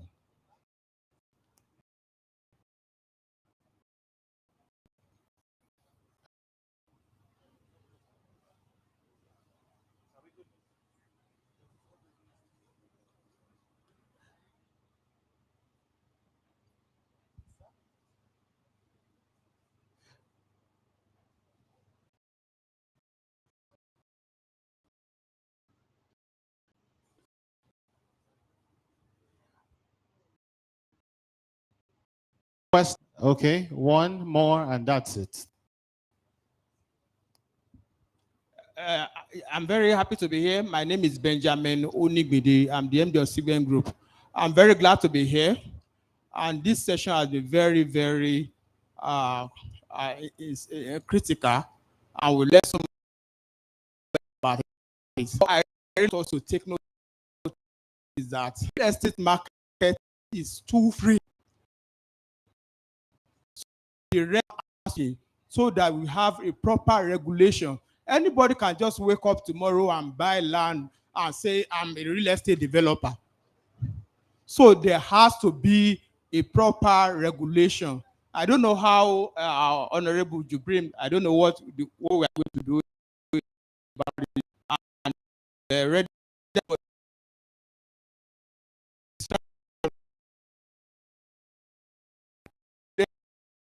and also bridging the housing.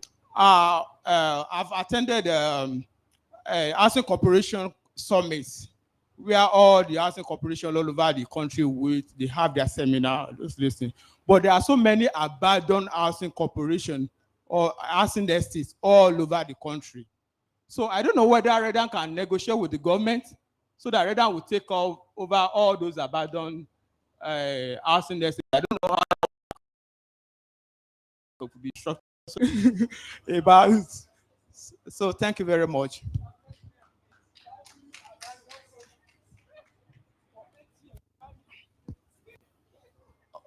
Good afternoon, all. My name is Emmanuel Oyelowo. I'm the chairman of Maribel's Group. The Honorable said something very important that I would like us to look into. A situation where the regulator is also an operator in the industry is abnormal because they will be working from answer to question. You know, a lot of the regulators in the industry, they are also developers, and it is not for, you know, at the end of the day, you know, than the actual developers. You know, this is very, very important that something is done about it, especially from the legislators putting in place, you know, policy framework that ensure that, you know, the regulator is not also not, you know, a developer. Thank you.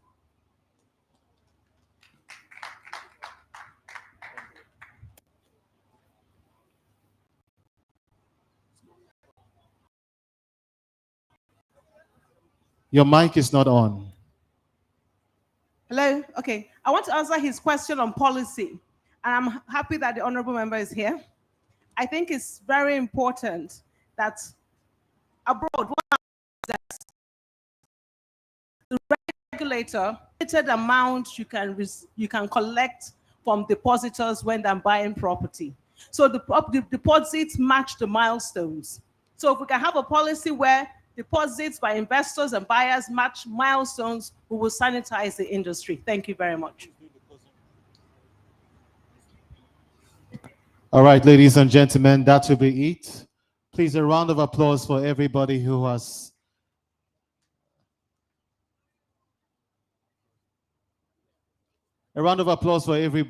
spoken today. We will now take the closing remarks. And I would like to call on the moderator to do that. A round of applause for him, ladies and gentlemen. Okay. Thank you very much, Compare. I think the president would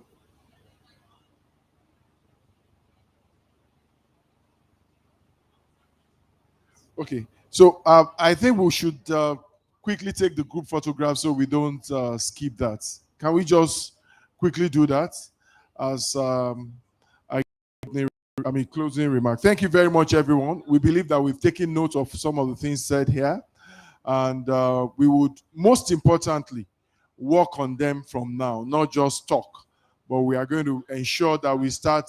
Mr. President has a lot to do. The Honorable Rep member has challenged us, the chairman for Housing Committee. So you have a lot of work to do from this evening. Thank you very much, everyone. Thank you. Have a great evening. Thank you very much, everyone. It has been a great session. It's now time for the group photographs with the panelists, all the past presidents and the current president, board members of AIHS here present. Please join them in this photograph. Just to let you know, ladies and gentlemen, tomorrow is PropTech Day. And of course, we know that technology is taking, not leaving out the real estate sector. And tomorrow, Truck Technology with other members on the panel will be talking on PropTech. So I urge you to be here tomorrow. By the way, he's right here. Please, a round of applause for him, Mr. John Orman. Put your hands together for him, ladies and gentlemen.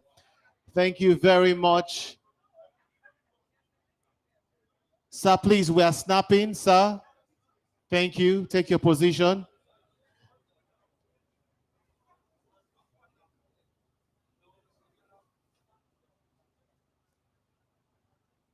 And just to also remind you that after this session, there is another one. So please do not go away. You can stay for that session, and that will be the last session for today. Distinguished guests, ladies and gentlemen, members of the Real Estate Developers Association of Nigeria who are here present, want to say thank you very much for coming. Put your hands together for yourself. The need for just 30 minutes, Mr. President.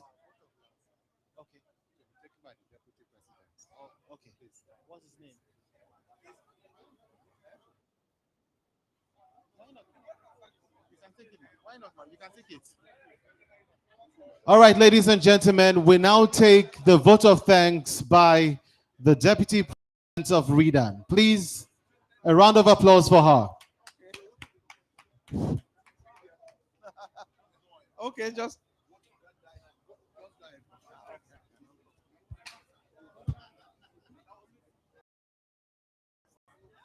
The chairman of this occasion, who is the chair of the House Committee on Finance, members of his committee, the Redan president, past presidents of Redan, BOT members, keynote speaker, our special invited guests, vice presidents, chapter chair, captains of industry,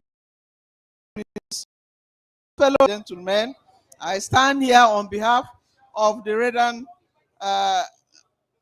led by Prince Adeoye. I want to speak of this occasion for finding time out of his very busy schedule to be with us this afternoon. I thank the organizers of the Africa International Housing Show led by Barrister Festus Adebayo, who has dedicated this day to Redan. Without their hard work, we wouldn't be here. And we have noticed that they are growing from strength to strength, and they keep improving from year to year as well. I want to thank our past presidents who are always supporting Redan. I pray that God will hear the prayer of Redan president so that all of them will live above 90 years old. I thank the president of Redan for his good leadership and for the ESCO members as for good followership. I want to thank our keynote speaker, who is such a passionate and committed Nigerian. He has so much interest in Nigeria and in all the different categories of people who should own houses. He's always so articulated in his proposals for how real estate should be, and I'm always excited to hear from him. I want to say that on the issue of the National Economic Summit Group, my advice, which is from my experience, is that Redan will have to apply to the NESG rather than them calling us. Once you apply, they admit you. So if we are to do that, it will be good. Well, I thank our panelists, the vice presidents, the good moderator who has moderated very well, and one of you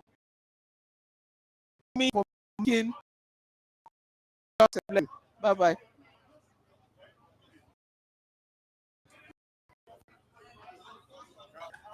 No, hug. You need a hug, guy. Thank you very much, Ma. That was so impressive and amazing. Once again, a round of applause for her, please.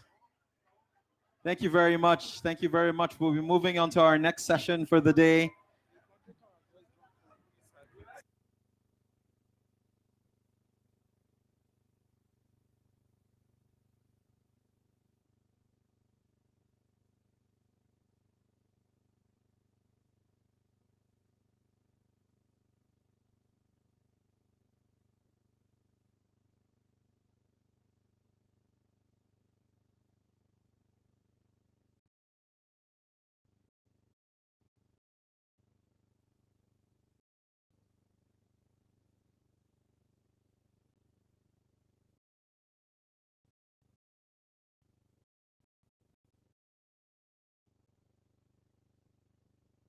Nils Realty Group. The Nils Group should also be getting ready. The Nils Group.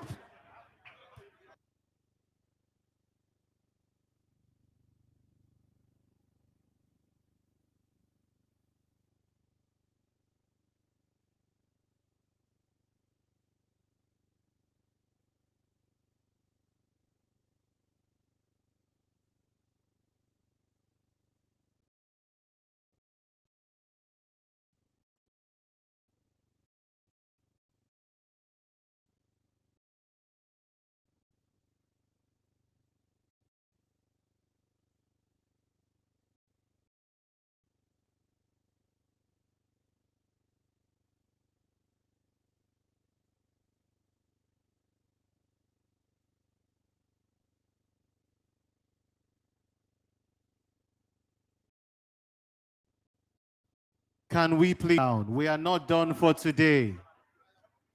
Thank you, ladies and gentlemen. Can we settle down?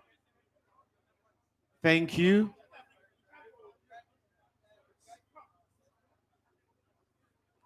Thank you, thank you.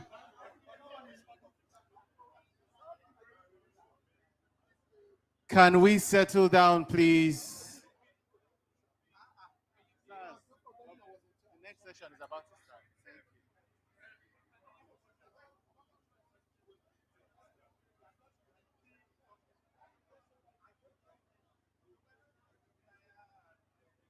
you. All the group meetings should please come to an end. We crave your indulgence, please. We're about to start the next session.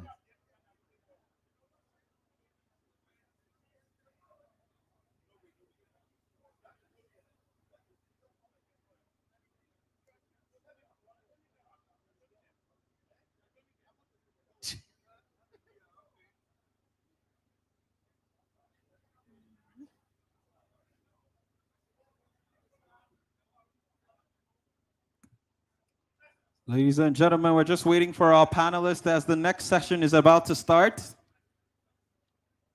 So please, all attention needed on the stage.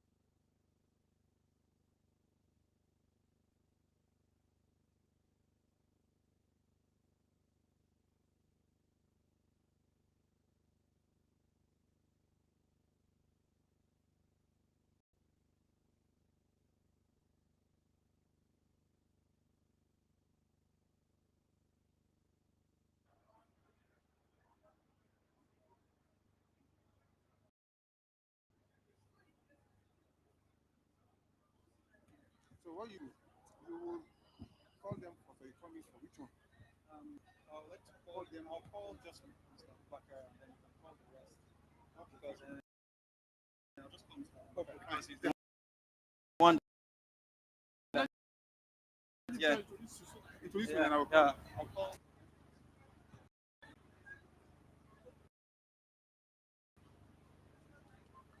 Sorry, I don't need to my book. Closing time. Huh? Closing charge. I'll give you my name. I wrote something for you for my name. Yes. Closing charge. Ladies and gentlemen, I would like all of us to take our seats and settle down as we move into the final session of the day. I see a few people in movement, but this session is just as important.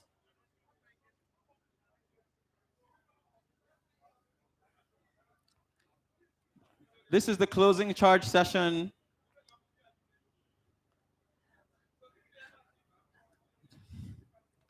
This is the closing charge session, so I'd love if everybody could settle down and occupy the seats in the middle, as this will be the final session of the day.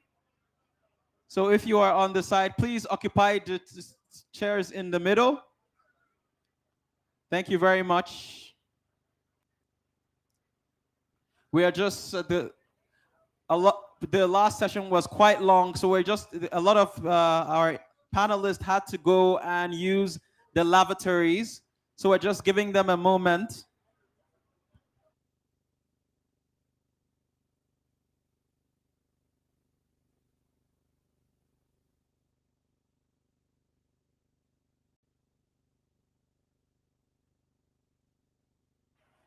Thank you very much for your time. In the next 2 minutes, I'll just be stepping out for a quick Reminder, the next session will be starting in the next 2 minutes. Some of our panelists just had to excuse themselves. Also, our speakers and guests, you can please occupy the seats in the middle. Occupy the seats in the middle, please. Thank you very much. I see some people returning. I appreciate you. In the next 2 minutes, the session will begin. Thank you for acknowledging the presence. Thank you very much. Thank you very much. The session will start.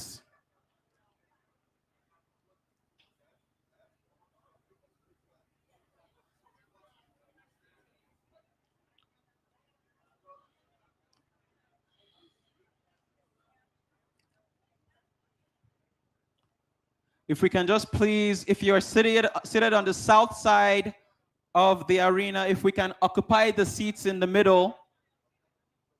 Thank you very much. If you're seated on the south side, if you can occupy the seats in the middle, that will be great, as we are still expecting 1 or 2 people for the sessions. Thank you very much. I think I'll just, yeah. Ladies and gentlemen, I'll first call on one of our panelists. They are very important to all of us at heart. And then I'll call on the moderator right after.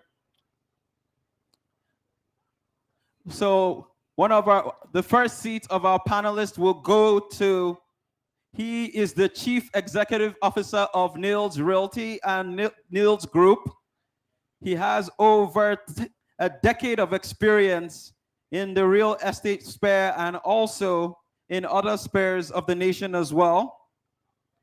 He's a very revered individual, and I would just like to call him first as the first member of our panelists. Ladies and gentlemen, please, I present to you the Chief Executive Officer of Niels Group, Abubakar Sadiq Mohammed. A round of applause. He will be having this first seat of our panelists. Thank you very much, sir. We appreciate you. Next, I like to say the walking encyclopedia himself, his STEM group, and also the former president of the Mortgage Banking Association of Nigeria, and finally the board member, or a respected board member of the AHIS team. Ladies and gentlemen, our moderator for the day, Mr. Niyi Akinlusi. A round of applause for him. Thank you very much, sir. He will be taking over the introductions of the other panelists as they come one by one. Thank you very much, sir, as you continue.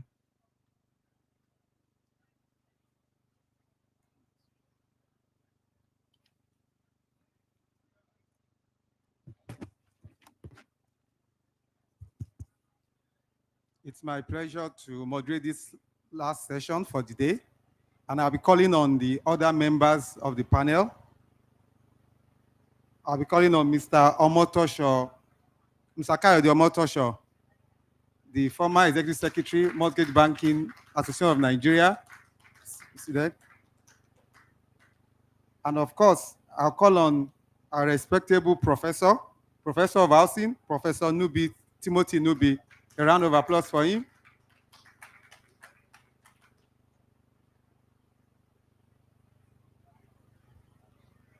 At this point in time, I want to, because I saw that the last session, I'm not sure we had gender representation. It was all a male affair. And I don't want to be accused of repeating that in this session.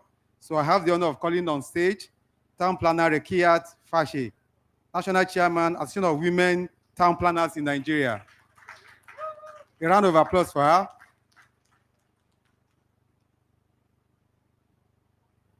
Also, my pleasure to call up stage Mr. Edmond Ajikpe of Shelter Afrique.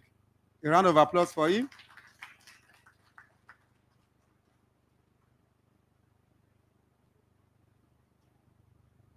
Next, I'll be calling on Reverend Chime. That is a board member of AIHS and the group managing director of Copen and the former president of Redan.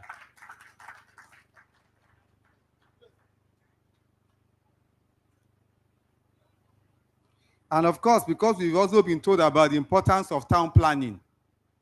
If you don't have your towns being planned, you can't be talking about housing, you can't be talking about schools, you can't be talking about hospitals. So it's also my pleasure to call on Town Planner Tony Ide, if he's in the hall, to join us upstage, former commissioner in Lagos and a board member of AIHS as well.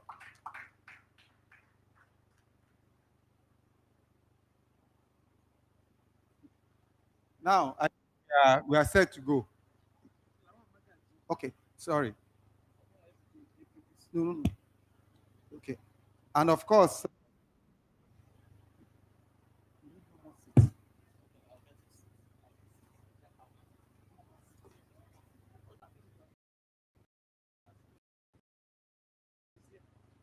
sorry, before we get going, we'll call up stage Builder Lawal Magaji, former Managing Director, APDC Abuja. Please, you are welcome to join us up stage. Thank you.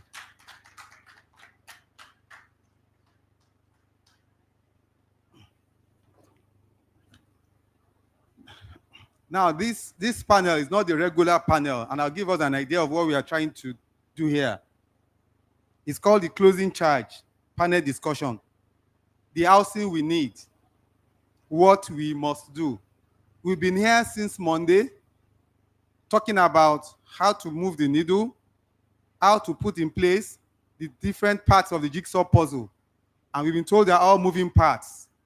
And that's what we've been trying to do. We've listened to a lot of speakers, a lot of presentations. And we feel at this point in time, we should come up with a to-do list. We all have to-do lists in our offices, in our private lives. So we want to have a to-do list. We'll be talking to these members of the panel. One thing we should do coming out from this 1 week long activities or speaking to ourselves, panel discussions, recommendations, public sector people coming here, private sector, developers, mortgage banks. So that's what we'll probably be talking about. We want to talk to them. Each of them should give us just one thing. And the only risk is that not take, oh, somebody said what I was going to say. So for those who are calling earlier, they have an advantage on their side. We want to tell her what we should do. Observe the passion by Professor Nubi earlier in the week at the point when he was talking about the denial about housing deficit. So I'm sure we have quite a number of people on stage here who can tell us what we must do differently. Just one thing. And that will be what will come up to be our to-do list. Thank you very much. I'll now go back to my seat.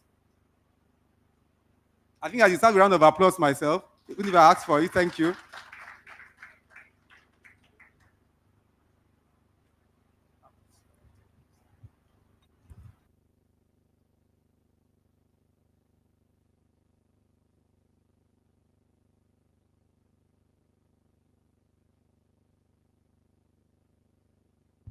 So,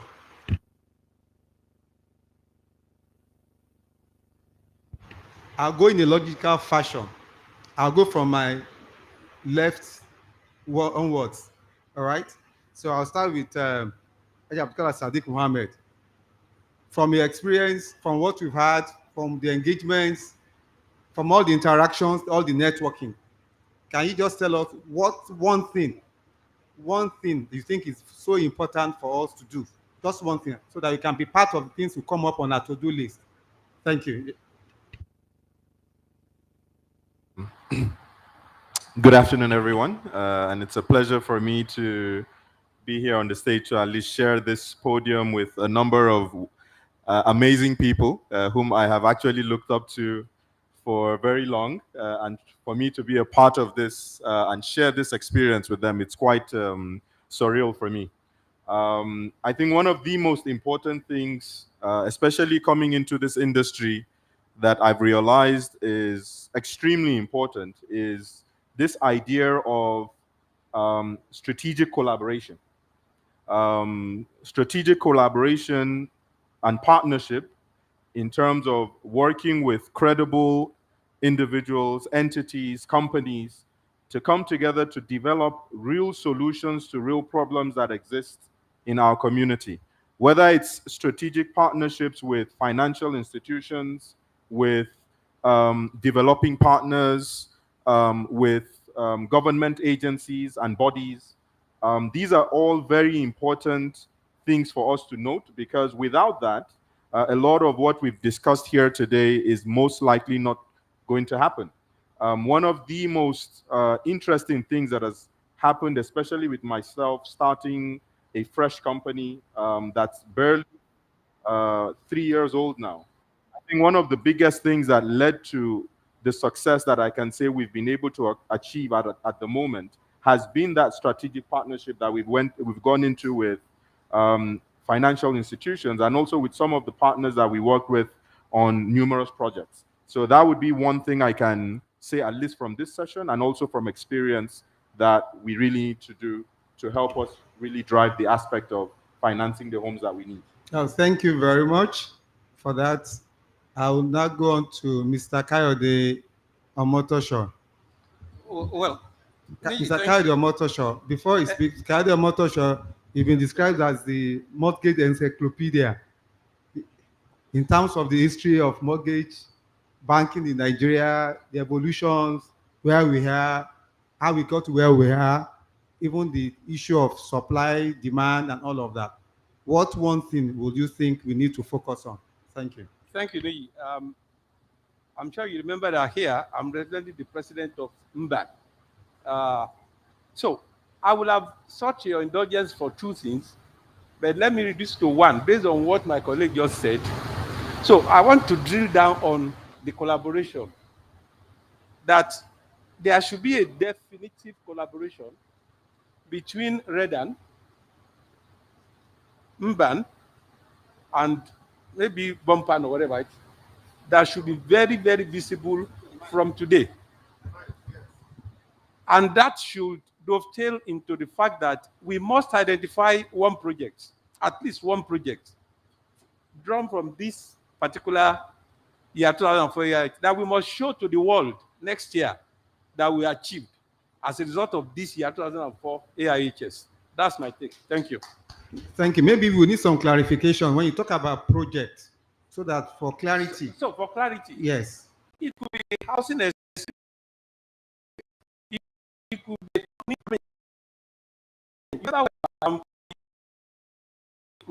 We're all happy today that we could say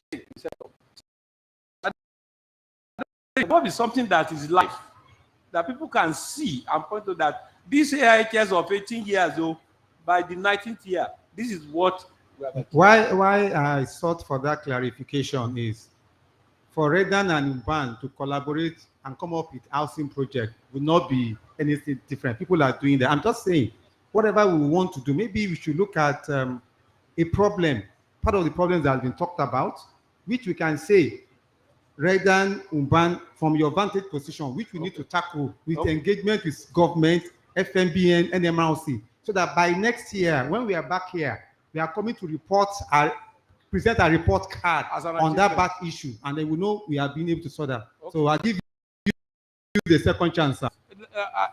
I can't think it right now, but let's leave it like that, where we'll drill it down and then be specific about what it will be.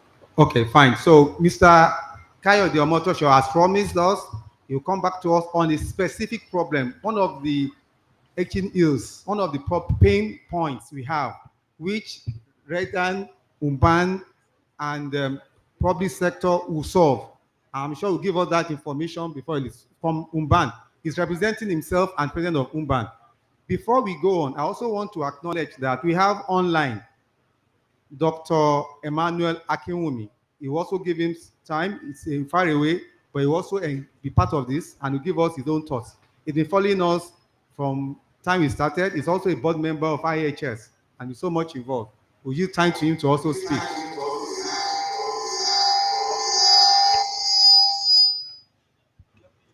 I don't know if he's ready now. We can actually take him. No, not yet. Okay, fine. Once he's ready, IT, please, the house, please signal to us so that we can give him space. We can yield to him. All right, thank you. Prof. Yeah, thank you so much. Yes, Prof. Prof, before yes. you speak, sir, Yes. because as you said, you're a very, very passionate person about housing, professor of housing, and very, very engaging.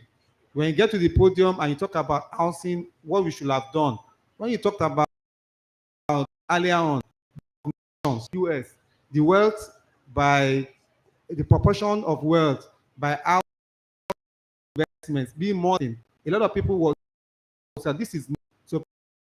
What exactly? Thank you. Yeah, thank you so much. I want to appreciate as many of us that are seated all this long. Many have left, but the consolation is that this is recorded and we can always visit it. Where I come from, there is always a saying that several ways leads to the market. They say it in Yoruba, Onokon Woja. But as far as housing is concerned, in this country, we've always focused on one way to the market. That's why we are to resolve the problem. That's why the title this year is the theme of this year conference, the house we need. We first and foremost have to define who are the we. The we are the Nigerians.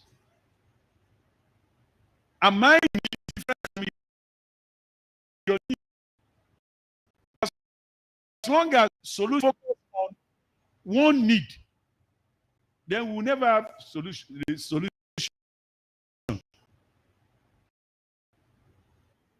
From Monday till date, almost 70 to 60% of the discussion, they were all around mortgage, new builds to buy. But as rich as American is, it's only 72% of the population that are living in their houses. By choice, some people will say, I don't want to face the responsibility of owning a house. I want to die as a renter. And there must be provision for them. So we need to define the we before we can meet the need. Moving forward, as much as we concentrate our efforts on the new builds and sales and purchase and home ownership, we should begin to look at where are people living now. It was presented on Monday that about 60%, that's statistics, 60% of urban dwellers in Africa, they live in slum. And if our emphasis has always been on the remaining 40%, why can't we come up with strategy? Those who are living somewhere today, those who are living in slum, we don't need land. Because say we solve the housing in Nigeria, one thing that will first come to our mind, where do we get land? These people are already living somewhere. So they were already living somewhere. Land is out of the question. Where they are living is described slum. How do we upgrade? How do we release these millions of housing units that are in slum? Ketu is regarded as slum. Shomolu is regarded as slum. Why are they regarded as slum? They lack basic info. For you to upgrade Ketu, for you to upgrade Karu, for you to upgrade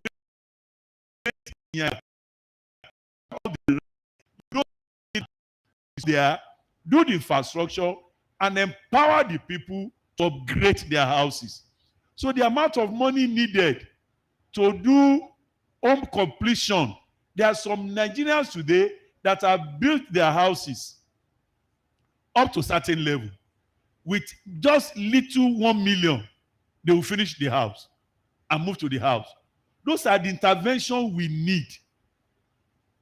On Monday, Professor Noor from Futmina described it as clustering. We need to cluster. We can't say that we have Renew Hope housing and say that two-bedroom flat, three-bedroom flat doesn't work in Kano, doesn't work in Sokoto, where their houses are compound form.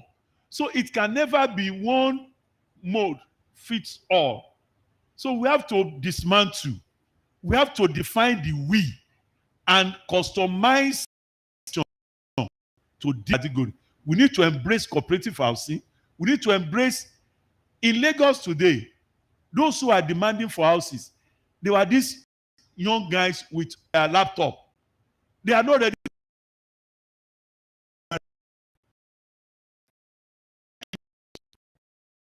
Look at them and make provision for them. Deviate from this mentality that's define the youth, for the youth, for the displaced, for the young ladies. Every young lady that moved to Lagos, they don't have landlord renting houses to them. Gone are the days where YWCA were building for them. We need to go to all the model of housing delivery and visit them, not just sticking to the traditional method of everybody needs mortgage, everybody needs to live in his own house, and make opportunity available and improve where people are already living. Thank you so much. Thank you so much, Prof. And as I said, I find it difficult to stop you while you are speaking since I'm not a professor. But thank you for your wonderful intervention. Thank you, sir. And as Prof said, we need to, who are the we? If 60% of our people in Africa and in Nigeria are low income, then we there are the low income people. We must provide low income housing for them. And as he said, it may not be for home ownership, even for rental. What a man requires is decent housing, either to rent or to own. That is what is most important.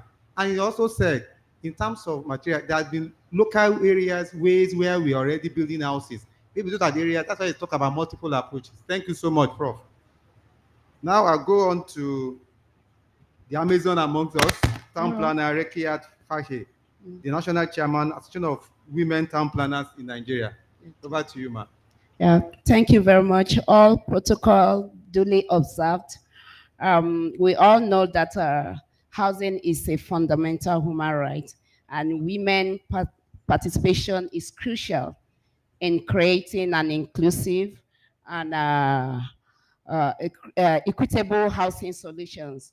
When you involve the women in the decision making, they go all out there to make a difference.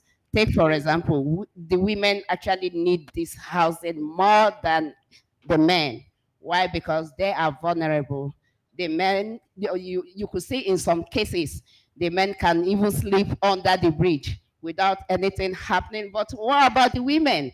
So I feel importance, and importance should be given to the women. Priority should be given to the women in terms of a decision making in housing solutions. And at the same time, they limit resources to the women, of which is not supposed to be like that. And there's also the challenge of this gender bias.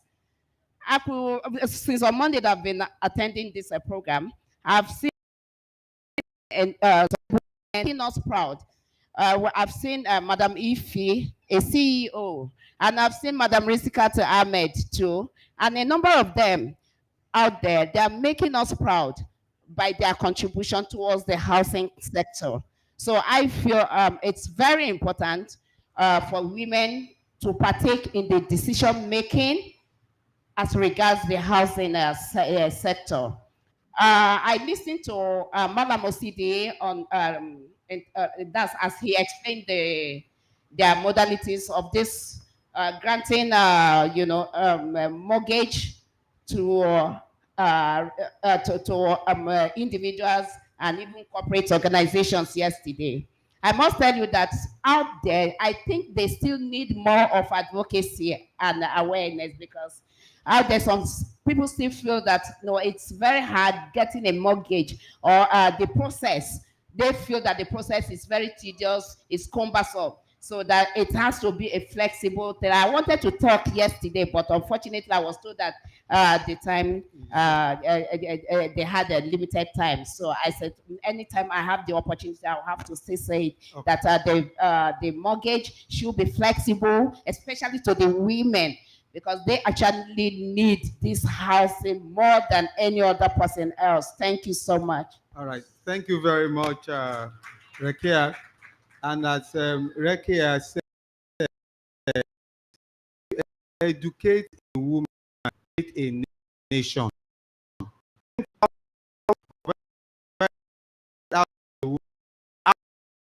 And that's why you will see that when we have disruptions, in Northeast, anywhere we have problems, when people take to their ills, the men take to their ills alone. The children always follow the women. And the women will always go back to take along the children. And that's why when you have a lot of people around, why they have been dislocated, you find the women there taking care of the kids. So I think really we must find ways to prioritize housing for the women, because if you house a woman, you house a family. And on the issue of mortgage, let me also bring to your attention, that was why some time ago, realized that women to some go to the sometimes they will ask them for guarantees. And then we also realize that for some of them, a man will go there and the woman will buy a property and he will be the next of kin or something. And as such, the mortgage banks opened up to tell the women that please, if you want to buy a house, you can come directly to the bank. And even if you want to buy your own, you have the right to own your house yourself if you have the economic power. And mortgage banks encourage them to do that. And for those men who decide to buy for their wives, we also tell them, if you are buying for your wife, it must be in her name alone. It is not in name of Mr. and Mrs. Because if it's Mr. and Mrs. today, tomorrow we say, no, I remove. So please do all we can to encourage home and good decent. We'll now go to Mr. Edmond Ajike of Shelter Africa. A lot has been said throughout the couple of days. What can you, what of experience we should do differently so that we can really move the needle? Thank you. Okay, thank you.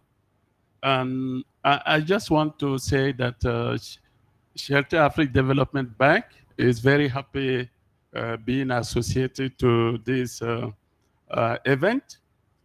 The one who doesn't know about Shelter Africa, we have our head office in Kenya, and we have a regional office here in Abuja.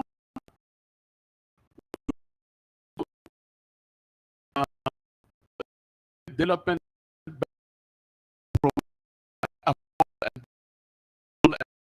across the continent and financing the housing will. We think that at continental level and even at Nigeria level to do three things. I was following the chairperson of the Housing Commission, and he was talking about the need for coordination. And the problem is, when we, as Shelter Africa, we have 44 different countries, and we face the same challenge in most of our country, is the housing sector. We don't look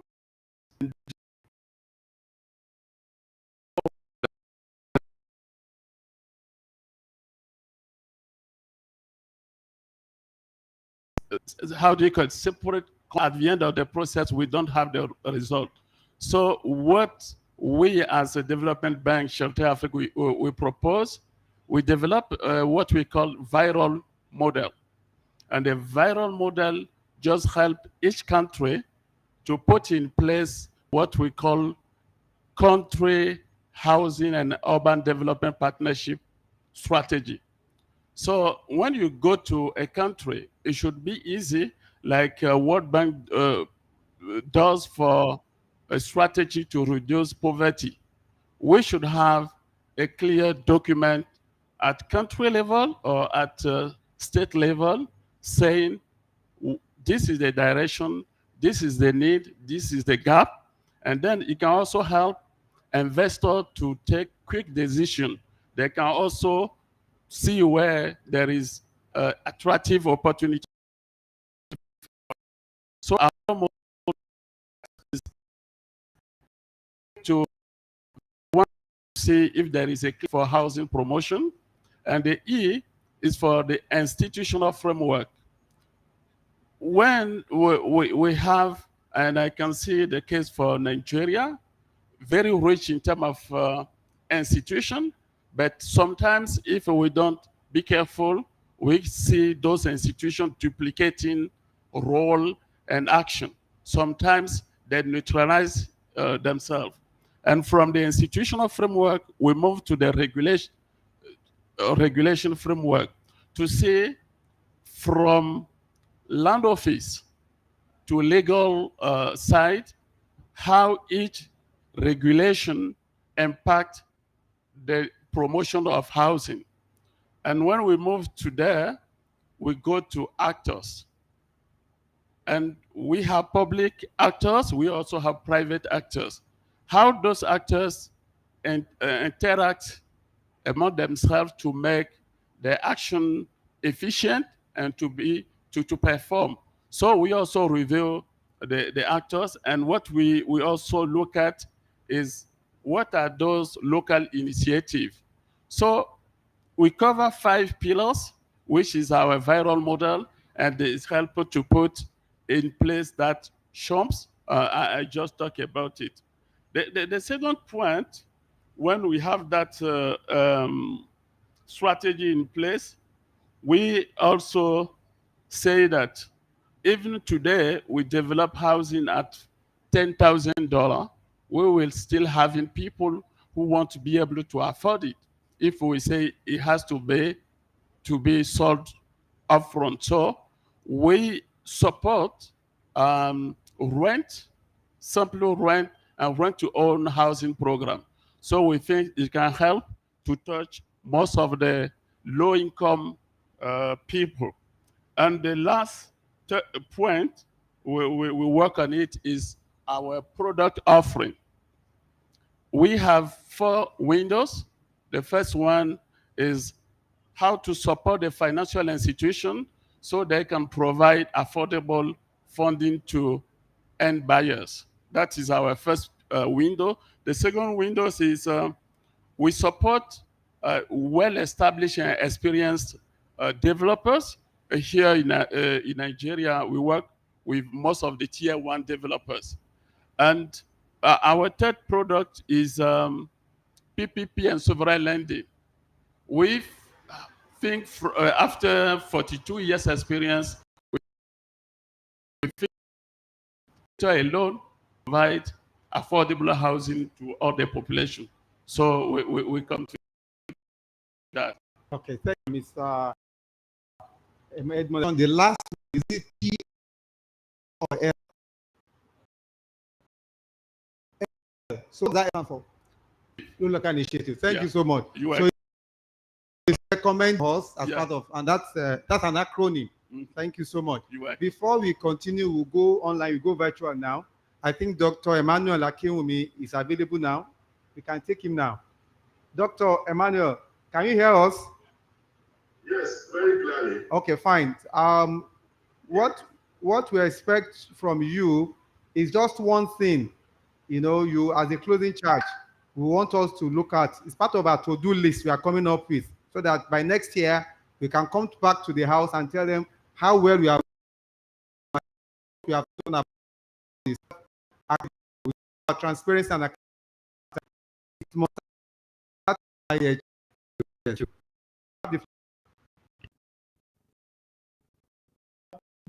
all protocols duly observed. I'm so sorry I couldn't be physically present this year due to some other engagement outside the country. As you know, among ourselves, board,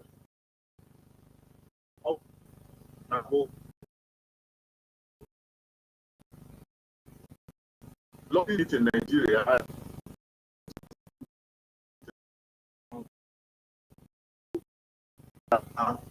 as a demonstration of corruption, all of that. That is not it. Lobbying is a deliberate persuasion, non-violent persuasion to government and people at the top level of decision-making process in the country to do the right thing. Advocacy for them to do the right thing. We've been doing very well. This is the 18th edition of this program, and we are going in leaps and bounds. What we must do to strengthen our position is lobbying, finding a way to reach out to the bureaucrats that are determining the fate of this country, to persuade them to roll out the right policy, to persuade them to do the right thing, the right regulations, to persuade them to soften the environment, the business environment. Now, business environment is very toxic and very turbulent. Let me put it that way. That's why some people, in their own opinion, feel that demonstration in the oncoming week is the answer. That depends on what you believe. But the fundamental issue is that the environment needs to improve.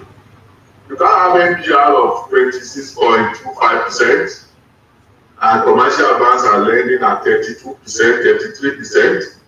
And where we are, gathering together from over 20 countries, clamoring for low interest rate. How is it going to happen? So, in Canada here, another part of developed country, or let me say civilized country, I like to call them civilized country and developed countries. The government role is not something you can throw into the dustbin. We need to strengthen public-private partnership, and also at the ground level, we need to strengthen cooperatives, because a group of people who achieve what some individuals will not be able to achieve. And at individual level, we should be helping one another, we should encourage crowdfunding and all other things that can make home ownership to be accessible and home living. We need to persuade the government to start the social policy of shelter in Nigeria. It's not compulsory to own a home. What is important as a social policy is to live in a shelter.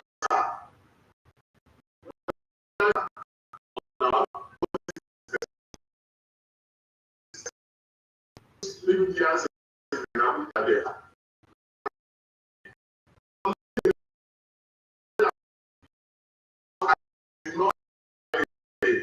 Was doing construction, big construction of a big estate somewhere, and I believe that owning a home is not necessarily important to me. So it is not compulsory to own a home. Once that policy of government is defined, they will also be able to put attention to home renters. People that have surplus to build rental homes, they should also be encouraged when people that want to build to be way they are being encouraged. The other issue is resource mobilization. We should be entrenching in our system the habit of saving to build. We should also be entrenching in our system the policy whereby if you are living in a house that is worth 200 million and no way up on it, you should be able to do that home, to borrow, and then use the resources to build for those that don't have, so that we will have more supply. Cannot just be coming to every year. I mean, but 18 million deficit, 21 million deficit. We need to take proactive action that are doable. Apart from that, when we have this kind of lottery system in Nigeria, you see some sectors they are getting loan from two government intervention at 5%, 7%. 9%. What are we getting in the housing sector? So we need to step up on that. And without wasting more time, we need to set target for ourselves in this advocacy group. We want to, in the church, you see every sign said, we want to give testimony, everybody will stand up and give testimony.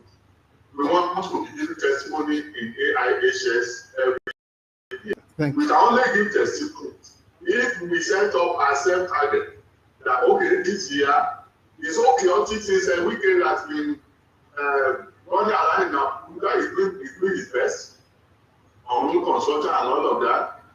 But the COO that was submitted in the time of previous minister is sitting on the desk in all year sign. These are not rock science. These are areas we can actually give people to do the right thing. And we should also invite in establishing new products in the country. In other countries, there are so many agencies that are set up to fund development and recovery of debt and so on, make life more easier for lenders. Thank you very much, Dr. Emmanuel Akim. I think it sounds a round of applause. Dr. Emmanuel Akinwumi, until recently, was the General Director representing African Development Bank here in Abuja. He's also a board member of African International Housing Show. He's always been involved, and before he traveled, he was involved with all the arrangements and preparations. Thank you for your foreign intervention. You are representing us very well in diaspora. Thank you for that diaspora intervention, Mr. Akinwumi. As I said, he talked about lobbying. There's another word for advocacy, and that is why the chairman of the Housing Committee was here. Actually came out to tell us how we work with us, which means we are doing some advocacy, it's yielding some fruits. We need to do more. That's it. So thank you so much. Now I'll go back to the big masquerade. I'll go back to Reverend Chime or Dr. Reverend Chime. Somebody said the small boy conductor, as he calls himself, of Redan, and the group managing director of Copen. Thank you so much, sir. I'd like to appreciate all that we have said and all we are saying. IHS has yielded a lot of fruit. It was on this forum that we advocated for access to the RSA. And as I speak today, we have 5 trillion waiting to be assessed because PENCOM, federal government, has approved that 25% of each person's RSA is available for investment in real estate. So, and if the pension fund is at 20 trillion, 5% translates to 25% translates to 5 trillion. And to put it in context, all that Federal Mortgage Bank have done in almost 60 years of existence is less than $500 billion. And that will tell you the quantum leap that we can have. We also do have funds in other areas, but the major where we have this volume of money in the country because of the risk factor of lending in Nigeria. The big boys are not playing in the real estate sector. The shareholders fund and asset base of all the mortgage banks in Nigeria is less than 200 billion. That is the shareholders fund of a medium-sized commercial bank in Nigeria. What does it mean? When you realize that Federal Mortgage Bank, Nigerian Mortgage Refinance Company, Family Homes Fund, and any other intervention that will require mortgage, we need to funnel their money through these mortgage banks. And that also we need to have clean titles. We then need to ask ourselves, what are we going to do to enhance the capacity of land management so that we will be able to take the volume of transactions we make? In all the states that I have gone, I did a study.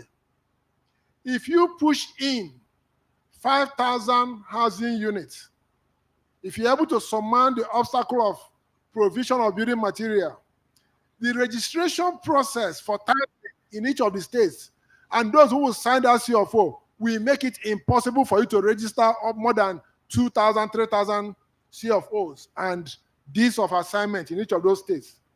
So we need to ask ourselves, which of these activity centers, as I have shown forth, either in the mortgage or in the construction or in the title registration that we need, that will attract this volume of trillions that are out there waiting to be assessed.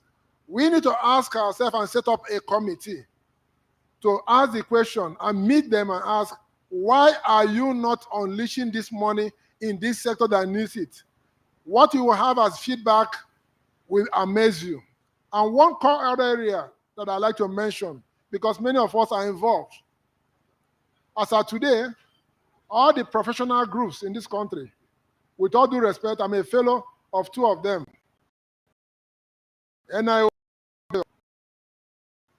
all the professionals in this country are wicked. Lawyers insist to collect 10% to prepare a document. You sell a document for 1 million, pay off 1 million. For shares and for registration of other issues, they charge a sum of 3.5 players. But for those of us, I'm a surveyor will say pay us 5% of the value of the property. The lawyer says, since the surveyors have taken 5%, me, I should take 10%.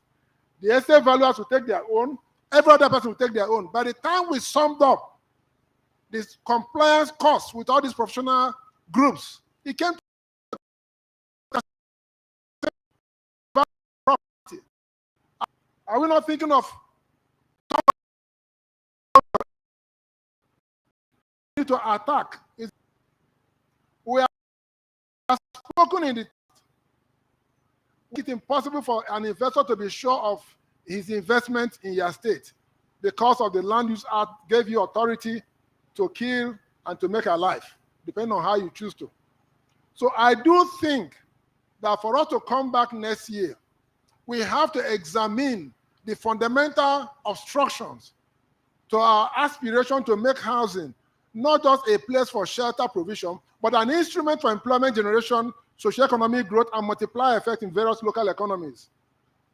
Why some of us are here is because of people like Professor Nubi. And he's here, and I'm happy. He doesn't know why I'm happy time I see him. He went around this country 20 years ago with Pa Latif Jakonde, preaching the message of housing. I don't know if you remember. We went around, I saw them, and I said, we must have to go around this country. And that old man did not give up till he died at the age of 92 years. Professor Akim Mobagunje did not give up till he died. Fortune Ebdia did not give up till he died. We must make a way to make sure that some of the people that we have, I'm happy we have the Honorable Commissioner, my brother Tamplana Ayinde, by my side. He has served, but we must aggregate people who have served well and who have passion on what we need to do to unlock the potentials we have in the real estate sector. More and more, and bring them in so that whoever is sitting down there in any office will look at some of these have sat in this position maybe 20 years before me, maybe 10 years before me. As governor in 1979, Pa Jakonde did so well. So most of the times when we go and meet some of the governors in their state, they bow to him. If we can, because one young man has started this process, Barrister Festus Adebayo, we need to bring more people who have served well, passionately and sacrificially for our country, and let us gather together and have a voice that cannot be ignored in the real estate sector advocacy. Thank you so much. Thank you very much, my global president. I will tell them what that means. When I was the president of, should I keep a secret, sir? If you give me a house in the Enugu, I'll keep it quiet. Okay, thank you. All right. Okay, but I think with all seriousness, what he has talked about passionately, if this is one of them, this combined cost, if the whole cost or professional fees is not more than 3.5 to 5%, it takes a lot, because 35% is even more than the equity you require to get a mortgage. Mortgage is in 20, 25, even 10%. If Federal Mortgage Bank is 10%. If it's 5 billion below 5, it's 0. So why should I, out of the money, Federal Mortgage Bank said I should not bring equity? I will now find ways to give you the same equity as fees. Basically, And that is why I think he's advocating that this protest, national protest, should be against the professional associations, including himself. But on a serious note, if that is what we achieve, and I think we need a collaboration, please, Redan, Umban, all the professional associations, we are all members, part of IHS.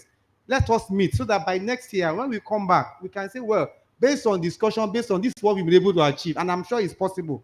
We should remember, this is the same thing we told the state governor many years ago. When they have different charges for land transfer, I'm buying, I pay 5%, 10%, 20%, I do a transfer of the same land. In the same year, the land is being transferred 5 times, and I'm paying 10%. We told the state, please, even if you fight on title, bring them for title. 5 million is more than 100. Same thing, the same rationale goes for this. And I think this is a major one. If we can achieve, and I'm sure it's possible with all the people we have here and all the members, all the professional organizations. So that's a major one. We'll take note of that. Thank you. Now go on to Town Planner Toyande. He's a board member of IHS, former commissioner, and former president of the Institute of Town Planners as well. Sir, you have the floor, sir. Thank you very much. Your Excellencies, distinguished ladies and gentlemen. It is said that man's basic needs are food, clothing, shelter. But you know, food represents survival. Clothing represents empowerment. Housing or shelter represents security. And when you have security, you have the capacity to build on your capacity to build, to improve on your food production. You have security. You have the capacity to ramp up your empowerment. So it means that housing to us is very, very important. But housing is not a floating phenomenon. Housing is part of a human settlement system. And you will find that in an average human settlement, housing occupies between 50 to 55% of that settlement. And when you talk about real estate, it takes about 70%. If that be so, it means that we have to take deliberate decisions on housing. And we won't do that until we have placed value on the life of the Nigerian citizen. So we can ask ourselves, like the Singaporeans, does a Nigerian citizen deserve to have a shelter? Does it deserve to be housed? If the question is yes, we have placed the value. If the question is no, there is no value. But let's assume we have placed a value. The government must then be interested. What has happened in developed countries is that they do not leave housing to informality. What we do here is that we have submitted housing to informality. Even when layouts are prepared, you see them being partitioned into single plots for individuals. Do you go to US or UK and call a friend that you want to come and see him and say, no, I won't be in. They will be filling my decking tomorrow. So I want to go and buy iron rods. So people don't build individually. For as long as we continue to build individually, we will have buildings that will end at foundation level. We will have those that will end at DPC level. We will have those that will stop at first floor. You will have those that will not be plastered until we realize that cities are built corporately. Then government should make land available to corporate organizations. So whatever they build here, they can go and repeat in other places. We have a myth. We have a myth that land is not problem. Land is problem, because farmers and herders are clashing. Communities that have lived together for centuries are clashing, and they are all clashing on land because our population in 1963 was 56 million. Our population today is 220 million or so. Our population in 100 years from now, million. But you know what? The boundary of Nigeria will not change. So it means that we have a limited resource. And how do you manage a limited resource? You plan it. We cannot achieve proper housing, sustainable housing in Nigeria if we don't plan. If we do realize this, I think the next step is to now take, we've discussed a lot of whys, a lot of whats, a lot of hows. We should not deal with who. I think AIHS should do some mobile workshops next year and take this message into the offices of the corridor of power. The Senate president could not come this year. Why don't we have a session with him of the House of Rep? Those who have the ability or capacity to be able to move policies in this country. I think if we're able to do that, we'll have made a very good progress. Thank you. Thank you very, very much, Amplana Inde. Thank you for sharing from your wealth of wisdom. And as he has said, home is security. I remember some time ago, I told some people, I said, if you are homeless, you don't see anything wrong if there's a protest tomorrow in burning down homes of other people. True or false? If you have your own home, whether you took a loan from it or you built it incrementally, when there is a protest, you will stand in front of your house to do what? To safeguard your house, which is what? Your security, not only for yourself, but for your family.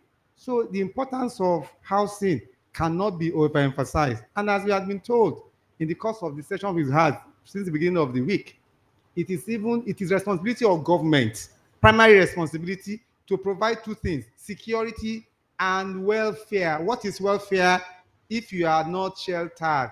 Is your welfare being catered for if you are sleeping under the bridge, if you are in slums? No. So it is a responsibility. We've also been told in part of the Constitution, maybe 2.2 or something, provision of shelter is also a responsibility of government. It does not mean government must go and build, but provide what? Enabling environment for it to come through. So thank you for that intervention. Now I'll go on to Builder Lawal Magaji, former Managing Director, Abuja Property Development Company. Thank you so much. We want that one thing should be, what should we focus on so that we can move the needle? Thank you. All right. Thank you very much for the opportunity. Mine is really is for us to really define what we need. We are talking about housing when we still have a lot of vacant houses, especially in our major cities. Why do we have that? Is it that we are not building the housing that is needed, or we are just building for the sake of building? We need to really define the kind of building that we need. One other thing is that we need to segment housing. You have social housing, is an aspect of housing.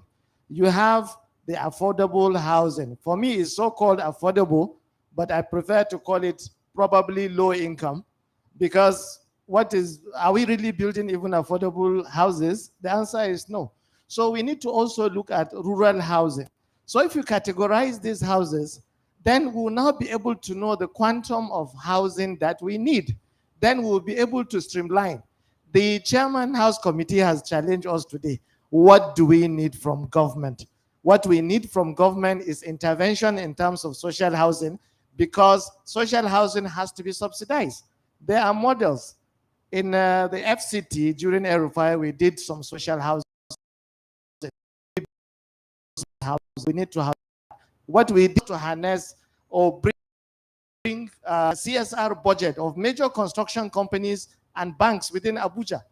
And those funds were now warehoused to build those houses. The houses were sold at 50% the cost of production.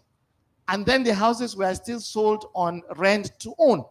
And the target was vulnerable Nigerians, like HIV victims, the physically challenged, widows, and the rest of that.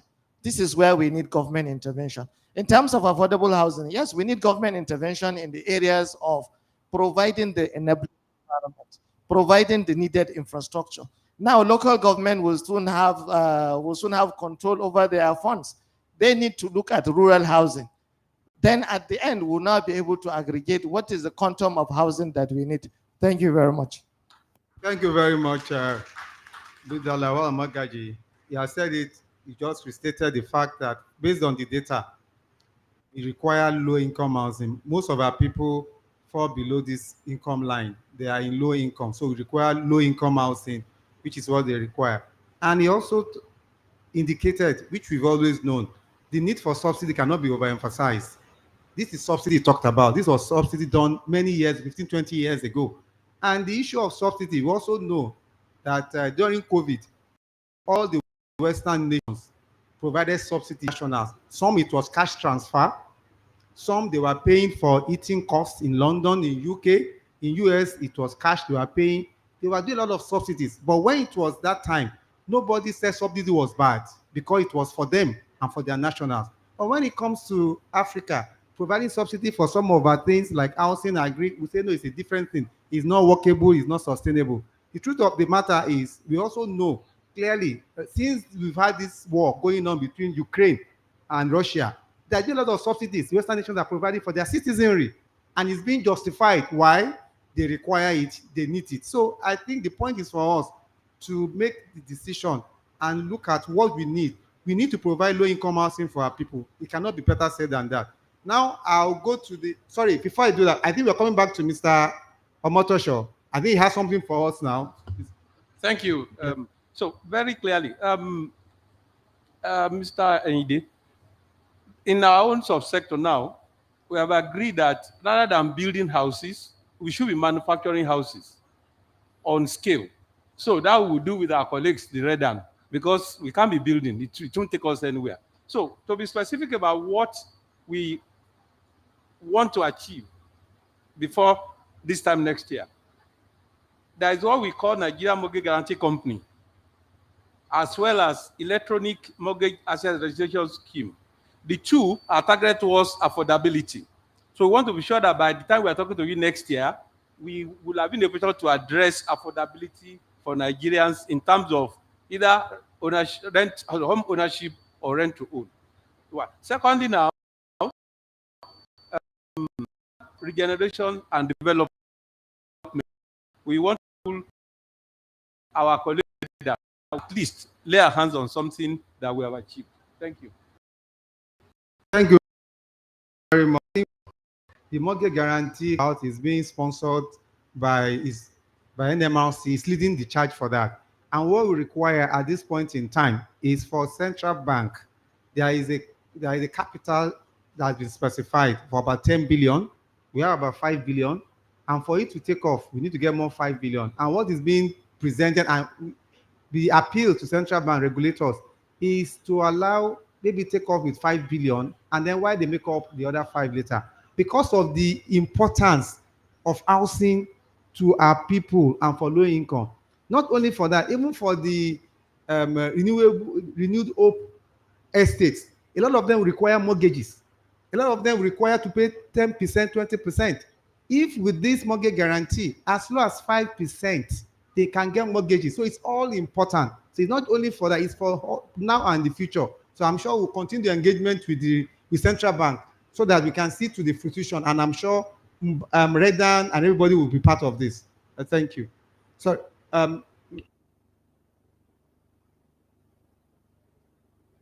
okay, just a word from me before we take 3 comments from the floor, and then we'll wrap it up.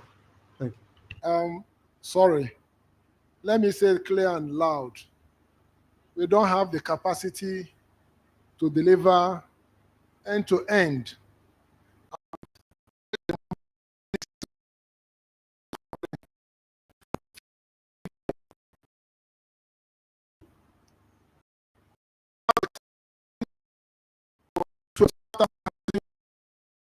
25 minutes as I speak today. I was the chairman of the Nigerian Real Estate Data Collection and Management Program that we initiated with Central Bank and other institutions. So the question is this. If I'm to round up, I would like to say that this matter is not a matter of discussion between groups.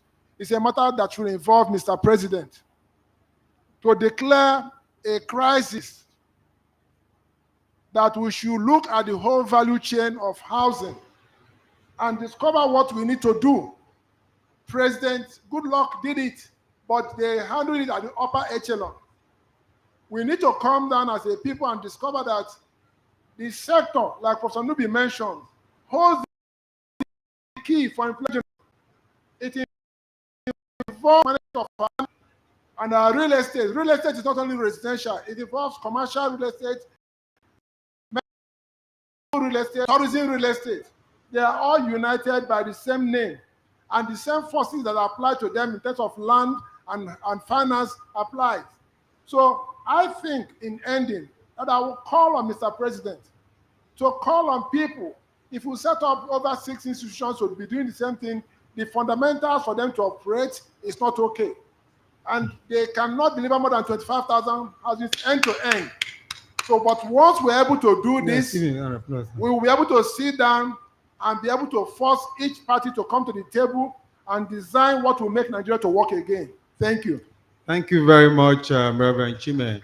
And that's a major charge which we will have to engage with the housing minister and the CME so that we can take it up to the front runners of priority list for the president. Thank you. Now, 2 comments from the floor. If you have any, just something else we think we need to also have to this to-do list. It's a to-do list we are coming up with. Thank you, sir. You have the floor, sir. Can you have the mic for the president of Town Planners? Thank you very much, sir, Mr. Moderator. One thing I want to request is that among members of Redan, not to sell plots before they are built. We had an experience recently. We were consulting for somebody, and she came already. She said, we sold 300 square meters to this person. They were just selling square meters haphazardly. And then now came for us to more or less regularize in terms of the planning. It was a difficult job. And if she could not meet, I mean, she was more or less almost fainting in our office. So we want to ask developers not to sell until it will create more problems. To ask this house if we can have a committee or so to go around, particularly to the Federal Ministry of Housing and Urban Development, in their drive to have the renewed house to obey all planning laws. One was launched in Abuja, another one in Abia, recently in Delta, without going through the process. It will be a slum because things that need to be done are not done. Nobody cares about whatsoever the future is going to look like. So we want to have a special appeal to the Ministry of Housing and Urban Development, or whosoever is in charge of the Renewed Hope houses, to please, after all, in the manifesto of APC, the last line said that they will obey all planning laws and regulations in this country. Please help us tell them. Thank you very much, sir. We shall all tell them together. Thank you. So any more comments? Last one, if any. Do we have any more questions? From the lady on the extreme left. Yes, I'm happy Yes. about that. Gender balancing. Thank you very much. Thank you very much, moderator and speakers. I am always when they talk about affordable housing, low-income housing, social housing, whatever, at least these three categories, I'm always worried about the cost of construction. Because you can get your way through to the land acquisition maybe, or land allocation from governors, or if you know them, you may get them free. If you are a corporate, you may be able, but cost of construction is a very major component of the cost of the building of the housing. And I also know that there are efforts to like do local building materials, use local building materials for, and even that, those ones are still not that cheap. I would like to suggest that if there's going to be any advocacy group to appeal to government or the Presidential Task Force on Economic Resuscitation to consider at macro level, we are considering other macro indices, cost of building materials, cost, whatever are the elements that contribute to cost of construction. My second comment is that from Professor Nubi. I mean, it's quite desirable that we have a lot of young people, especially down south there, who want studio, who don't want to marry in the next 10 years.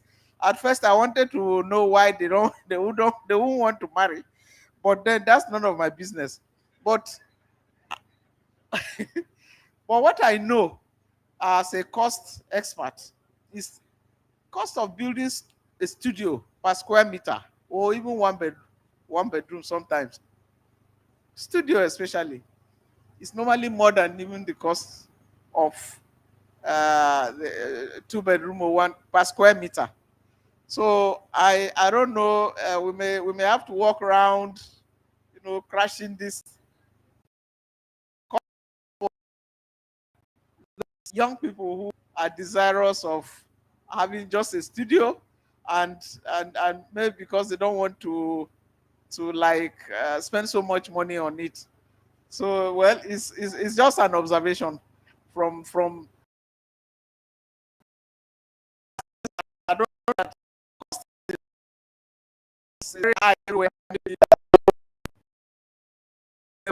I'm not so.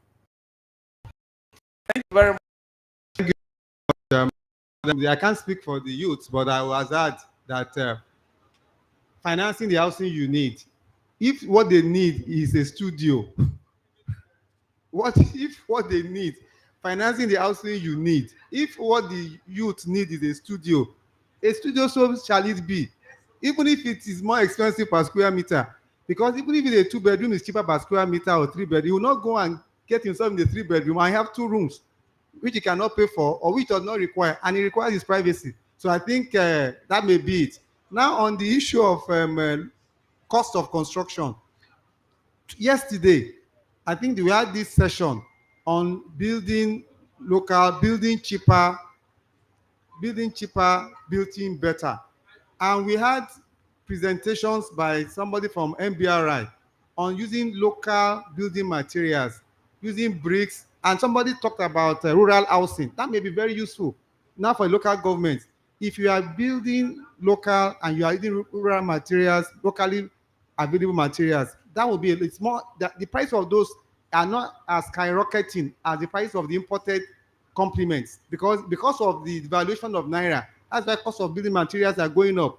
But for those produced locally, demand is very, very low for them, and there is supply for them to an extent. So that's a way. And also yesterday, we also had somebody presenting from Lekki Free Zone talking about making land available, because if some of the things being imported are produced here in Nigeria, at least the foreign component cost will be reduced. You will not be shipping jobs abroad. If you are producing a lot of them here, importing everything locks forward. I think there's a comment from intervention by Thank you. Okay. So, well, I want to just make a comment regarding what I think almost everyone has shared and has said on the podium, from talking about the issues that have to do with financing to cost of construction, which is very important, to even knowing what we need in the first instance, and also the type of houses, social housing, most primarily important, because when you look at the general population of the nation, you would realize that the greater number of those who are in the low income bracket are those who really, in the real sense, really deserve affordable housing more than anything. But a lot of times they can't even afford it. So what even happens is those in the higher strata are the ones that buy out the properties as investment and still go back to resell again to those who are struggling to make it. To the issue of family, which is so important. I love that we had Town Planner Rekia with us, and she mentioned that because it was a very, very huge thing to hear her talk about the impact of women in housing and families. And that's something that a lot of times we don't get to understand much, because as men, I mean, we go out, we fend, we look for, but we bring back to the home, it's the woman that makes the home. So the woman is always considered as the leader in the home because she makes the home. But the man is also, he has to provide the place. So, I said, so important. I wish more time. AIHS has come to an end. I shouldn't end. Well, it should obviously, but what this has done for me, and especially this year, being my third year participating in this, I have met people that have shown me that things can change. I have met people that have inspired me to see that we don't need to sit down and be normal or be mediocre or accept mediocrity any longer. Pastor Matthew Ashimolo, I remembered young, growing up in Lagos. I'm a Muslim, right? And a lot of times, even my background, people will look at me and they call me Ustaz. So when you talk about development, they don't know me as that. They know me as one malam in the mosque and all of that. But I used to watch Pastor Matthew. I used to be drawn to him. I loved how he spoke, how he interacted, very articulate. I was shocked to hear his story about how he went into real estate and how much he has been doing in real estate. And I was inspired. I've been inspired by Reverend Shime, even who is seated here and I'm sharing this podium with. And that for me is what tells me of the resilience of Nigerians. So if there's anything I want us to take back home from here, it's that we are the most resilient people on the surface of the earth. That problems will come to us, but we will fight back. We will stand firm. We will face it head on, and we will defeat that by the grace of the Almighty ultimately. But because we all come together to work on correcting the ills we see in society. And Nigerians will continue to thrive and succeed and collaborate with other nations to succeed as well. Because there is a reason that this nation is defined or described as the giant of Africa. And I don't want it to get to our heads out of ego and pride. No. The mere fact that we have over 200 million people today, that is a huge market. Throw seed in Nigeria, it grows and germinates. That is a huge potential. The fact that we have mines, and our greatest assets are not the minerals. They are not the things we produce. It's the people. It's the individuals that this nation has. The likes of Barrister Festus, who is a lawyer, but today look at how he's calling every developer in the whole country, now in Africa, to come and host something that is so important to the African continent. The likes of Alhaji Aliko Dangote, who can sit and dream of saying my nation should no longer import refined petroleum products into a country where we produce crude oil. But like a joke I once read said, if somebody explains Nigeria to you and you understand, they've not explained it to you properly. We were a country that we had crude oil and exported it to bring in refined products. Now we are a country that is importing crude oil to export refined products. How do you explain that? Because Dangote has to go and get crude oil from another nation in order for him to refine and export it back. So I think we have a lot to dream of, and we have a lot to push for. And that, for me, I think is why I am sad this event is coming to an end. But I am happy also because it has brought together some of the greatest minds that today it's no longer considered a taboo to talk about these things, or it's no longer considered mundane, or we no longer accept mediocre. There's no more time for mediocrity. We have to wear those big pants, and we have to get the right people on board, and we have to be committed to this. So these are just my parting words. Thank you all very much for this opportunity, and God bless you. Thank you very much. Just a clarification. This is not the end of IHS. It continues tomorrow. We have a full session tomorrow. We'll be talking about prop tech and AI, how and what we can do with AI, low income housing. Another full day tomorrow, please, so that we'll be looking forward to receiving you here. And my parting word is, a glass is either half empty or half full. If you consider it as half empty, you will not make efforts to fill the glass. If you consider the glass as half full, you are encouraged and inspired to do what? To fill it up. And I think Nigeria is good work in progress. We are half full, we are half full glass of water, and the opportunities are immense. You wonder how come 220 million people, 5.5 million every year. We have more expatriates coming to Nigeria, more than Nigerians leaving Nigeria, the young people. And you wonder, what are they coming here to do? There is something here. And if we can feed, house, and cluster people and provide jobs for them, more people will come in here. And I think the best is yet to come. And the youth will do a lot better than we, the generation that's moving on. Thank you, everybody, for being wonderful. My panelists, thank you for taking the opportunity to sit here and share your thoughts. And for all of you being here, as I said, it's always my lap to take on the last sessions, unfortunately. But thank you for being attentive and being very, very active and engaging. Thank you all. A round of applause. Thank you very much. Before we conclude the panel, I just want to say a few words. And thank you so much for the whole panel. You have been so inspiring. Actually, I just wanted to clarify something. The CEO of Niels Realty, Abubakar Sadiq Mohammed, he actually won the award last year for the fastest growing real estate company in Abuja. So make some noise for him. He had some very inspiring words. So we would love to connect with you right after, as he has a lot of inspiring things to lead us in the right way. Before we come to an end, we'll all rise for the national anthem. Before we do the group pictures to conclude the day, we'll be singing the national anthem. On media people, I hope you're ready for me as we conclude the session today. The closing charge. Nigeria, we hail thee, our own dear native land. Though tribe and tongue may differ, in brotherhood we stand. Nigerians all and proud to serve our sovereign motherland. Our flag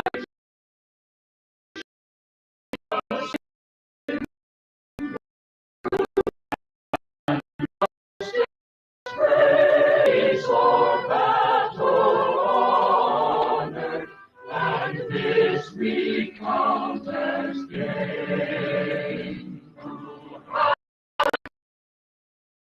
Your children, a banner we fly. O God of all creation, grant this our one request. Help us to build our nation where no man is oppressed. And so with peace and plenty, Nigeria may be blessed. Thank you very much.